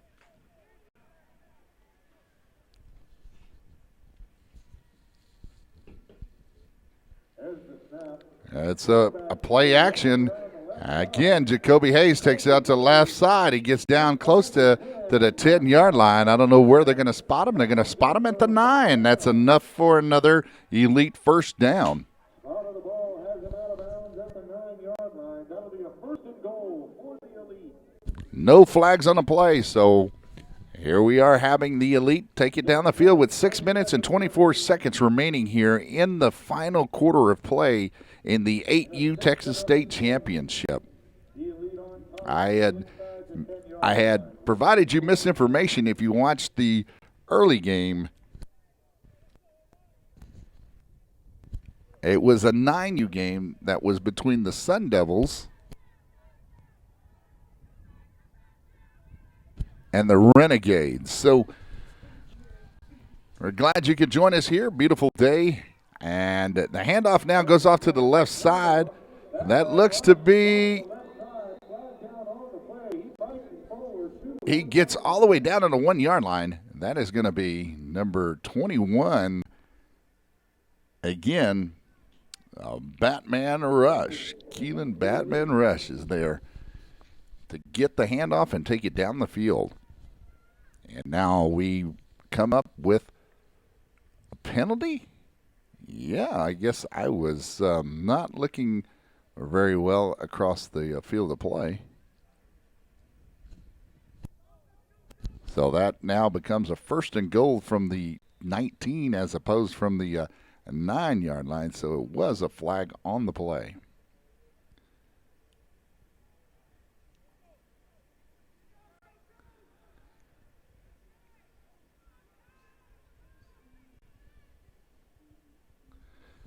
First and goal from the 19. So now the Elite have to deal with the hold that was called against them. And as Jacoby's looking just to go outside, he makes one man miss, and then he goes and cuts it upfield, and he gets down to about the 14-yard line. So now we've got, it looks like it's going to bring up a 2nd down and goal here with the ball spotted right at the 15-yard line. So 1st and goal from the 15. 2nd and goal from the 15, sorry. My name is Hank Dietert. I'm being joined by Kyle Dietert, Garrett Dietert, Kaylee Dietert, David Munoz, all here helping us out, bring you the live Texas State Championship games.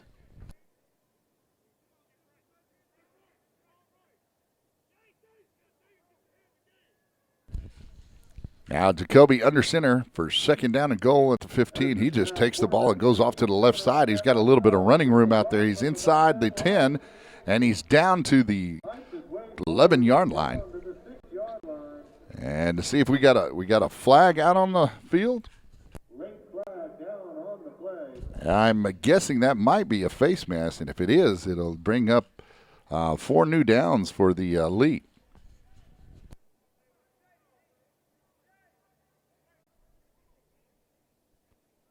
Gordon's call is going to be personal foul against the defense. Half the distance to the goal. Yeah, I'm guessing it was a face mask from what was called was a personal foul, and so now it's going to bring up a 1st down and goal, and the ball spotted inside the 5, and they got it down at the 3-yard line. So basically a 2-point conversion coming up, a 1st down here. So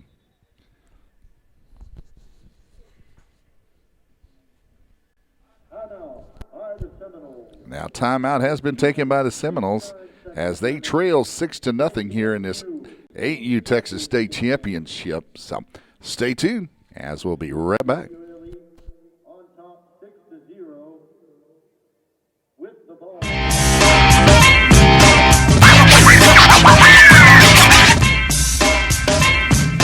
Romantic, isn't it?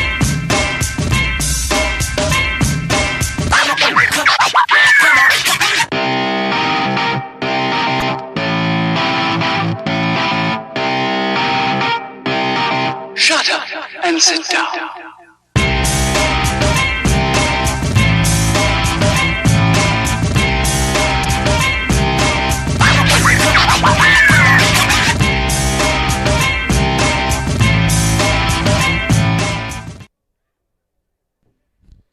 Okay, we're coming back live here. It's going to be 1st and goal down at the 3-yard line. And the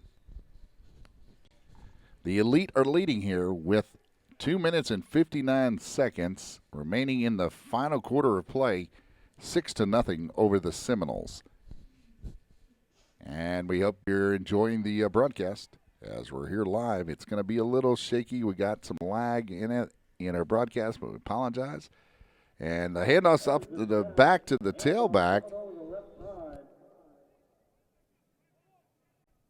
Gain of 1 on the play. Brings up a 2nd and goal from the 2-yard line.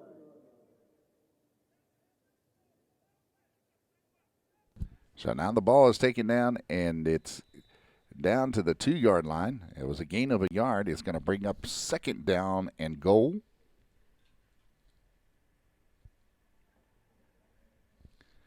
The ball was loose on the field, and it may be, looks like it was recovered. Going to give them a gain of about 1.5 yards on the play. Yeah, I still got a gain of 1.5 yards. I believe the one of the center was able to recover that. I don't know if that was number 55, Byron Nelson, that may have got it, or if it was Stewart that was in on that recovery. So it still was a fumble, but retained by the Elite. And here comes 3rd and goal for the Elite. At the 1-yard line, is it? Oh, they're saying he's on the right side. They're saying he's not in. So, and that was Jacoby Hayes trying to sneak in behind his big offensive line up there. And the big push came from number, I believe, 97 Williams and number 99 Casey that was in there. So you got a 4th and goal coming up. Big play. Could be the difference in the game. If the Seminoles can make the stop, they still have a shot. On 4th down. Looks like we had Whistle dead prior to the start of the play. we have a false start that goes against False start against the Elite, and here we go. It's going to be a 4th down from the about the 6-yard line.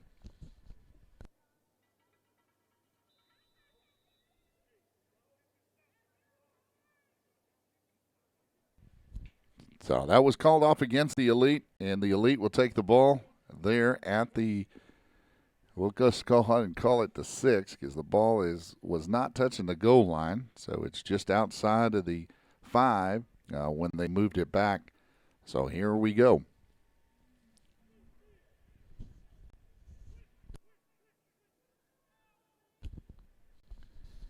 Jacoby under center. Takes it off to the right side. It's just a quarterback keeper. He's looking for some room, and he stopped in basically just inside the 5 down to the 3. Was trying to get the number as the reflection off of the numbers on the white and the gold. in the state championship game.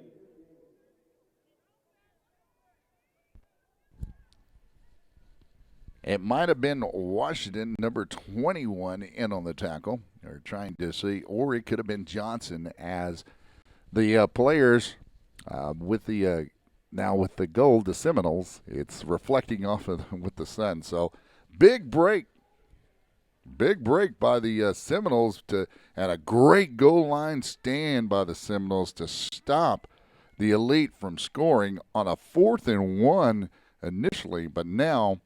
And it was basically a 4th and 6 or 4th and goal from the 6. Big goal line stand. Now they have a shot, but they don't have time on their side with 1:08 remaining here in the 4th quarter. They trail 6-0. The handoff goes up the middle. There's a little bit of running room. He goes back and to get to the outside, and it doesn't look like he had enough to. It looked like he had a little bit in the middle, then he cut it back outside and went back a little bit. He had about 3 or 4 yards initially, but this is going to bring up a 2nd down and about a yard gain on the play. So 2nd down and 9 coming up here for the Seminoles. 36 seconds remaining. A big pass off to the right side, just off the hands of the intended receiver. He got behind the defender. That was Sanders. And he almost had an opportunity. He hauls that one in, and that could have been nothing but 6 there. And he could have taken it to the house. But as it turns out, it's going to bring up a third down here with the Seminoles trailing. Now, we did see a team earlier today in the 9U, which was the Sun Devils, come back in the last 38 seconds. They were trailing 6-0, ended up winning it 8-6. Oh, what a wild game that was. So here we go with 33 seconds remaining. The Seminoles have 2 wideouts, and they have now taken under center. 2 wideouts with a slot and a running back, 2 slots as well, those 2 wideouts. And they go to the right side, but we have some flags on the play, and Jacoby holds the receiver down, and there is no yardage gained at all on that particular play. We have either illegal formation or false start, but I'm assuming illegal formation since the play was not whistled dead. And that's declined, so it was legal formation that's been called against the Seminoles, and that takes them back, and they declined it because of the tackle that was made by Jacoby on the receiver. I'm trying to get word of the receiver because this should bring up a 4th down and about 13 coming up for the Seminoles, and maybe an opportunity for the Elite to get the ball back and good field position, but only 26 seconds remaining, and we're in regulation play inside the 2 minutes of the last half. The ball was almost picked off by number 4, Jordan Stevens, as the ball was intended for Sanders on the play. So now it's a turnover and downs, but the ball's going to be spotted about the 1 yard line, where that was the 4th down and 13 play that took place. And now pretty much it's just a matter of running out the clock with 20 seconds remaining here. But if I was the Elite, I would say I would just take and keep the ball with your quarterback. Don't even worry about trying to handoffs. We've seen several missed handoffs today with this particular team, with the Elite. And as long as the Elite can take it and just punch it in here, the game is theirs. However, 20 seconds remaining, you fumble the ball and Seminoles pick it up and score. Anything can happen as they've taken a timeout here. And so 20 seconds remaining.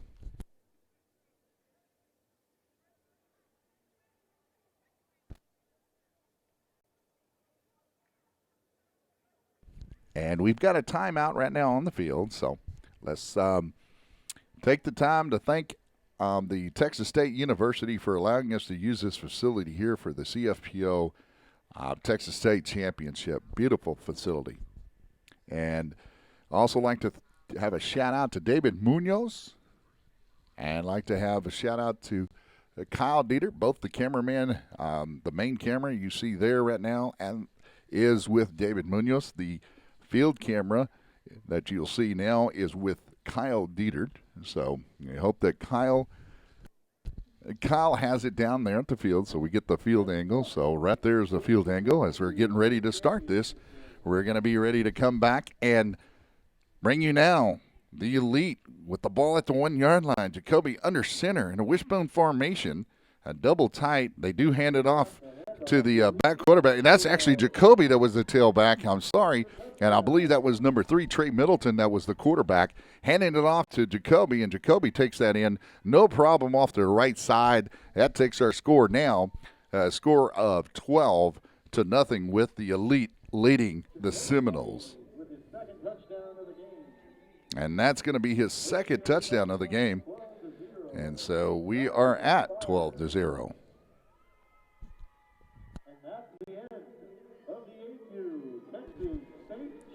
And that is, they're not going to even worry about taking the other, worry about taking the 2-point conversion, as that's the end of the game. The Elite have won it here. The Dirty Dozen, as they like to call themselves. They only had 12 on the field, so 12-0, a big defensive battle here. And that goes final here. And congratulations to the Dallas-Fort Worth elite. And congratulations to both these teams, though the Seminoles as well.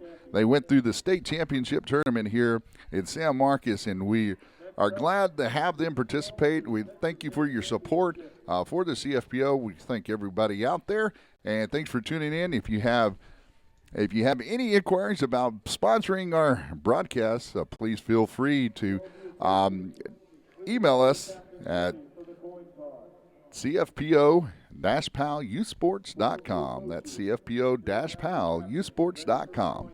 Thank you, and have a wonderful, wonderful day. My name is Hank Dieter, and I'm signing out. And we'll be right back for your next game.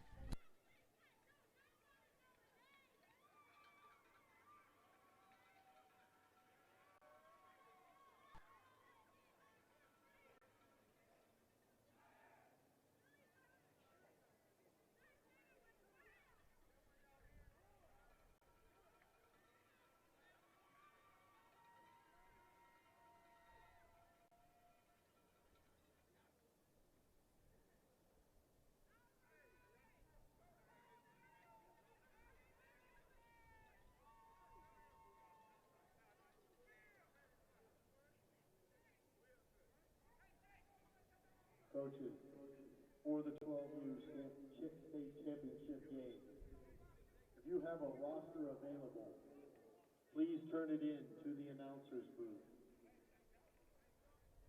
If you have a team roster available, please turn it in to the announcer's booth.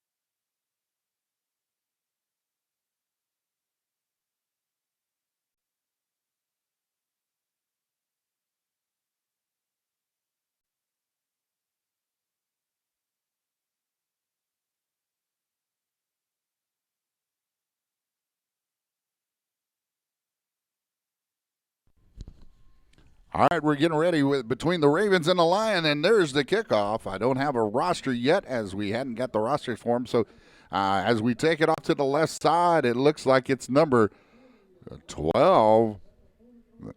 And that takes it all the way up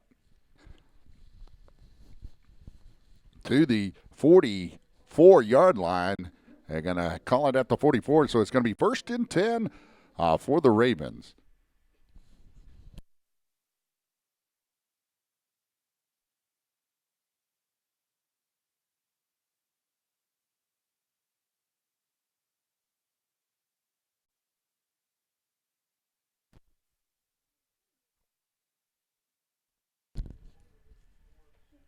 Now we've got it 1st down and 10 for the Ravens.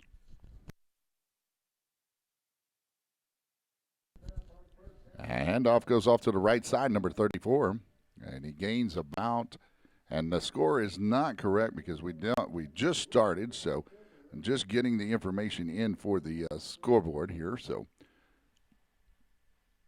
as we go through, we don't know who's coming up yet, and so apologize for that.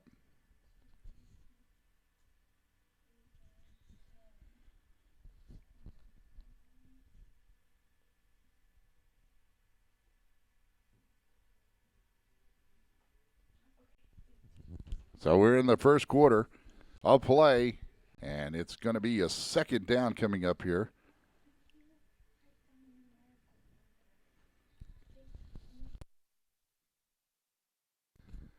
So now looks like we got a flag that may have been thrown. I'm going to check that. So it does look like it was a flag on a play on a legal substitution that may have went against the Lions here in the 12-year. And defensive encroachment that goes against the Lions. And now it's going to be 2nd down and 3 coming up here.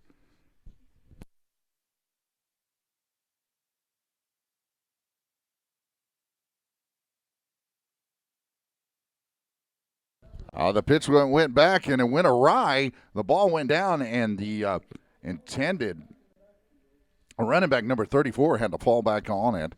And so he was able to get that.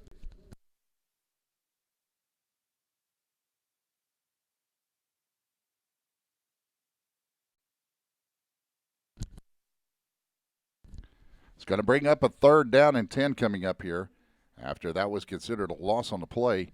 And a big loss it was, as the ball was spotted. It was 2nd down and 3. Now that was a 7-yard loss. So it's now 3rd and 10. You got the Ravens and the Lions as it looks to be a pass. The pass goes down the field, and it's just out of the outstretched hands, I should say, of number 1, attempting it for the Ravens to get down the field.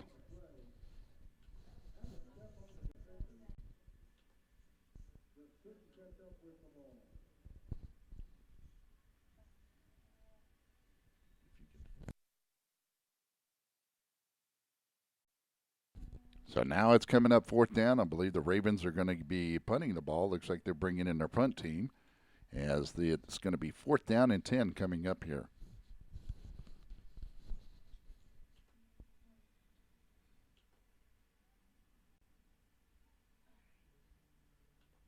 So now we've got it with the punt. Snap back, the ball bobbled on the ground. And there still looks to be the punter's trying to take it off to the left side, and they're going to call possibly a block in the back. I don't know if a player got around to the left. It was, I think, number 34 was the running back. So, the punter turned running back, and so we've got 2 flags out there. So there is a flag on the play, or flags on the play. So we're waiting for the head official to make the call here.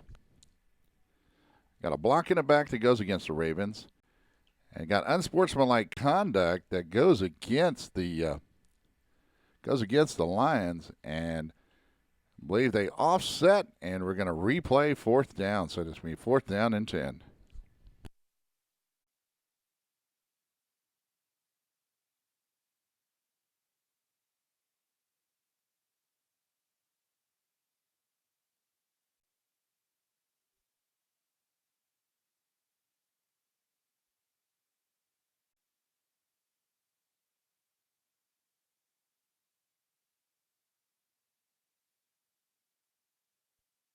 Okay, now we've got it straightened out. I guess that they are not.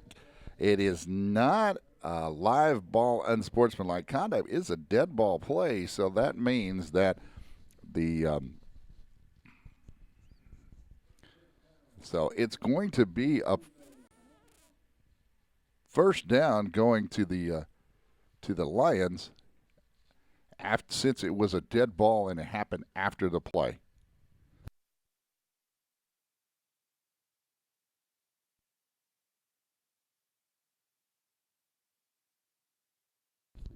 Ball hands off to the left side. That's number 1. He goes over a tackler, gets down the field.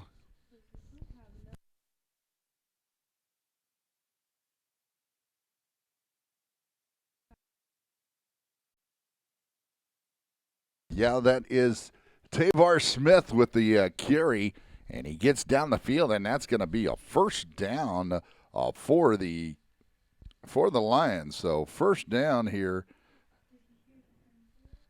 After that big gain, tight formation, the ball spotted about the 35-yard line. Quarterback fakes it like he had it, but the ball comes loose, and the Ravens pick it up. Almost a scoop there, and that looked to be number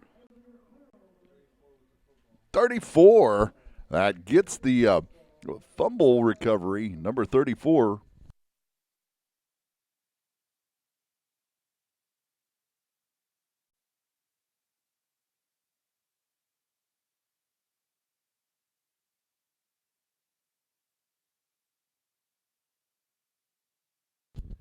That's Kenyon Randall. I may have given the wrong name out earlier for the other team. So Kenyon Randall was the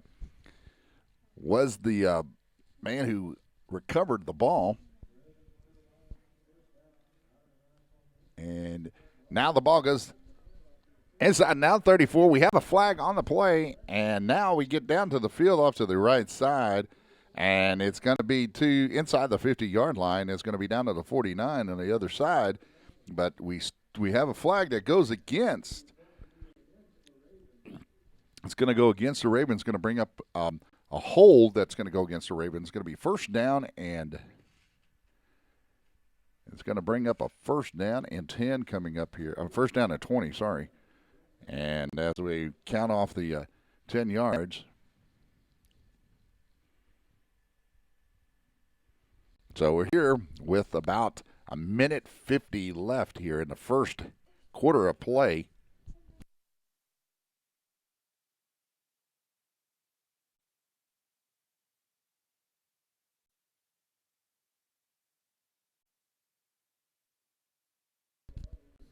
So now we've got the Ravens with the ball spotted at the 34-yard line. It is a first down and 20. They're going against the Lions, and Lions who turned the ball over on their third play of the game. And quarterback looks to keep the ball after he had heavy pressure brought down by number 13. That was number 15, Elijah Holt, that was trying to go off to the right side. And we do have a hold that was called against on the play. That was called against the Ravens. I believe number 13, Laquan Davis, was the tackler on the play. I would think seriously about declining that, but they did decline it as it was a loss on a play, and it's going to be now a long second down coming up here.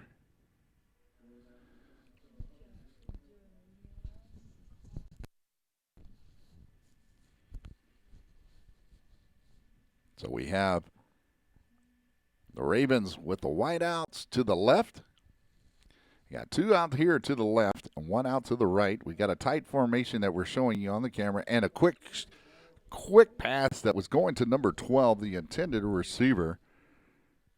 And that looked to be Emandre Matthews. That was the intended receiver. And that's the end of the first quarter with the score 0-0 here between the Ravens and the Lions. And the Ravens have the ball, and we'll be right back as we make some adjustments here, and we'll be Glad that you're joining us, and just stay tuned, please.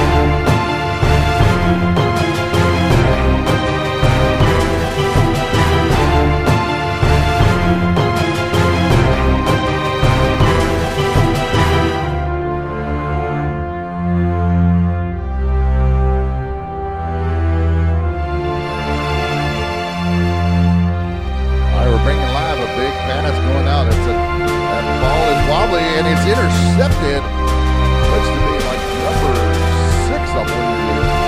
That takes and gets the interception.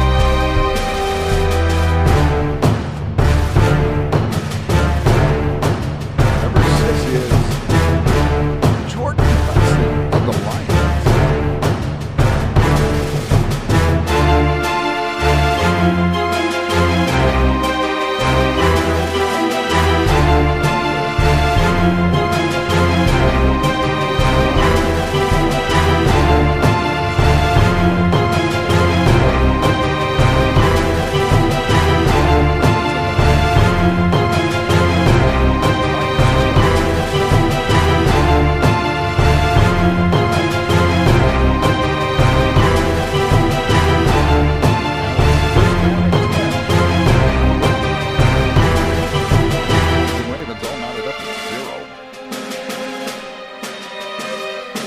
Goes out to the right side. That's number 1.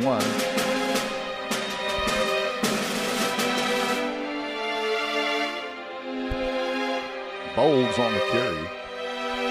So they gets a gain of about 6 yards on the play. Brings up a 2nd down and 4 coming up.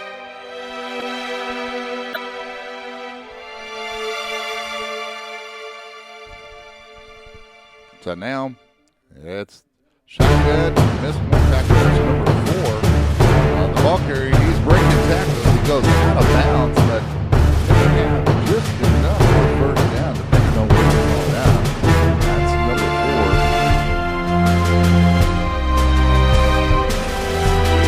Boy, that is enough for a 1st down.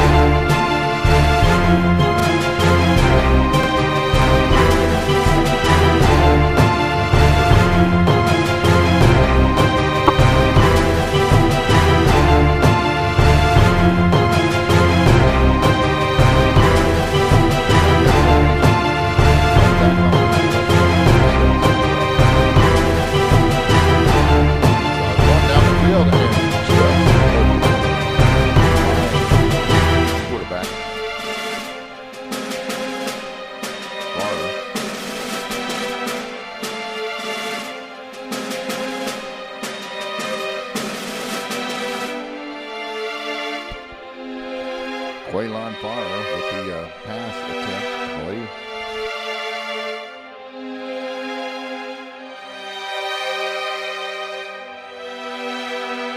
Now brings up another 4th down coming up here.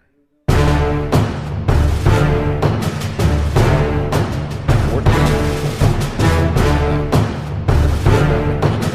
And there was a blitz coming right up the middle. That was number 12 again.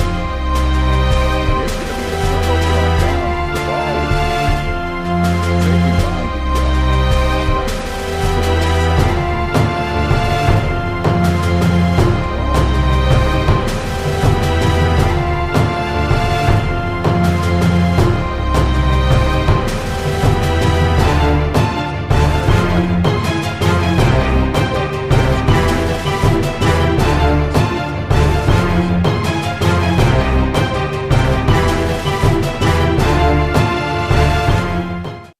Sorry about we had the music going on at the same time and did not appear to see that the mouse hit the wrong sound bite. So here we go. We got the Ravens with the first down off to the right side.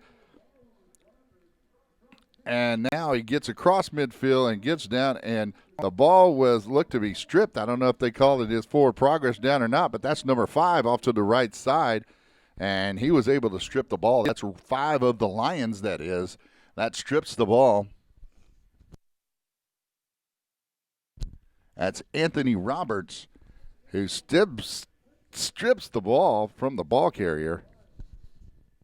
So he gets a first down now, calls it a first down and 10. The argument may be made that his forward progress was stopped, and it looked like he was still moving forward even when the ball was stripped. And so now you have here in the 12U Texas State Championship game, the Lions with the ball, and we're all knotted up. A defensive battle, that is, right here in San Marcos, Texas at Bobcat Stadium, Jim Wacker Field.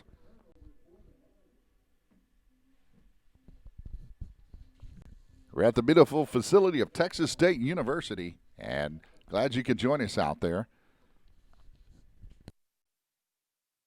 We have a timeout on the field with 3 minutes and 12 seconds remaining. And with the Lions 0 and the Ravens 0. I'll be right back just a moment.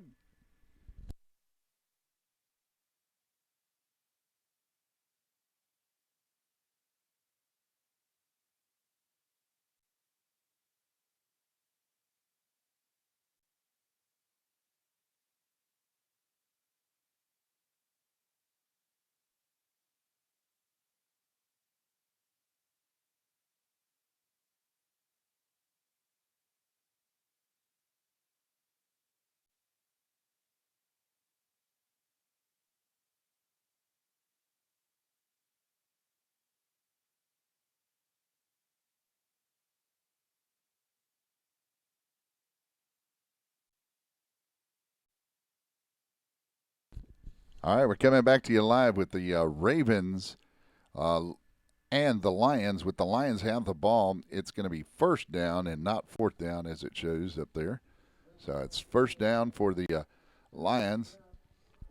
And it looked like it was a quarterback keeper by number 6, I believe it is. Jordan Hudson, the ball carrier on the play.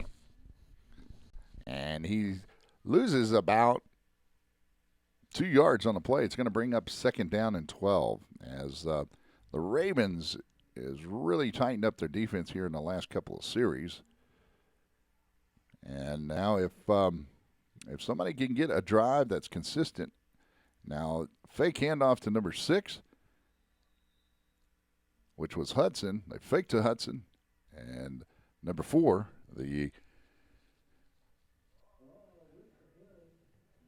So Farr with the carry. That's number 4 with the carry, and he gains a couple of yards on the play. And so it's going to bring up a 3rd down and 9 coming up here. So here it is. As there breaks a tackle, that looks to be Hudson that gets up the field and gains another couple of yards. So now we're looking at a 4th down situation coming up here, and we're at the 2-minute warning. So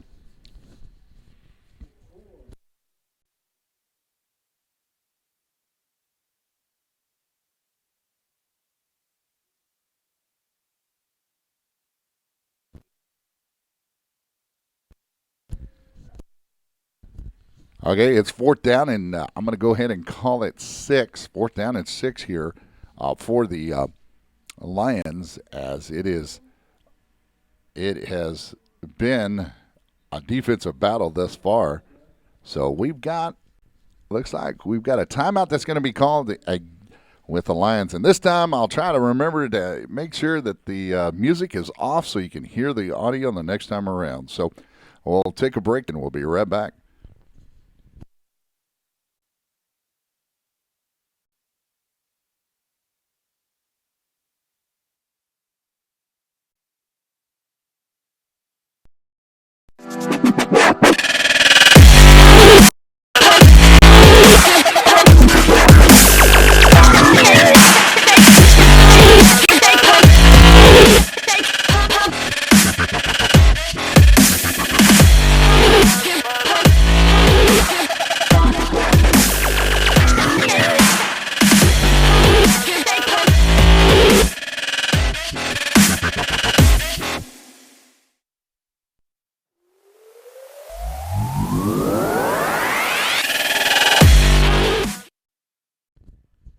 All right, now we're coming back to you live. It's a 4th down play coming up here, and we're here at Texas State Bobcat Stadium, Jim Wacker Field. Shotgun here, set up, looks to be number 8, looks to throw it down the field, and it is caught. Is it going to be enough for the 1st down? And it is not. It's going to be a turnover on downs for the Lions. That looks to be number 8 carrying the ball, or receiving the ball, throwing the ball. Goodness gracious, I'm trying to get all my words together in one place, and it's not happening, is it?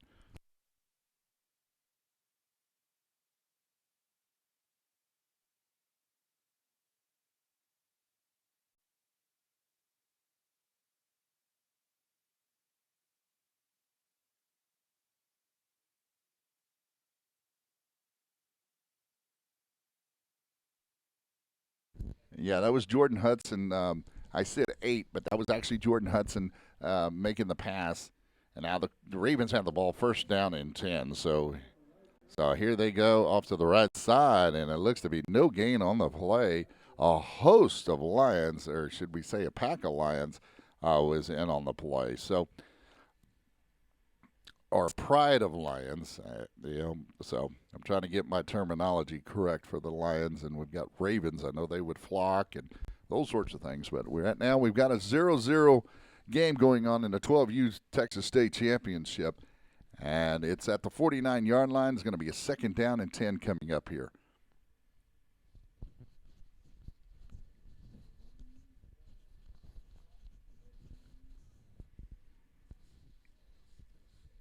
We're in the 2nd quarter with about 51 seconds remaining. There's a stack to the right, fake it one way, goes off to the wing to the left side. That's number 12 of the Ravens carrying the ball. And number 12, Matthews, Mondre Matthews with the carry. And he takes it to the left side and brings it up to about let's go ahead and call it up the 44-yard line. So he got about a 6-yard gain on the play. It's going to bring up a 3rd down. So 3rd down coming up here for the Ravens, and timeout was called, and we'll be right back.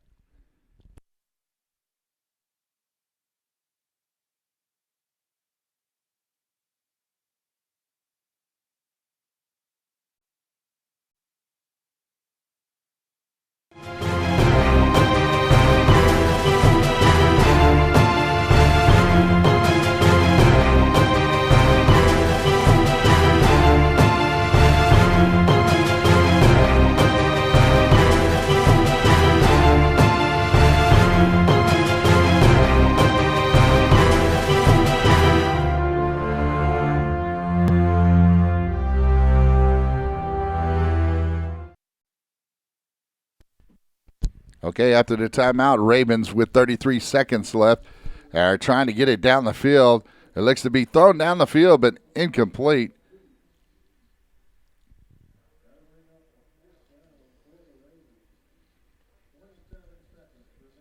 So we got a fourth down coming up. That was third down attempt. So it's going to be a fourth down and 3 here as the 27 seconds remains here in the half after that incomplete pass. It's fourth down.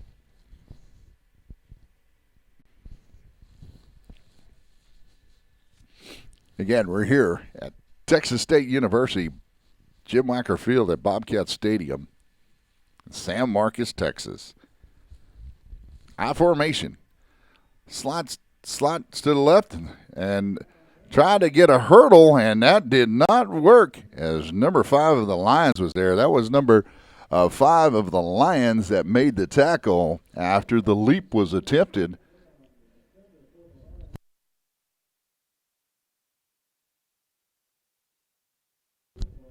Anthony Roberts making that tackle on number 30, which was Javon Carr.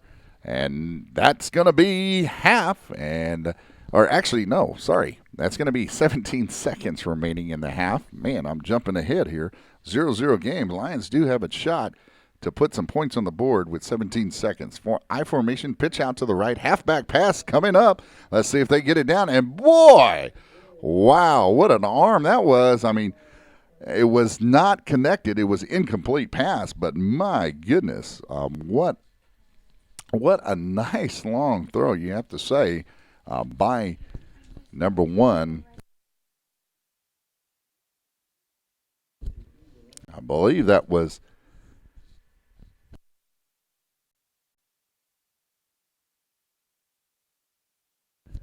Brennan Bowles. I think that he was the quarterback making that throw at the time. Okay, we've got a timeout that's going to be charged.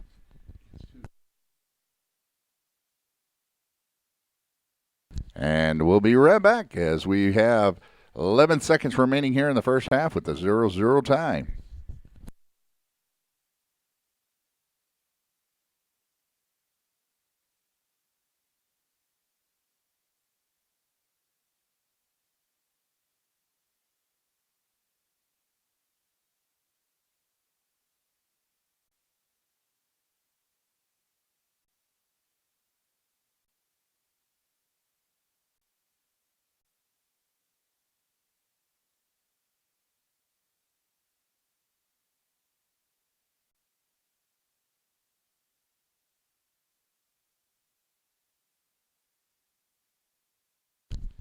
All right, we're coming live here, back into action with 11 seconds remaining. The Lions have the ball. It is second down, and they have the ball spotted right close to the 44-yard line, or right on the 44-yard line.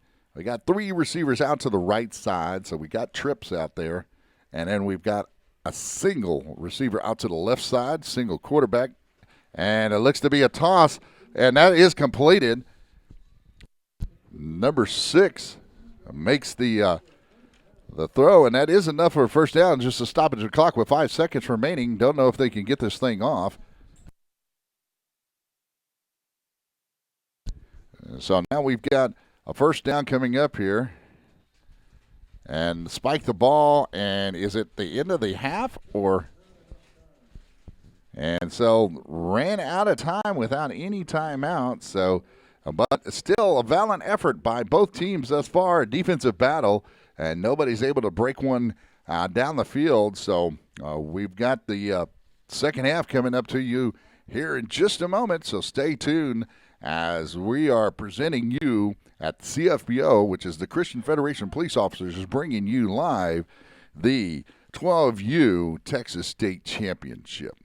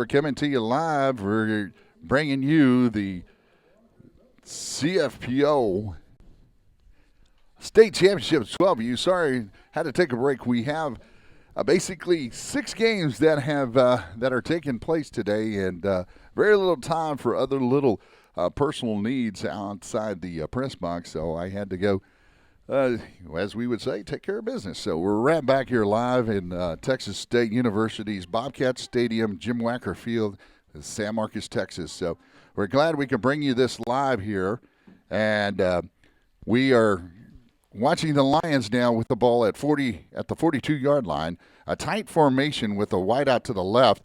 And there goes out to number 4 off to the left side. And that number 4 for the Lions.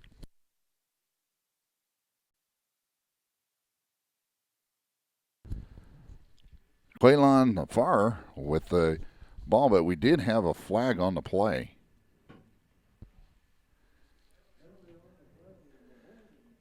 So it's going to go a hold against the Lions after gaining pretty decent yardage. Not great yardage, but still forward progress. So it's going to be a replay of first down here after that flag.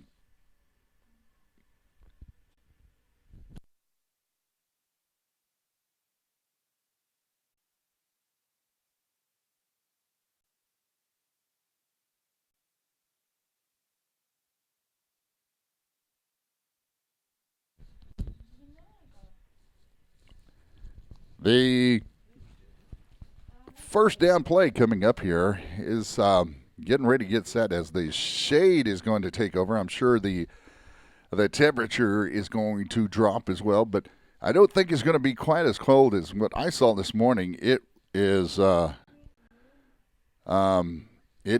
to be pretty darn cold still, but it was around 19 degrees around where we were coming in at. So right now I'm showing about a temperature about 53 degrees here in San Marcos, Texas. So that penalty did go against the Ravens, and so it's going to bring up a first down and 15 coming up here. So now we've got a couple more flags. We've got 3 flags that came in, as it looks to be number 4 taking it all the way down the field. He's going to score for a touchdown. We're going to have to see what the result of the flags are going to be.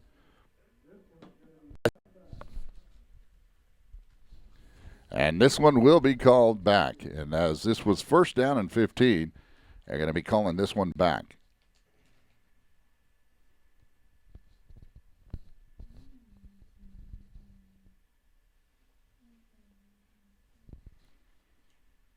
So first down and 15.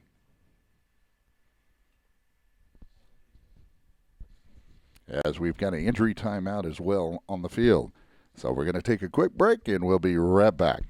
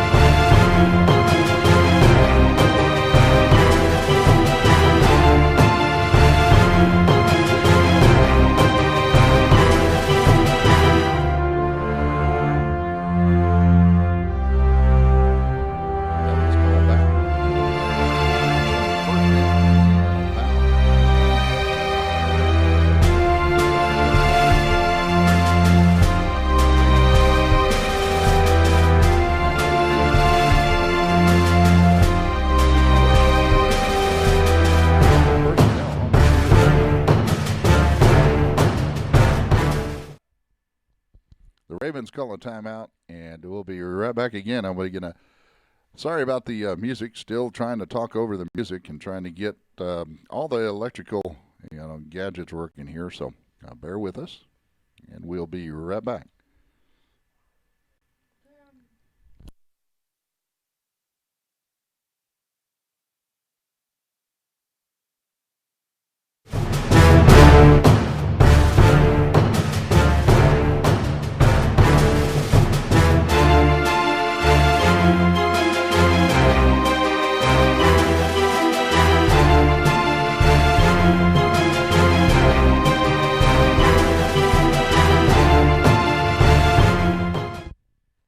Okay, we're getting ready to come back to you live here in San Marcos, Texas, and between the Lions and the Ravens.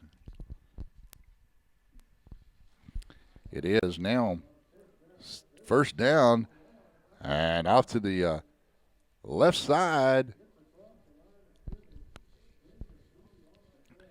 That's a gain of 3 yards on the play by, again, number 4, Farr. He's been the workhorse thus far, and it's a 0-0 game. It's at the ball spotted at the 30, so it's bringing up a second down here. We've got second down. That's a pitch. It almost looked like they were going to take it in hand and throw it down the field. And so Farr takes the ball off to the left side on that pitch, and he gets a few yards. Now we're going to drop it all the way down to third down, but third down and very long, folks. We've got the ball all the way, let's see, he's got to get all the way down to the 48-yard line, and it's sitting at the 32. So quite a ways to go. 20 yards to go. 32 on the 32-yard line. Third down and 20. Off to the right side.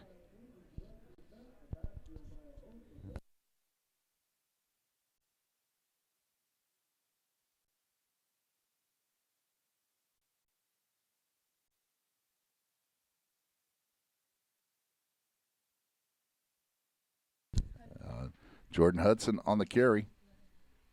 And basically a loss on the play as he was met by a flock of Ravens. It's going to bring up a fourth down coming up here.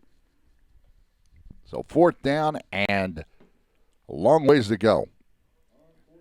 And quarterback draw right up the middle, and he's getting down inside the 45, but that's not going to be a first down.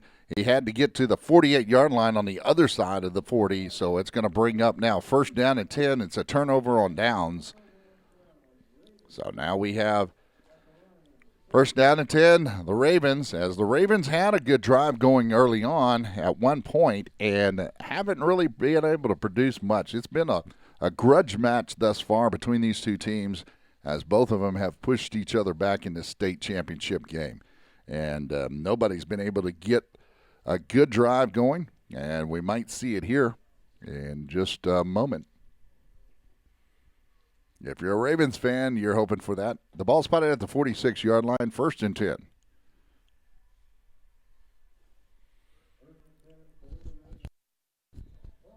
Oh, they're going to call a false start. That's a flag on a play, and a false start that's going to go against the Ravens early on. And don't know, not getting quite set and really anticipating the play here. So it's going to bring up a first down and 15.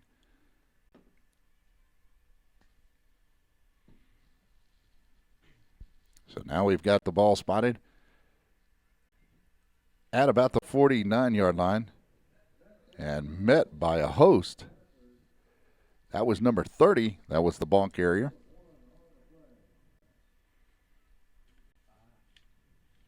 By the Ravens. Javion Carr, the ball carrier, met by a host and just got it back to the 50, maybe gained a yard on a play. It's going to bring up a second down and 4 coming up here for the Ravens. Now the Ravens are back in a shotgun set with backs to each side of the quarterback. quarterback calls for it.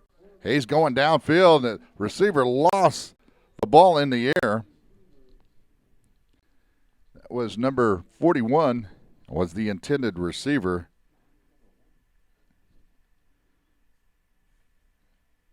I believe number 1, Tavar Smith, was the intended receiver.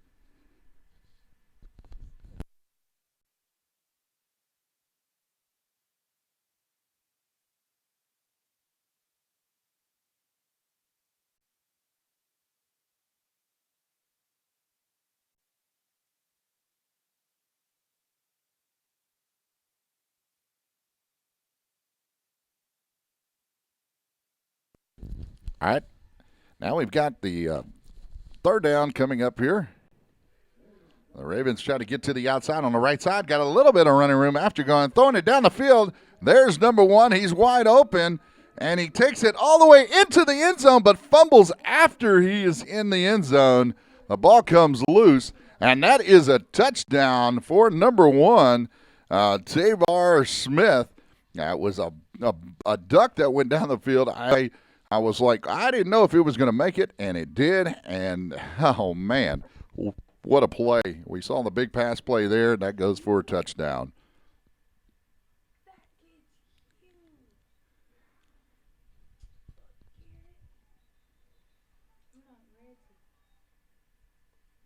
So now we've got the 2-point conversion attempt coming up here.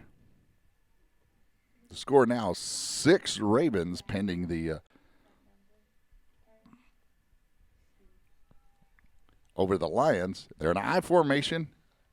A slot receiver to the left, and they're handing off to the tailback. Tailback's looking for some running room, but he did not get any room as number 56, I believe it is, that's in there on the tackle. Is that Jaden Gibbs that was in on the tackle to stop that 2-point conversion from being good. And that takes us with the minute 18. The Ravens lead the Lions here in the 12U state championship of 6-0. That kickoff coming just a bit.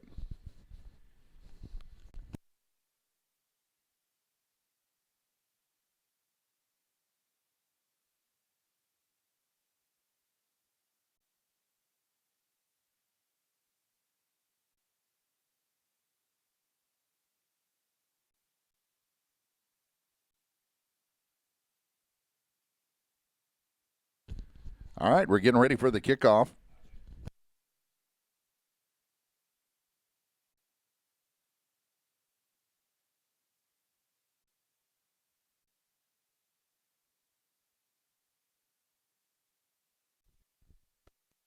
Now we're back for the kickoff. The Ravens scored on a long pass. That was basically almost a 50-yard pass that went to Smith. And now it's an onside kick that gets back to one of the up backs. That looks to be number 5 that's taking the ball there for the Lions. He's got some running room up to the left side. He could get down. Oh, we got a penalty that comes in late. So let's see what we've got called here.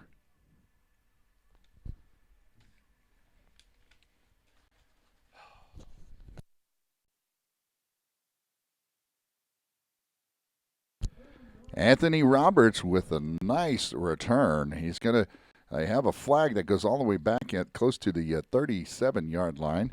And then they have another flag that came in towards the end of the play. So we're going to have to see what happens here. If it's offsetting penalties that happen during the play, it could be different. And if it happened after the play, if they considered a dead ball, it could still be 15 yards that will be added after they mark off on the penalty here. So let's see what the play is called, what flag is called. So you got dead ball foul, unsportsmanlike conduct against the opposing team. A block in the back that goes against the Lions. Now they're going to mark 15 yards back off the other way, and it's probably going to be closer to the 44-yard line, I believe, where they take the ball from.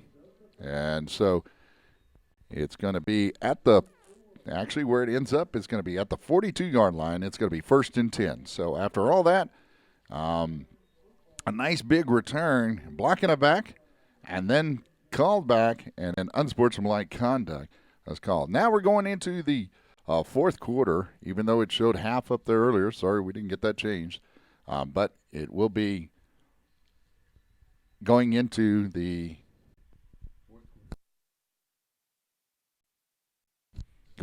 fourth quarter.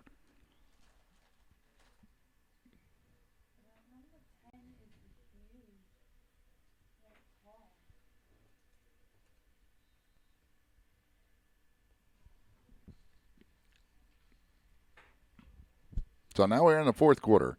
I had to ask one of the, making sure that what I'm seeing and what the scoreboard's showing and everything is all correct. So we've got a first down and 10, and that's coming down here for the Lions. The ball spotted at the 42-yard line. On the right side of your screen, they're going from right to left, and now we get another flag that's called a false start. I've seen quite a few flags today. A lot of teams are a little rusty, not having action too long. After the bowl games and had some holiday cheer, I hope, and now we're back here playing football. So sometimes it takes a little bit to get it going. So now we got the Lions in a tight formation with two sniffers off to the left side. The quarterback keeps the ball, and that's going to be Farr that takes the ball, trying to get to the outside. Does break a tackle, breaks Smith's tackle, and he gets down to the looks like he gets down just inside of where the original line of scrimmage was. A big number 10 out there for the Ravens. That was Caden Bogan that was in near the sideline. So we're now going to have a second down coming up here. It's second down for the Lions as we got a timeout that's called by the Ravens. As the Ravens lead it here 6-0 with just into the fourth quarter, and they call a timeout. So timeout on the field, and we'll take a timeout as well.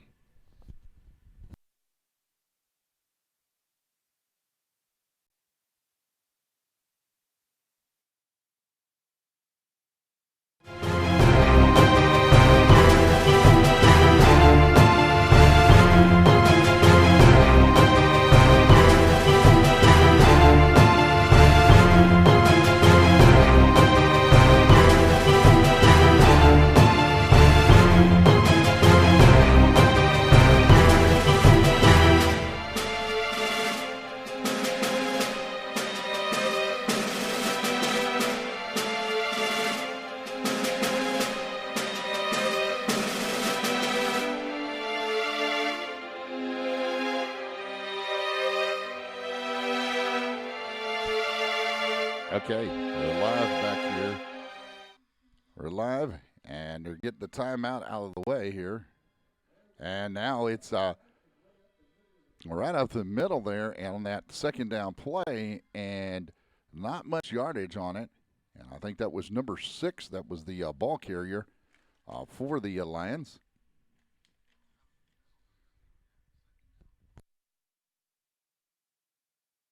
And that was Jordan Hudson with that carry. It's going to bring up a third down coming up. Here's the third down, goes back to the quarterback, and it looks like Farr gets the ball. He's going to break it, and there's a flag on the play as a helmet comes off, but there is a flag on the line of scrimmage. I am betting that's going to be offsides on the defense or illegal formation, one of the two, but that's a big play by Farr.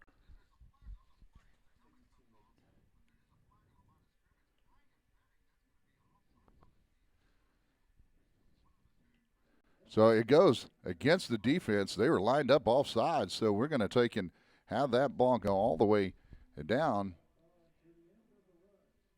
And it's going to be, I'm sorry, they're going to, I call it a personal foul that went, and that is on the end of the run. So a personal foul goes 15 yards, and now we've got a first down coming up here by the Lions, as the Lions got something going there with Farr. And then they go off to the right side for basically no gain on the play, maybe a yard, if that.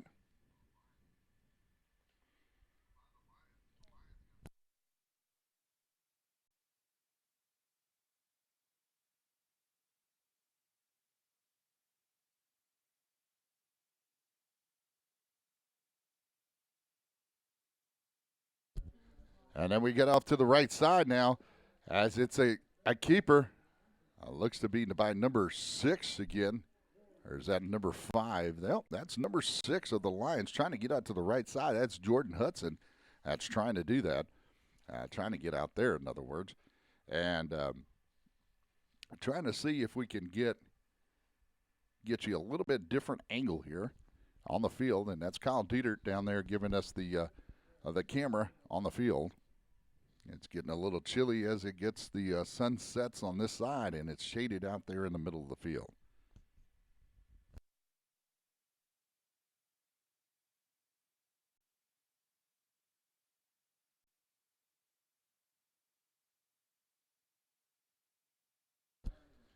Now we have another timeout on the field. It's going to bring up a third down coming up after this with the Ravens leading 6-0, but the Lions are threatening with the ball at the 21-yard line.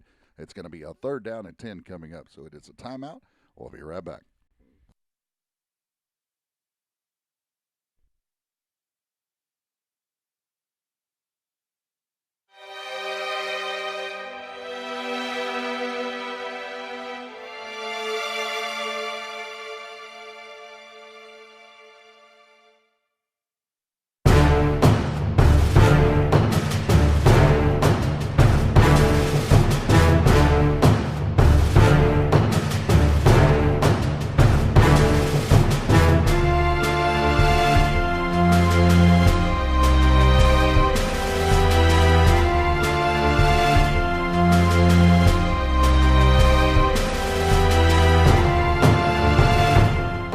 Okay, we're back, coming back to you live here in Bobcat Stadium. It's a third down play coming up here, and it looks like the quarterback's trying to find it. He's got his man, and that looks to be number 30, bringing down the Ravens, number 30, and we're going to have a fourth down play coming up here.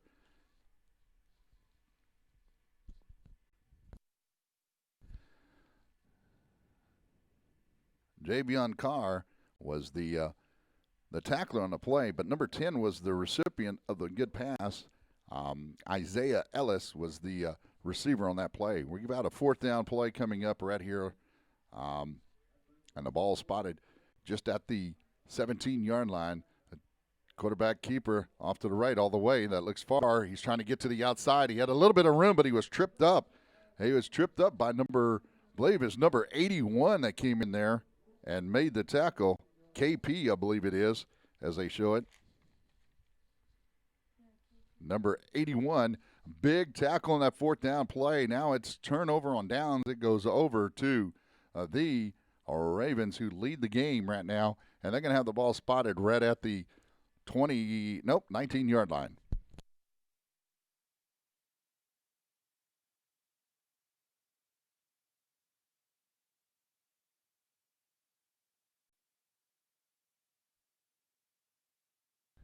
So right now we've got 5 minutes and 14 seconds remaining here in the final quarter of play with the Ravens leading. We've had a couple of these games that have been real tight, and it came down to the last couple of plays.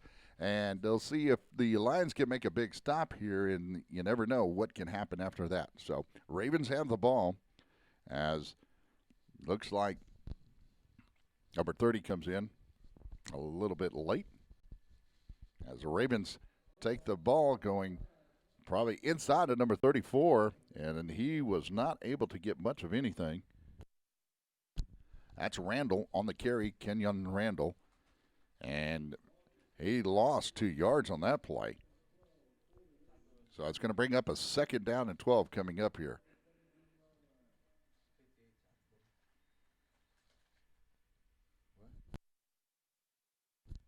Number 58 was the tackler on the play. That was Walton Williams. And it's going to be second and 12 coming up here with the Ravens leading. They have to take some time off, but also have to move the ball and get a couple of first downs. This game's over. So the handoff goes to the tailback, and that's again, or looks to be Randall. I'm sorry, that's number 30 carrying the ball. That's Javion Carr. So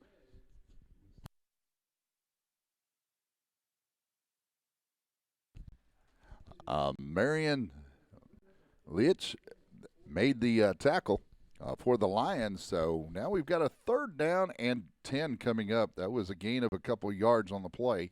So we've got the Ravens with the ball.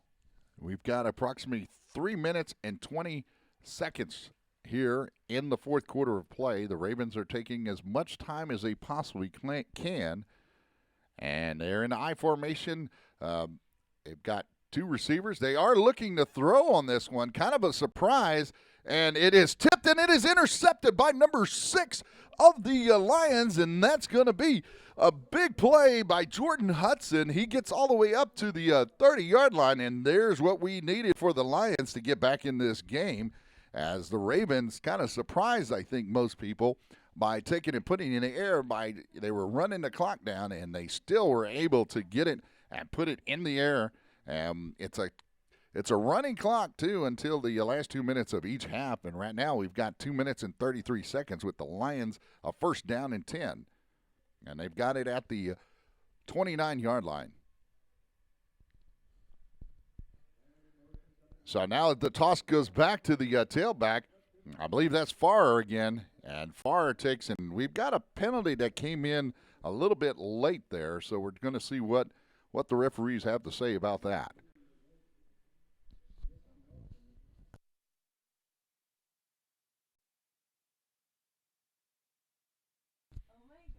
So that is going to be the 2-minute warning, but it's going to be a hold that's called against the Lions. So that's going to take them back on this next time we come back out here. It's not a timeout necessarily. It is a 2-minute warning that lets the players know that everything now is regulation. Incomplete passes will be stopping the clock. So we have the 1st down and 20 coming up here for it. And so now it's thrown up, and it looks to be grabbed by Farr. And I think number 6 was Jordan Hudson was the quarterback on that. So it was a nice little pitch and catch for the Lions. They gained some good yardage on the play. They take it all the way up to the 24-yard line, and they were close to the 40. So that's a 16-yard gain on that play. So it brings up 2nd down and about 5 coming up here.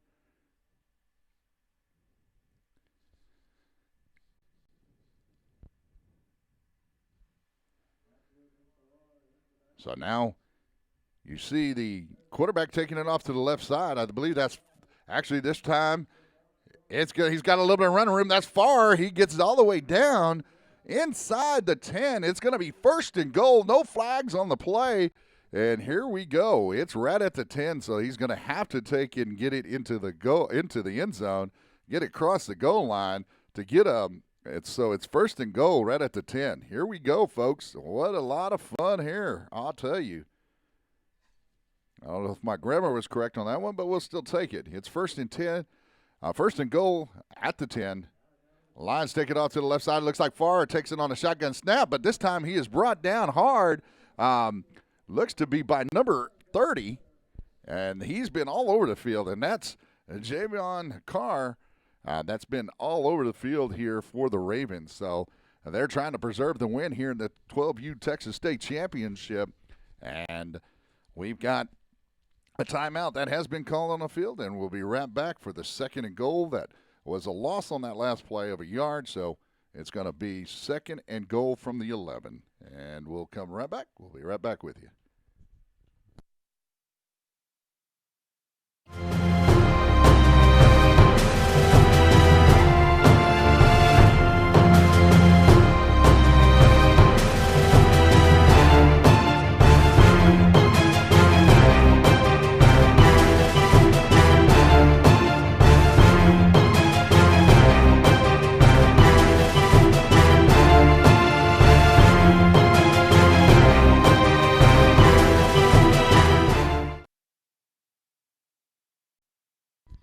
All right, we're coming back out of the timeout, and it's going to be a 2nd down here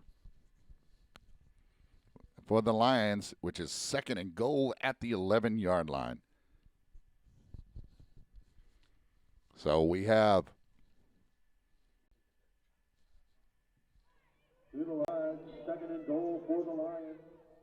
So now we've got the second goal. You hear the audience mic out there. I knew it was a little bit quiet. And number 4, Farr, takes it down inside the 5-yard line. And he is brought down by several of the Ravens, including number 42. And that was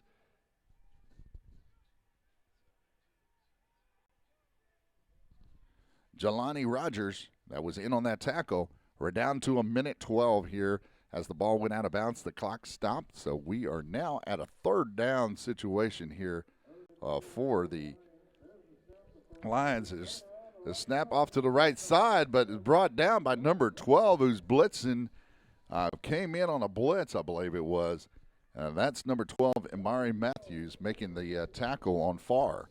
And so now the big play comes up. Can the Lions do something with the ball here and get into the end zone, as it is now 1st down and 10 4th down and goal at the 10. 4th down and goal at the 10. Farr looks to pass. He's got somebody down in the back of the end zone, but the player is the Raven that was there is number 34.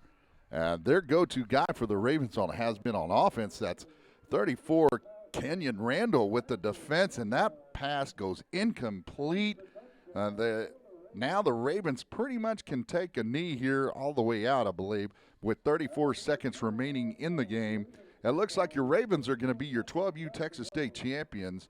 And I'll tell you what, though, the Lions has sure put up a fight and a big roar. So I'll tell you what, just be happy, though, and be happy that they did get here and they did make it this far, and that is a big accomplishment. So we're proud of all these teams out here and all these participants. So right now they're in victory formation for the Ravens, and the Ravens. And now we have an injury timeout that is taking place.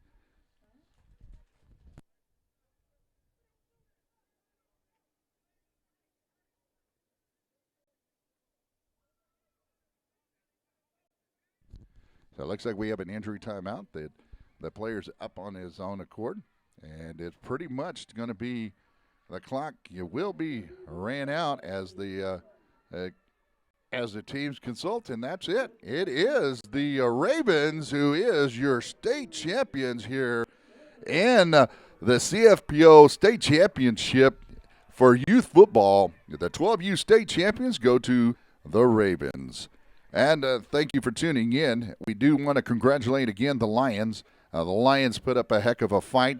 It was just basically one big play that kind of changed the difference in this. We've had a lot of flags that went against both teams, but it was a very, very good game, entertaining game, and we're glad you can join us. We'll have the next game, should be the 14U that's coming up, so we're looking for the rosters. So if we don't have those and you're tuning in for the next game, please bear with us, and we're going to take a break. And again, congratulations to the Ravens and also with the Lions. Good sportsmanship out there. Shake your hands there.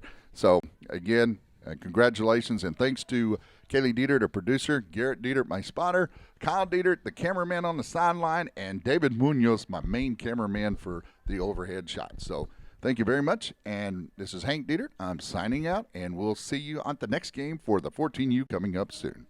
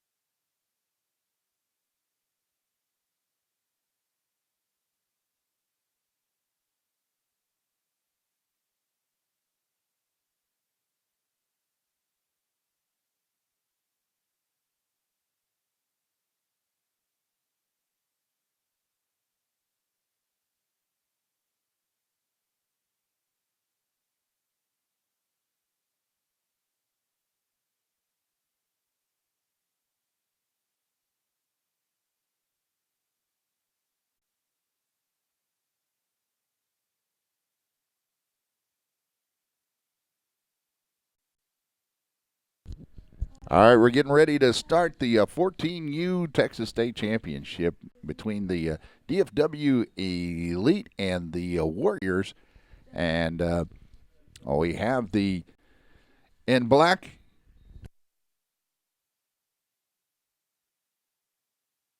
We have in the black uniforms, in the black jersey, we have the Elite. And the Warriors are back off to the left, I believe, in a reddish-orange colored jersey as they take it all the way up to the 32-yard line. That's going to be number, I believe that's number 7 of the Warriors that takes it up to the 32-yard line.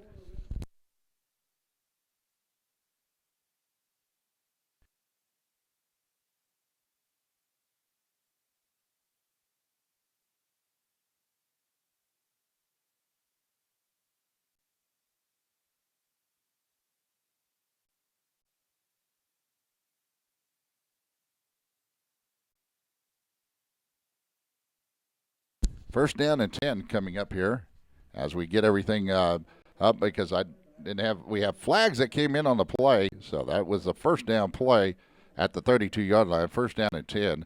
So now we've got a flag that came out on the play, and I will get the score corrected. The score is not 6-0, and we'll have that correction here in just a moment.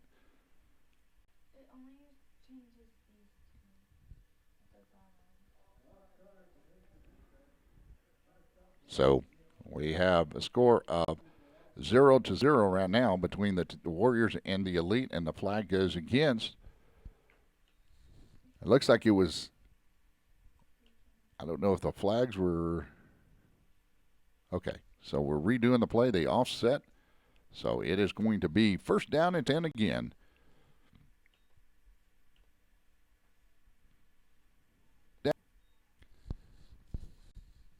As the ball goes handed back to number 42. He's got a little bit of room off to the left side, but the Elite is there with a pack of players.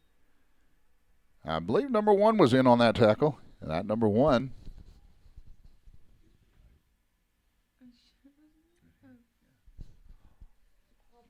Paul Pickens, number 1 on the tackle. And the ball spotted at the 35, so it's going to bring up a second down and 5 here, as that's still decent yardage by number 7 of the Warriors.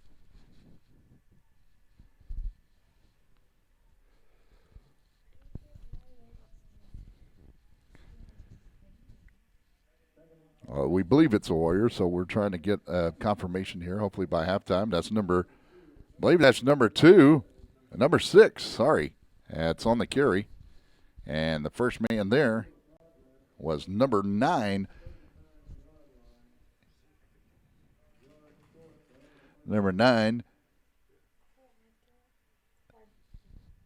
Quindarius Davis. So we'll just call him Davis for now, but Quindarius Davis was the tackler on the play for the Elite. It's going to bring up now a third down and 10. We do not have rosters for the Warriors, so we apologize, but they have not brought us up the roster. So off to the right side. That's going to be just enough for a first down on that third down and 1 play. So we're going to take it back to first down. Here comes the Warriors moving the ball right up the field on that. They got it right to the 42. That's exactly where they needed to get it to. And it was stopped by several of the players.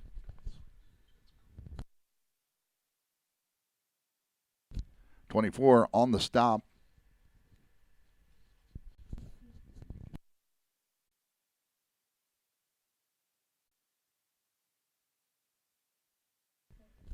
Okay, now it comes up to be first down and 10.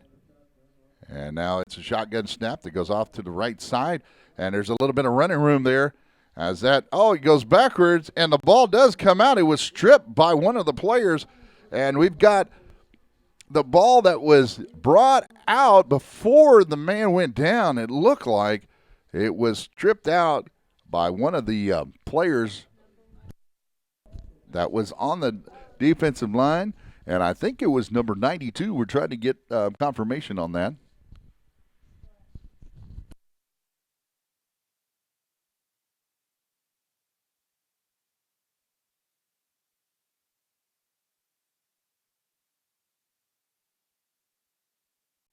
So it was recovered back, and second down and 10.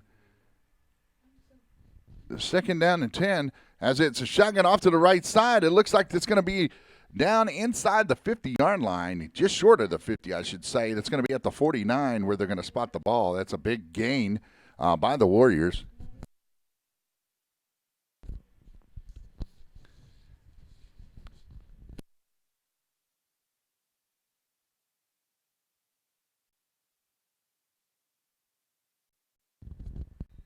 Well, we got confirmation it was Demario Johnson that was the player that we believe stripped the ball early on. And now we've got the ball spotted at the 49-yard line. It's going to bring up a third down here for the Warriors.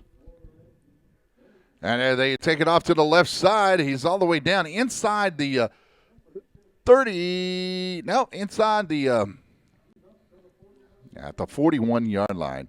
I thought he was going to get inside the 40, but he took it up to the 41-yard line. And it's going to be a timeout by the Elite here. So we'll take a timeout as well, and we'll be right back.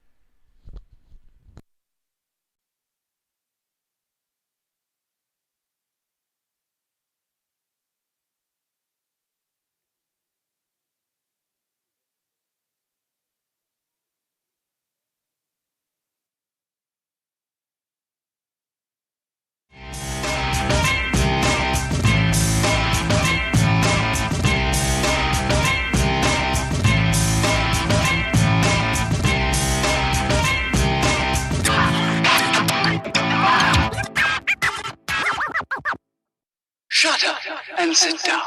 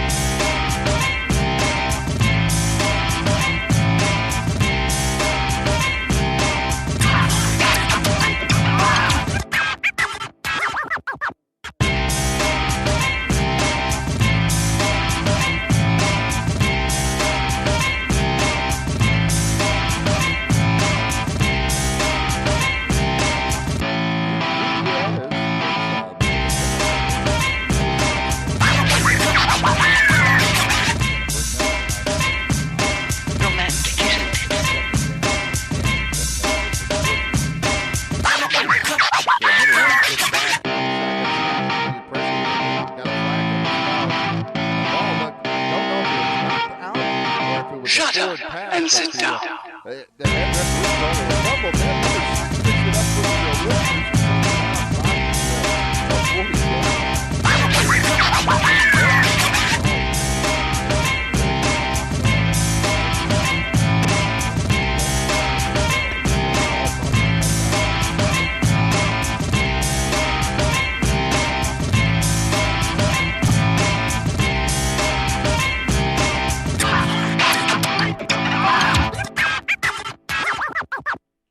Shut up and sit down.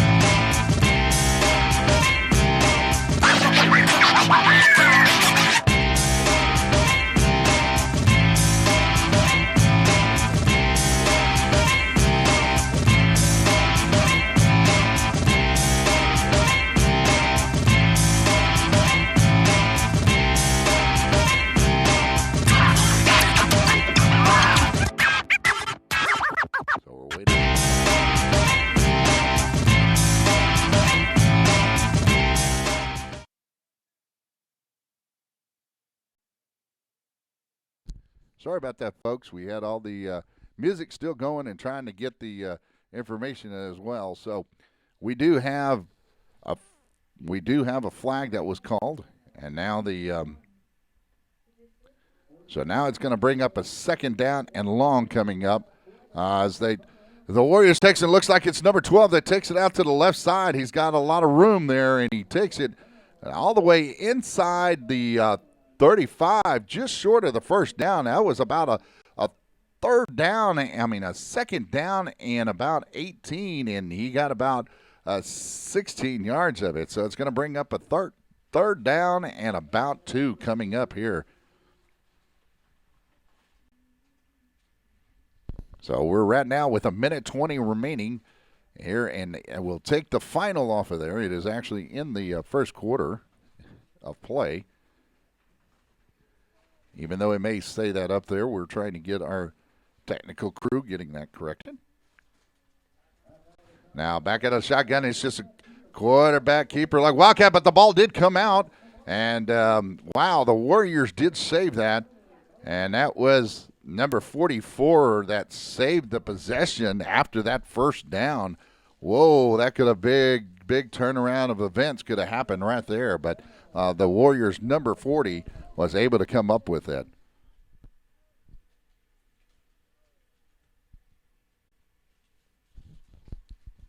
So that brings up now, it's going to be first down for the Warriors here. And takes it off the left side. That's number 6. He's inside the 15, down close to the 10. They're going to mark him just outside the 10, or right at it. And it may be a first and goal coming up here, depending on if the nose touched the line or not.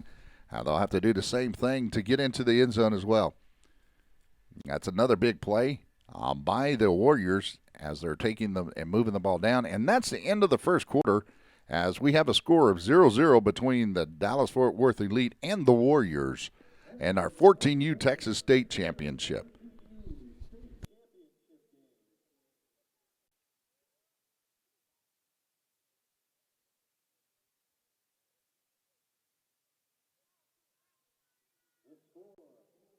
The EFW Elite 0 and the Red Team 0.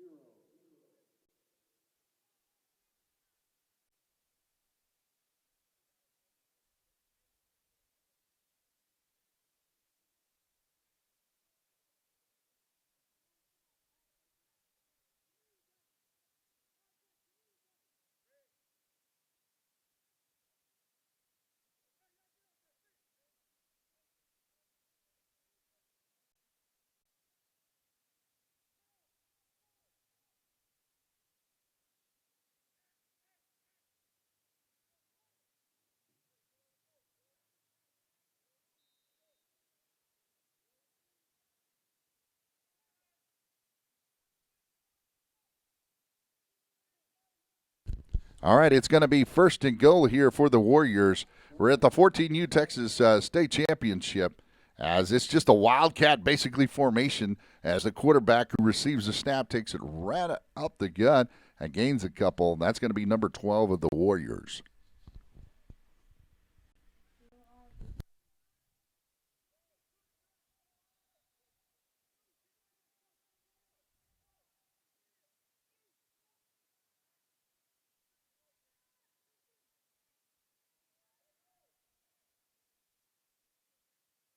Charles Palmer on the stop on that last play as a quarterback keeper right up the gut, but this time by number 6, and he breaks a tackle and he goes into the end zone and he makes the touchdown. So that's a touchdown on the second down and goal.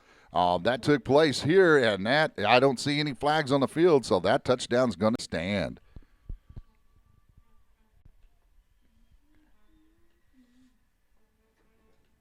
So now we have the score going to be 6-0 now, pending the 2-point conversion, and a nice run by number 6 after breaking the tackle early on. So it is now 6-0. They're waiting for the 2-point conversion attempt here, as they're again with the wideout out to the left, and basically A slot receiver off to the left with the wing to the right, back to the offset right, and man in motion. Take and pitch it to him forward, but that should have been an incomplete pass, and it's no good as it's an incomplete pass shoveled forward. And so that play did not develop well for the Warriors, but still they take the lead here with 8 minutes and 25 seconds remaining in the first half of play in this 14U Texas State Championship.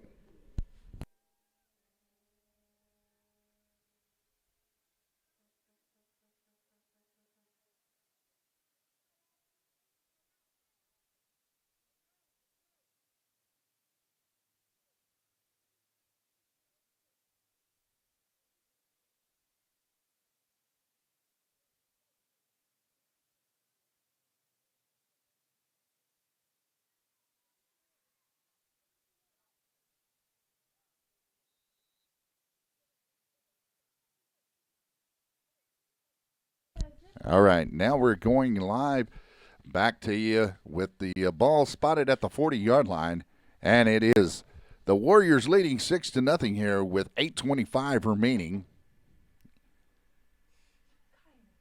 in the first half, that is. Oh, the ball slips by the return man as he goes all the way in, and he's going to take a knee. It's a touchback, and he looks to take. And that was number 1, I believe, of the elite. And that was Paul Pickens, I believe, that had recovered it in an end zone, went through his hands there close to about the 15-yard line, and it goes all the way back. Once the ball crosses back the goal line, it is a touchback unless you bring it out. So you don't have to even bring it out. It's not a safety. Even if you attempt to bring it out, it is not a safety until it crosses that goal line and comes out forward. So here we go. It's 1st down and 10 here for the elite, their first possession, as that possession took the full first quarter for the Warriors into now the second quarter. Now the elite just have their first possession as they're in a shotgun formation with 2 wideouts to the right, motion from the left with the slot back. Got a wideout to the left, and that's number 31. That takes the handoff. He's got a couple of moves and makes some good yards. He's going to be about a 6-yard gain. He's going to get about a 6-yard gain. That's number 31. We're going to pull him up on the roster and get you his name. That's number 31, Cameron Reese. We don't have a roster for the Warriors, sorry. Cameron Reese with the carry, and that's going to bring up a 2nd down and about 3 coming up. So that was a 7-yard gain as they started the ball on the 25-yard line. Now the ball's taken back to the quarterback. The quarterback takes it, and he heaves it off to the left side. The ball comes out all wrong, and we have a flag on the play. So we do have a flag. Let's see what the call may be. I don't know if it's a defensive offsides or let's see what we have here.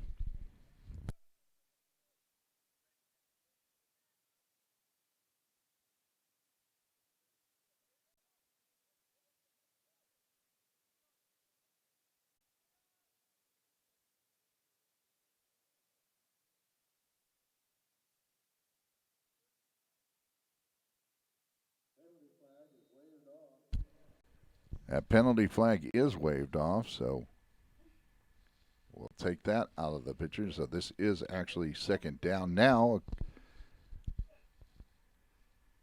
as it actually should be 3rd down. And as they ran 2 plays already. So now they got 2 slot receivers and 1 slot in motion going off to the right side. They hand it off to number 31. 31's got some room. He's got to get past the 35, but he was brought down really hard. I think by number 44 of the Warriors was in on it as well, but there was several tacklers, but one in particular.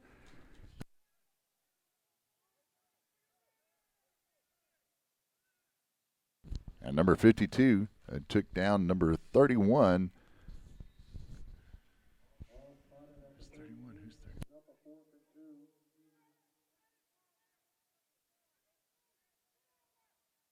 30? Reese got a couple of yards on this 4th down attempt coming up, 4th down and 2. And Nah, I don't know if they got it. It's going to be pretty close. It's going to be short, I believe, and it's going to be a turnover on downs as had several players, and I think number 68 was in on it. And number 18 of the Warriors.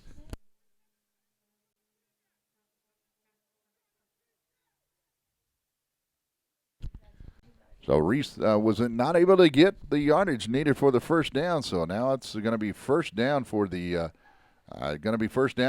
Warriors, as the Warriors have a lead here, 6-0. The 2-point conversion fell awry, and we've got 4 minutes and 15 seconds to go in this first half of play. But in the 14U Texas State Championship, the Warriors have the ball, and they have two backs off to the right with one tailback straight behind the quarterback and overload to the right. And there looked to be a couple of defenders might have been moving, but the ball comes loose, and it does look like the Elite have it. And it looked like the Elite got back right before the ball was snapped. Kind of, it looked like the center was trying to get them offsides, but the player for the Elite side on the defensive line got back prior to the snap, and when it was snapped, the quarterback mishandled it and went back, and that ball was pulled out and dropped and recovered by. It was recovered by number 8. And that was Rodarius Branch. Branch with the recovery. Now the Elite have it 1st and 10. As they go up to the right side, that's Reese with the carry. Reese gets down to the 40. He gets about 4 yards on the play. They're going to go ahead and call him at the 40. Actually, it's 3 yards on the play. We'll go to 2nd down. It's going to be 2nd down and 7 for the Elite.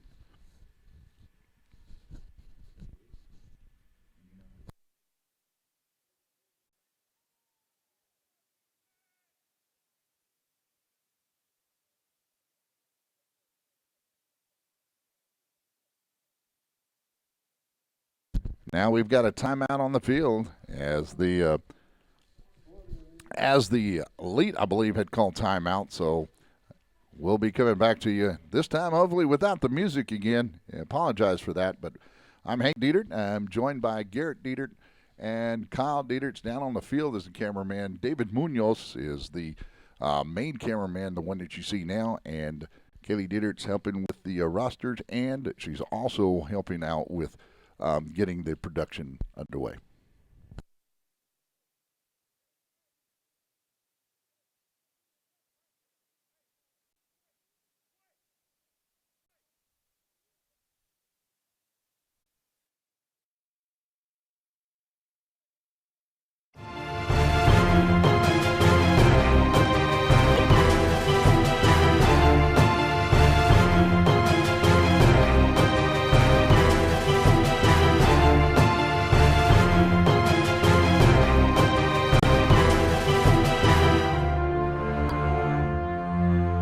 We're coming back 2nd and 6, and the ball goes right through the receiver's hands, a little bit high on this 2nd down play.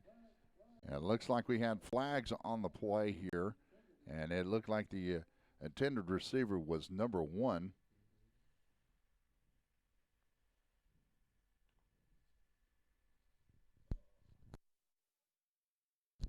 We're trying to determine who the flag goes against, but that was Paul Pickens.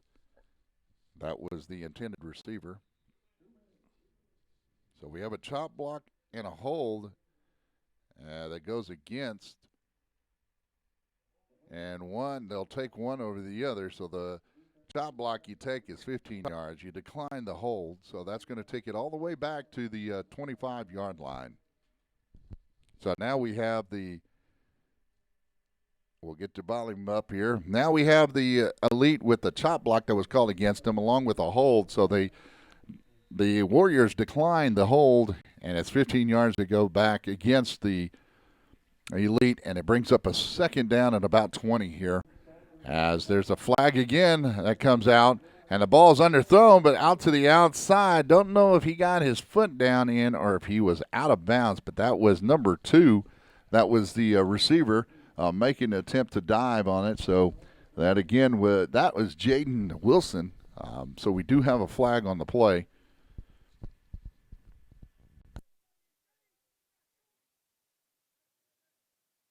this time I think they've got a hold that goes against the Elite as they're going backwards here with 1:51 remaining. And I think we're still in second down. We've had 2 flags in a row. One was a chop block, and now we have a hold as the Warriors are coming hard with a good rush by their front 7. So the Elite is having a hard time handling that. So now we got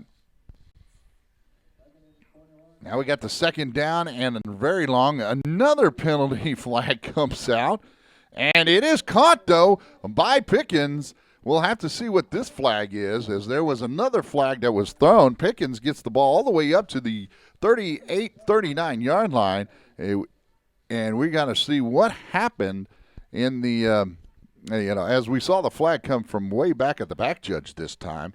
I can almost hear the coach all the way up here yelling at his players. Something's,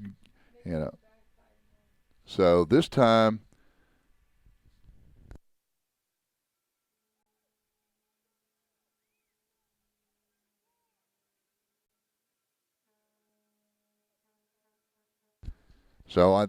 I think we had another chop block that was called, and it's going to be half the distance to the goal, and that goes against the Elite, as Elite started out at the 46-yard line. They're all the way back to the 10, so they have 36 yards to go for a first down, and it's still second down. This is the 4th second down play to have. Pickens again is their man as the receiver. He gets to the outside. He gets up to the 20, so now they have 26 yards as opposed to 36 yards ago, but it'll be third down. We got out of second down without a penalty on that one, so now we are at the 20, or spotted at the 19, we'll call it. So we need 27 yards for a first down, so 3rd and 27 coming up here for the DFW Elite. And again, thanks for joining us here, CFPO State Championship for 14U championship game tonight, being played at Texas State University Bobcat Stadium, Jim Wacker Field in San Marcos, Texas. The ball snapped back off to the quarterback. Number 7 takes it down the field and just throws it away. He rolls out to his left.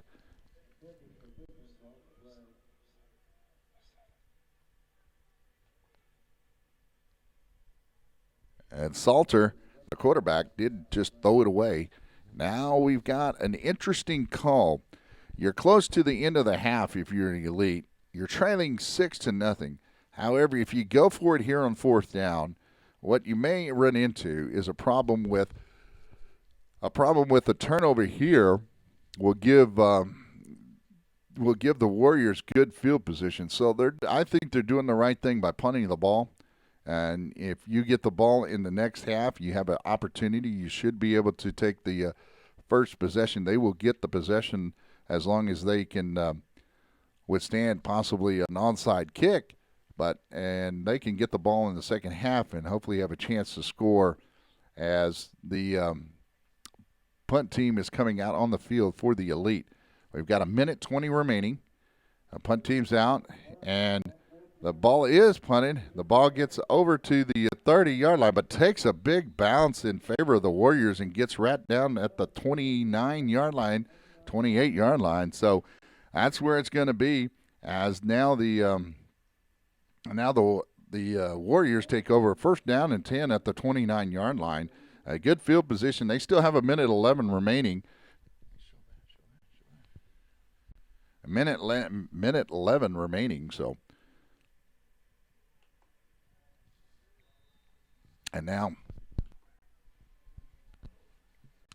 now the Warriors take it. And that's straight to the quarterback. Number 12 takes it off to the right side. He spins and makes a couple more miss, but the flag comes out right at the end, towards the end of the play. Don't know if it's going to be a face mask or a hold called, if it's going to go against the Elite. And so, yes, it does go against the Elite. It's a face mask. So that was a flag that goes against the Elite. So, and it was called a face mask. So that goes against the Elite. It's going to be half the distance to the goal line inside the 20. You're going to see that as the ball's going to be spotted at the 6-yard line.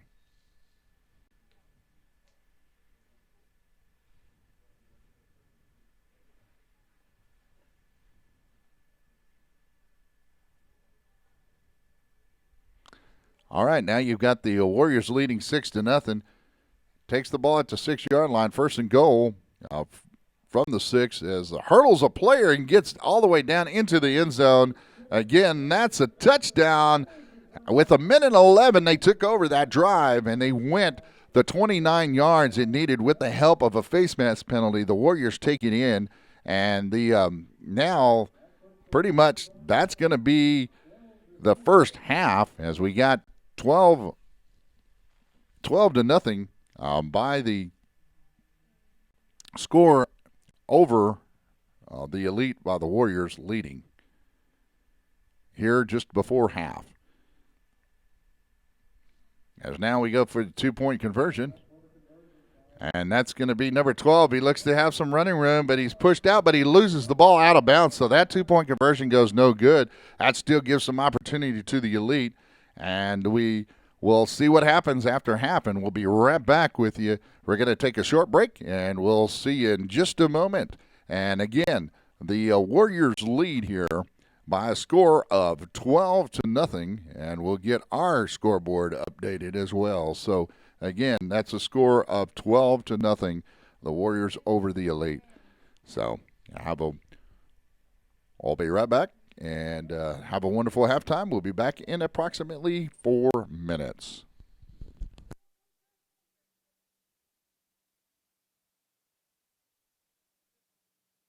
As we head into halftime, the Warriors on top of the DFW Elite 12-0.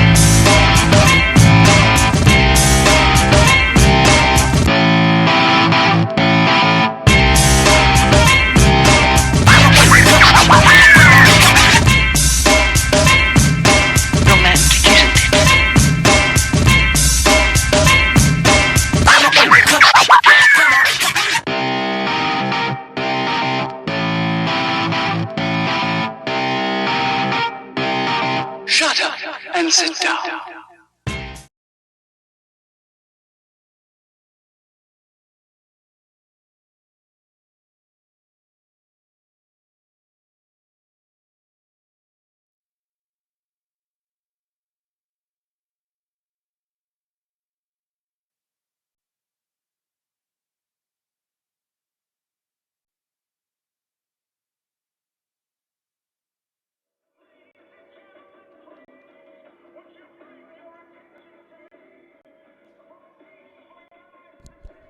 All right, we're getting ready for the second half here at Texas State University's Bobcat Stadium, coming to you live here at the 14U Texas State Championship. The Warriors lead 12-0, and we're bringing you this. And on Facebook and YouTube, both are being simultaneously casted. And I hope that you can, I'll pick them up on the website later, too. I don't know if they'll be able to allow us to save it up there, but you have the opportunity to check it out, and we're glad you could join us as the Warriors kick off to the Elite. And so now we have the Elite taking the ball at the 24-yard line, and that looks to be Pickens as he's trying to get the ball.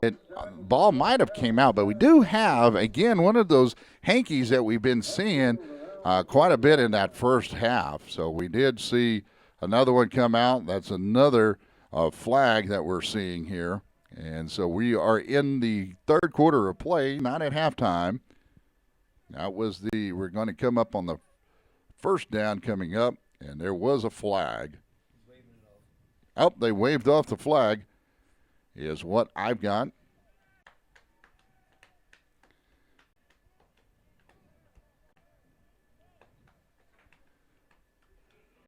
So we are going to have the ball spotted right at the 27-yard line. It's going to be 1st and 10 for the Elite, and see if they can get something going as they trail 12-0 to the Warriors, who have pretty much dominated the first half. I'll see what happens here in this third quarter of play.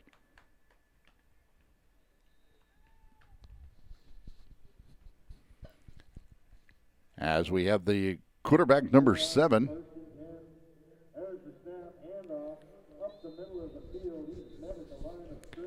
And met by a host of players. And that was Reese with the carry.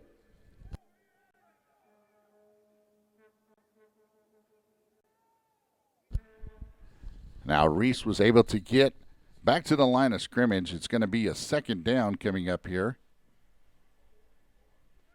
So second down coming up with the pass to the outside. That ball falls incomplete. That's to number 10.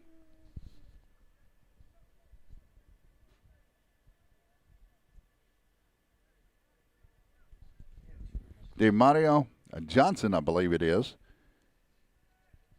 There's 2 10s. There's also a Nate Gutierrez that I have on the roster. So I apologize if it's not one or the other. I tried to name both. So Salter back, number 7 back for the Elite. He looks off to his left side. He's, again, runs the same play. It looks like it's going to be to number 10. But on that third down play, not second down, but that was the third down play, that ball falls complete. That ball is completed, and it goes to I believe it is number 10, and now that comes up with a 4th down and about 8 coming up here.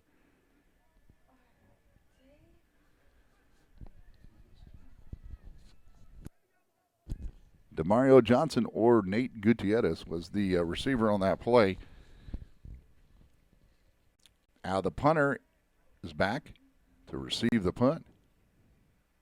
Oh, the ball goes off to the right side as Elite has to fall on it. That's number 42, and that's Braxton Hill. Just has to recover it as that ball went off to the right side on the long snap. And so now you've got the looks like the Warriors have an opportunity to kind of put this game close to being out of reach with 6 minutes and 29 seconds remaining here. We are right now in the third quarter with the Warriors leading 12-0 over the Elite with 0. My name is Hank Dietert, and I'm glad you can join us tonight here. We're live from San Marcos, Texas at Texas State University's Bobcat Stadium, Jim Wacker Field. We have our 14U Texas State Championship. It is 12-0 right now with number 12 off to the left side. He's got some running room. Looks like he may have the corner. He's got the block.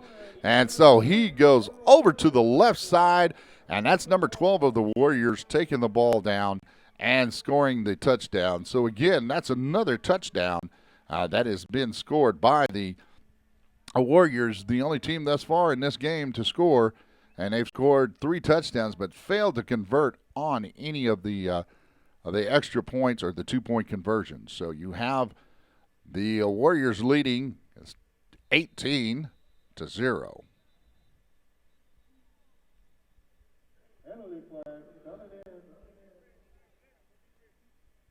So we have penalty flags that came in late. I don't know if it was illegal substitution or what we have on the call, but it is, again, seems like this game was riddled with flags. Another game we had like that. So we do have unsportsmanlike conduct that's going to be called against.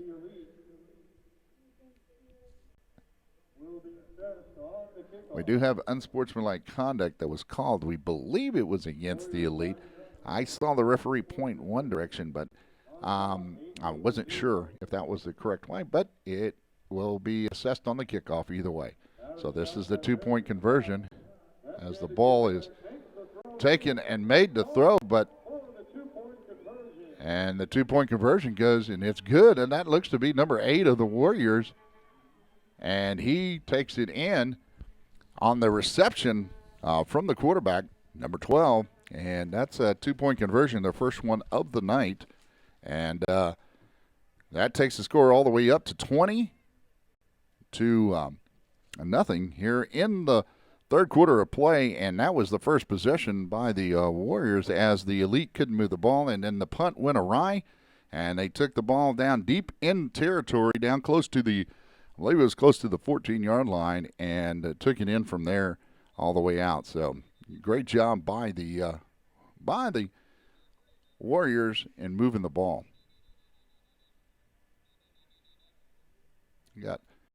We got a timeout that's been called by the Warriors, so we'll be right back. They have a timeout called.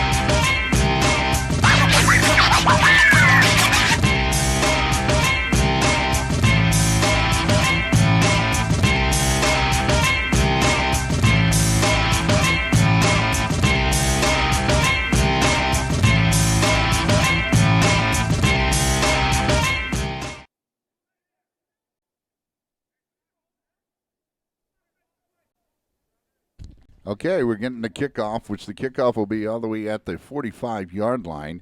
And to get this timeout off of the screen here for you. So we're coming to you live here in San Marcos, Texas, with the Warriors leading 20-0 in the third quarter with 3 minutes and 40 seconds remaining here. And the ball was spotted at the 45 on the Elite side because of a penalty that went against the Elite for unsportsmanlike conduct. And so now we have the kickoff coming up by the Warriors. The Warriors takes and goes an onside kick, and it looked to be a fair kick, and looks like it did go the 10 yards. And number 34, the kicker, made sure that he recovered the ball. And now we're looking at a 1st and 10 right at the 35-yard line. as the ball was touched right then and there. So now the Warriors are attempting to put this game away right here. Late in the third quarter, we got 2 minutes and 55 seconds remaining. It's going to be first down and 10 by the Warriors as they lead 20-0. We have a conference now.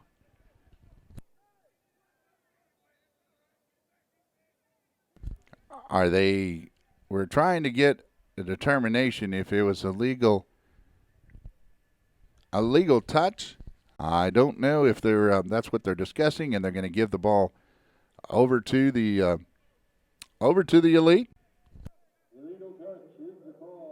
Well, it was tough to see from even up here on the film, so it's going to be a legal touching that will go against the. I say he touched it just before it crossed the 35-yard line, and the 35-yard line was the yard to gain before the ball could be touched. So that's where we leave it right now.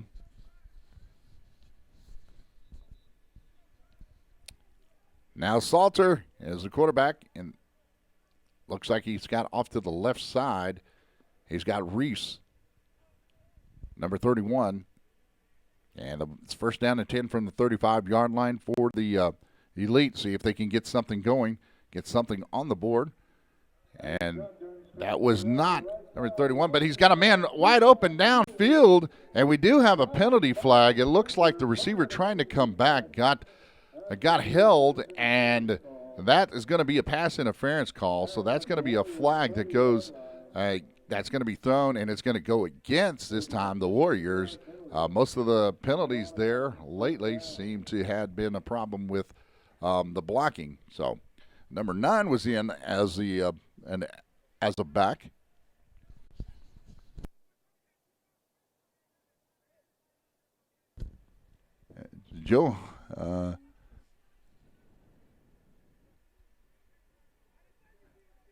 Johan Castillo was the running back there. So they're going to take and mark this off 15 yards. So now it's going to be a first down and 10 for the – it's going to be first down and 10. And the elite has it, and they pitch it out to the right side. I think that's Pickens with the ball. That's a completed pass. It's about an 8-yard gain on the play, so it's going to bring up a second down and 2 coming up here.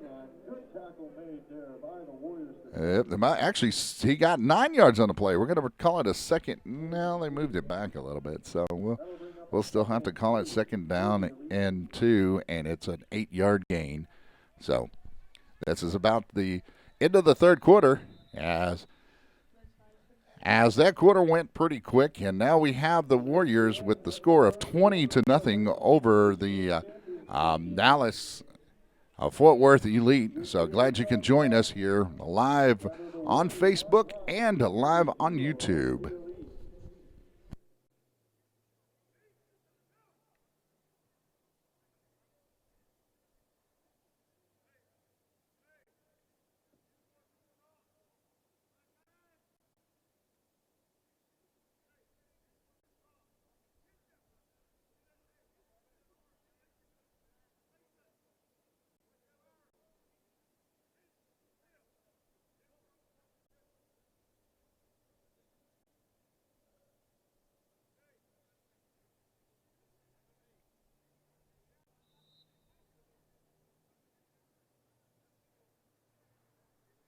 All right, now we've got the ball second down and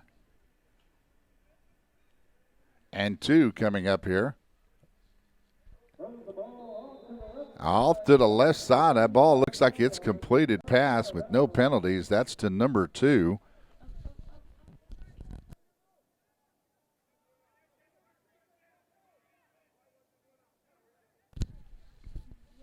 That's to number 2.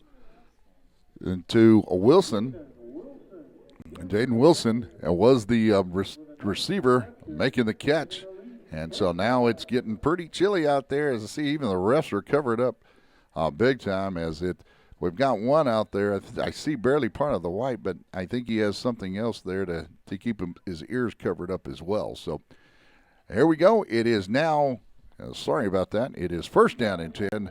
And now the ball goes across the middle, but it's intercepted by, I believe, number 6. That ball was intended for number 11, the receiver. And the ball was just taking a good break on the ball by number 5, of the Warriors. He goes in takes the break on the ball a little bit quicker. Not a badly thrown ball, but just a little bit behind the receiver.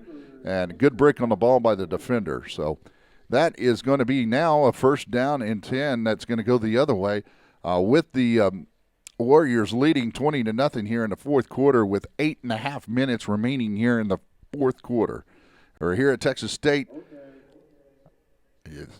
University, we do have injury timeout that's been called, so we'll be right back with you in just a moment.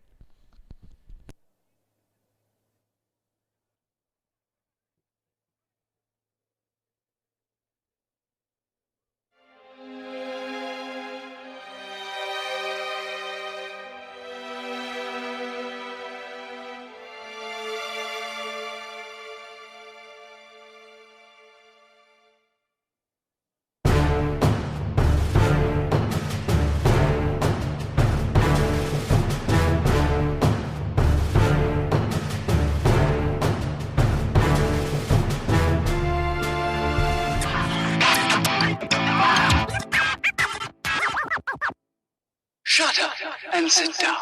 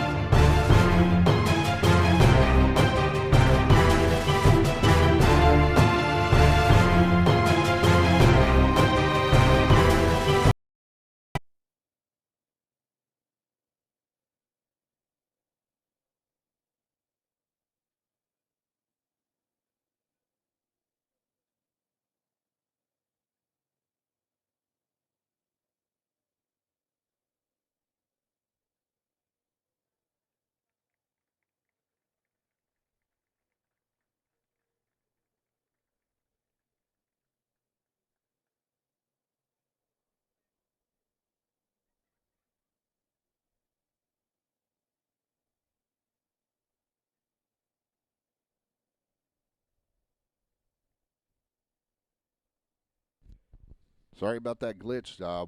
We had an injury timeout, and we're back live. So glad you could join us here today. I'm sorry we went out for just a brief moment. Sometimes Facebook doesn't like us to run these long videos, so I apologize with that. So we're back live here at Bobcat Stadium in San Marcos, Texas, with the Warriors leading 20-0. It is now a first down and 10 with the ball spotted at the 29-yard line. And going from a shotgun formation, normally number 12 has been there. And so we'll get that timeout out of the way for you. So he goes off to the right side, and he's inside the 50, gets past the 50, I should say. And that's going to be all the way down to the 48-yard line. That's going to be a first down and 10. No flags on the play, so that play will stand.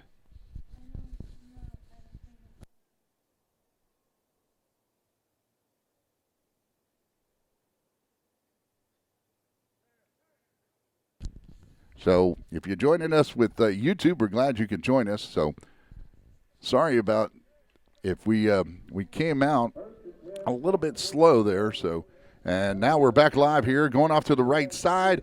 And that's number 5 taking it down all the way down inside the 25 this time. Across the 35-yard line. Up to the 34, first and 10, Warriors. So it's going to be first and 10. Again, Warriors, 2 plays, 2 first downs. They started this at the 29-yard line. They're all the way to the 34-yard line. So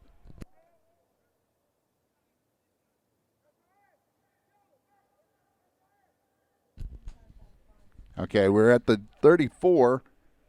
And 1st and 10 again for the Warriors as they take it off to the right side. Keeper to the right side again.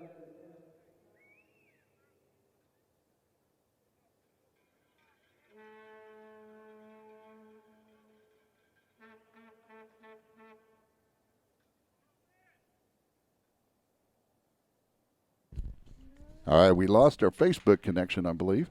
And so we're live here only on YouTube right now. And so we that's why we brought you 2 places you could go.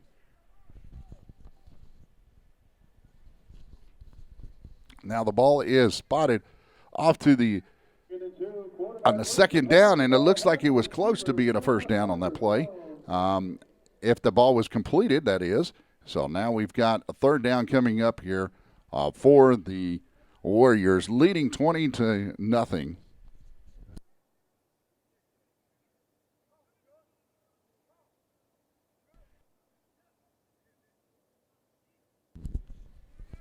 So now we've got 3rd down and short, 3rd down and 2 coming up here as the Warriors lead 20-0 with 5 minutes remaining here, a little more than 5 minutes remaining. So now we've got the ball down on the field level and switch back over to right now inside the 20. That is the ball carrier for the Warriors. Gets enough for the 1st down, so it's going to be 1st down. Ball carries it down to the 18-yard line. So, Looks to be a little extracurricular going on the side. so now we've got 1st down play. Now we've got a penalty that's been thrown.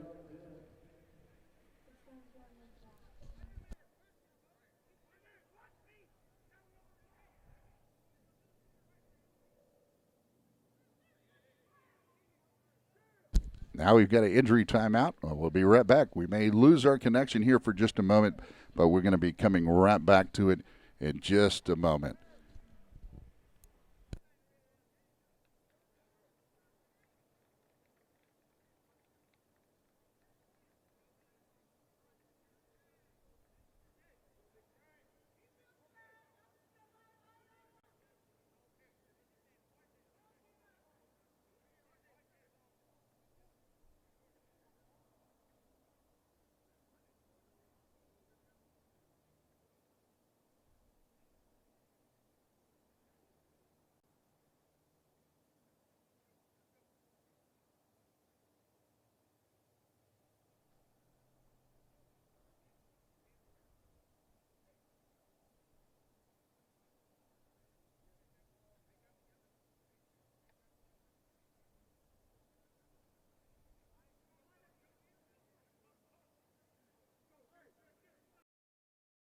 Out of the shotgun.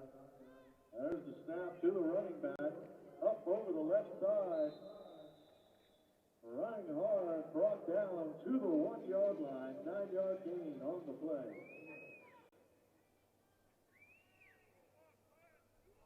Number 8 with the carry.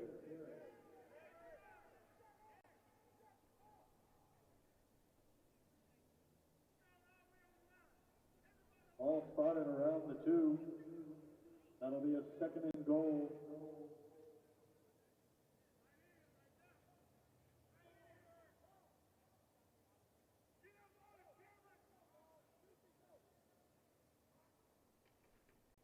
There's the snap, coming to the left side, dives forward and across for another Warriors touchdown.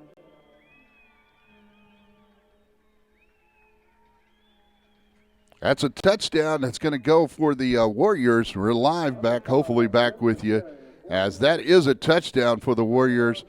26-0. And they go up to 26-0 here.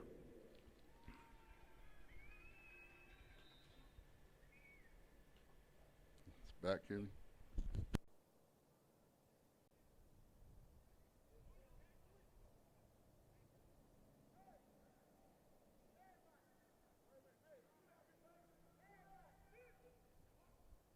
Now we've got the ball that goes back. There's a pass. It's tipped, and it's almost completed, but I believe that was tipped by number 9 of the Dallas-Fort Worth Elite, and that ball falls incomplete. So we're back live on Facebook as well. So stay with us, and hopefully we can present the ending of this game as well. So we do have, again, another flag on the play.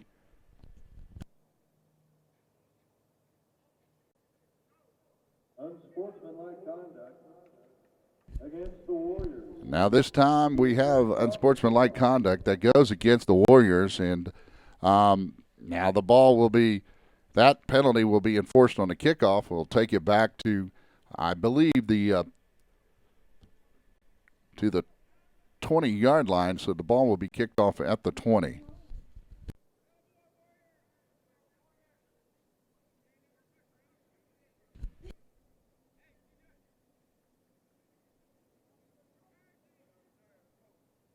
Now the play will be continued here, and as the players go off to the side, and we've got about 2 minutes remaining here in the final quarter of play, and we're getting ready to go to, we're going to see if we've got the ball spotted back at the 20, I believe it will be, again. I know it's repeat after repeat for myself, but glad you could join us, and hope that you've enjoyed the game. As I said, we did stream live on Facebook and YouTube. Did lose a signal just a while ago from Facebook. Don't know if they cut us off. Sometimes if the video goes too long, they have a tendency to do that, so I apologize for that. But we did have, we do have the YouTube up as well. You can go there as well and stream it live from the CFPO PAL TV, stands for Christian Federation of Police Officers Police Athletic League. So we pray everyone out there is enjoying the game. Number 2 picks it up, and he takes it off to the right side, and he gets it all the way down to the 45-yard line. I believe they're going to spot him close to the 45. And that's going to be first down and 10 coming up here for the elite from Dallas-Fort Worth area of some of their all-stars. Jaden Wilson with the return for the elite brings it across midfield up to the 46-yard line. Again, we're glad you can join us here. And we're streaming live. Oh, we just lost one of our signals. I believe that was to Facebook again. So we'll be right back on this, and we may just have to go. We may just have to go into.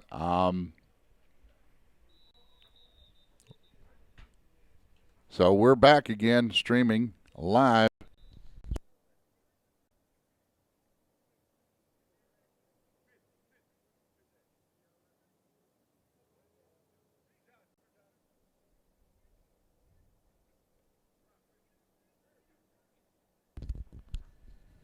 We've got a timeout on the field.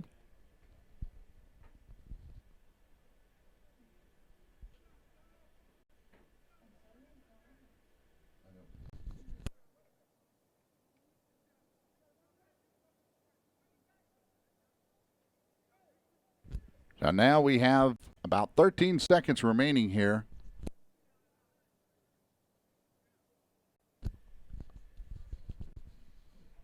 And we're going into the final 23 seconds of the 14U Texas State Championship.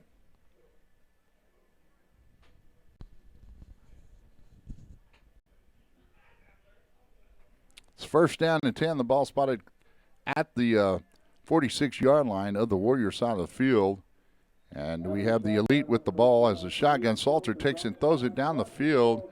And Pickens was not in a position to make that catch, as this game is going to be over. It's going to be 26-0, and there's your 14U Texas State champions, the Warriors.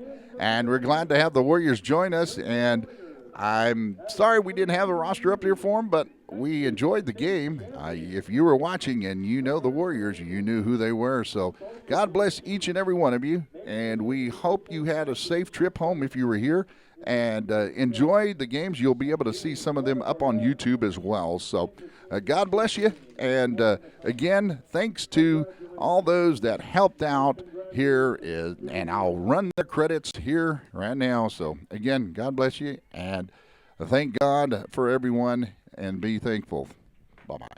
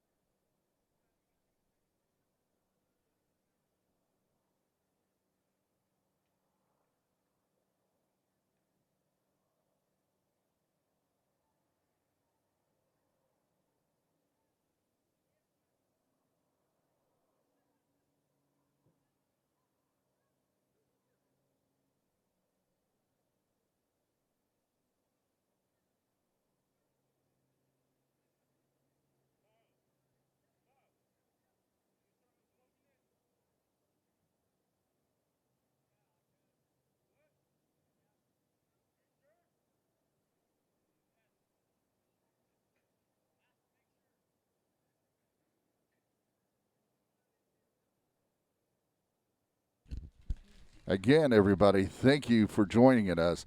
And we pray everyone has a safe trip home and enjoy the beautiful winter weather we've been having. The cold, that is, maybe not the snow. But again, we thank you for tuning in, and you have a wonderful evening.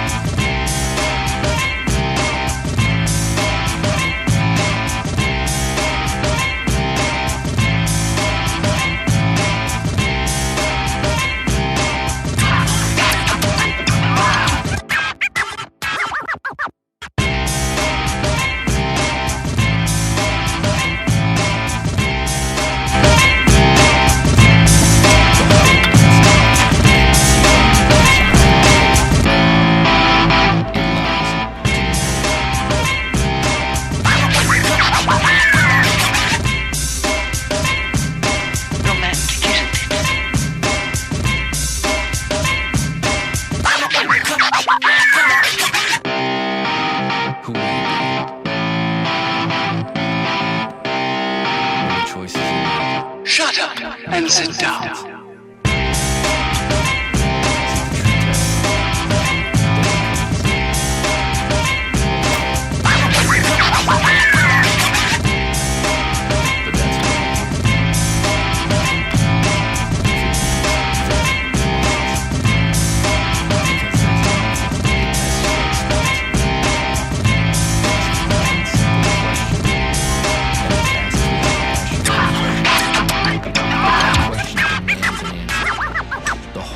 Shut up and sit down. Answer you could give. It lies.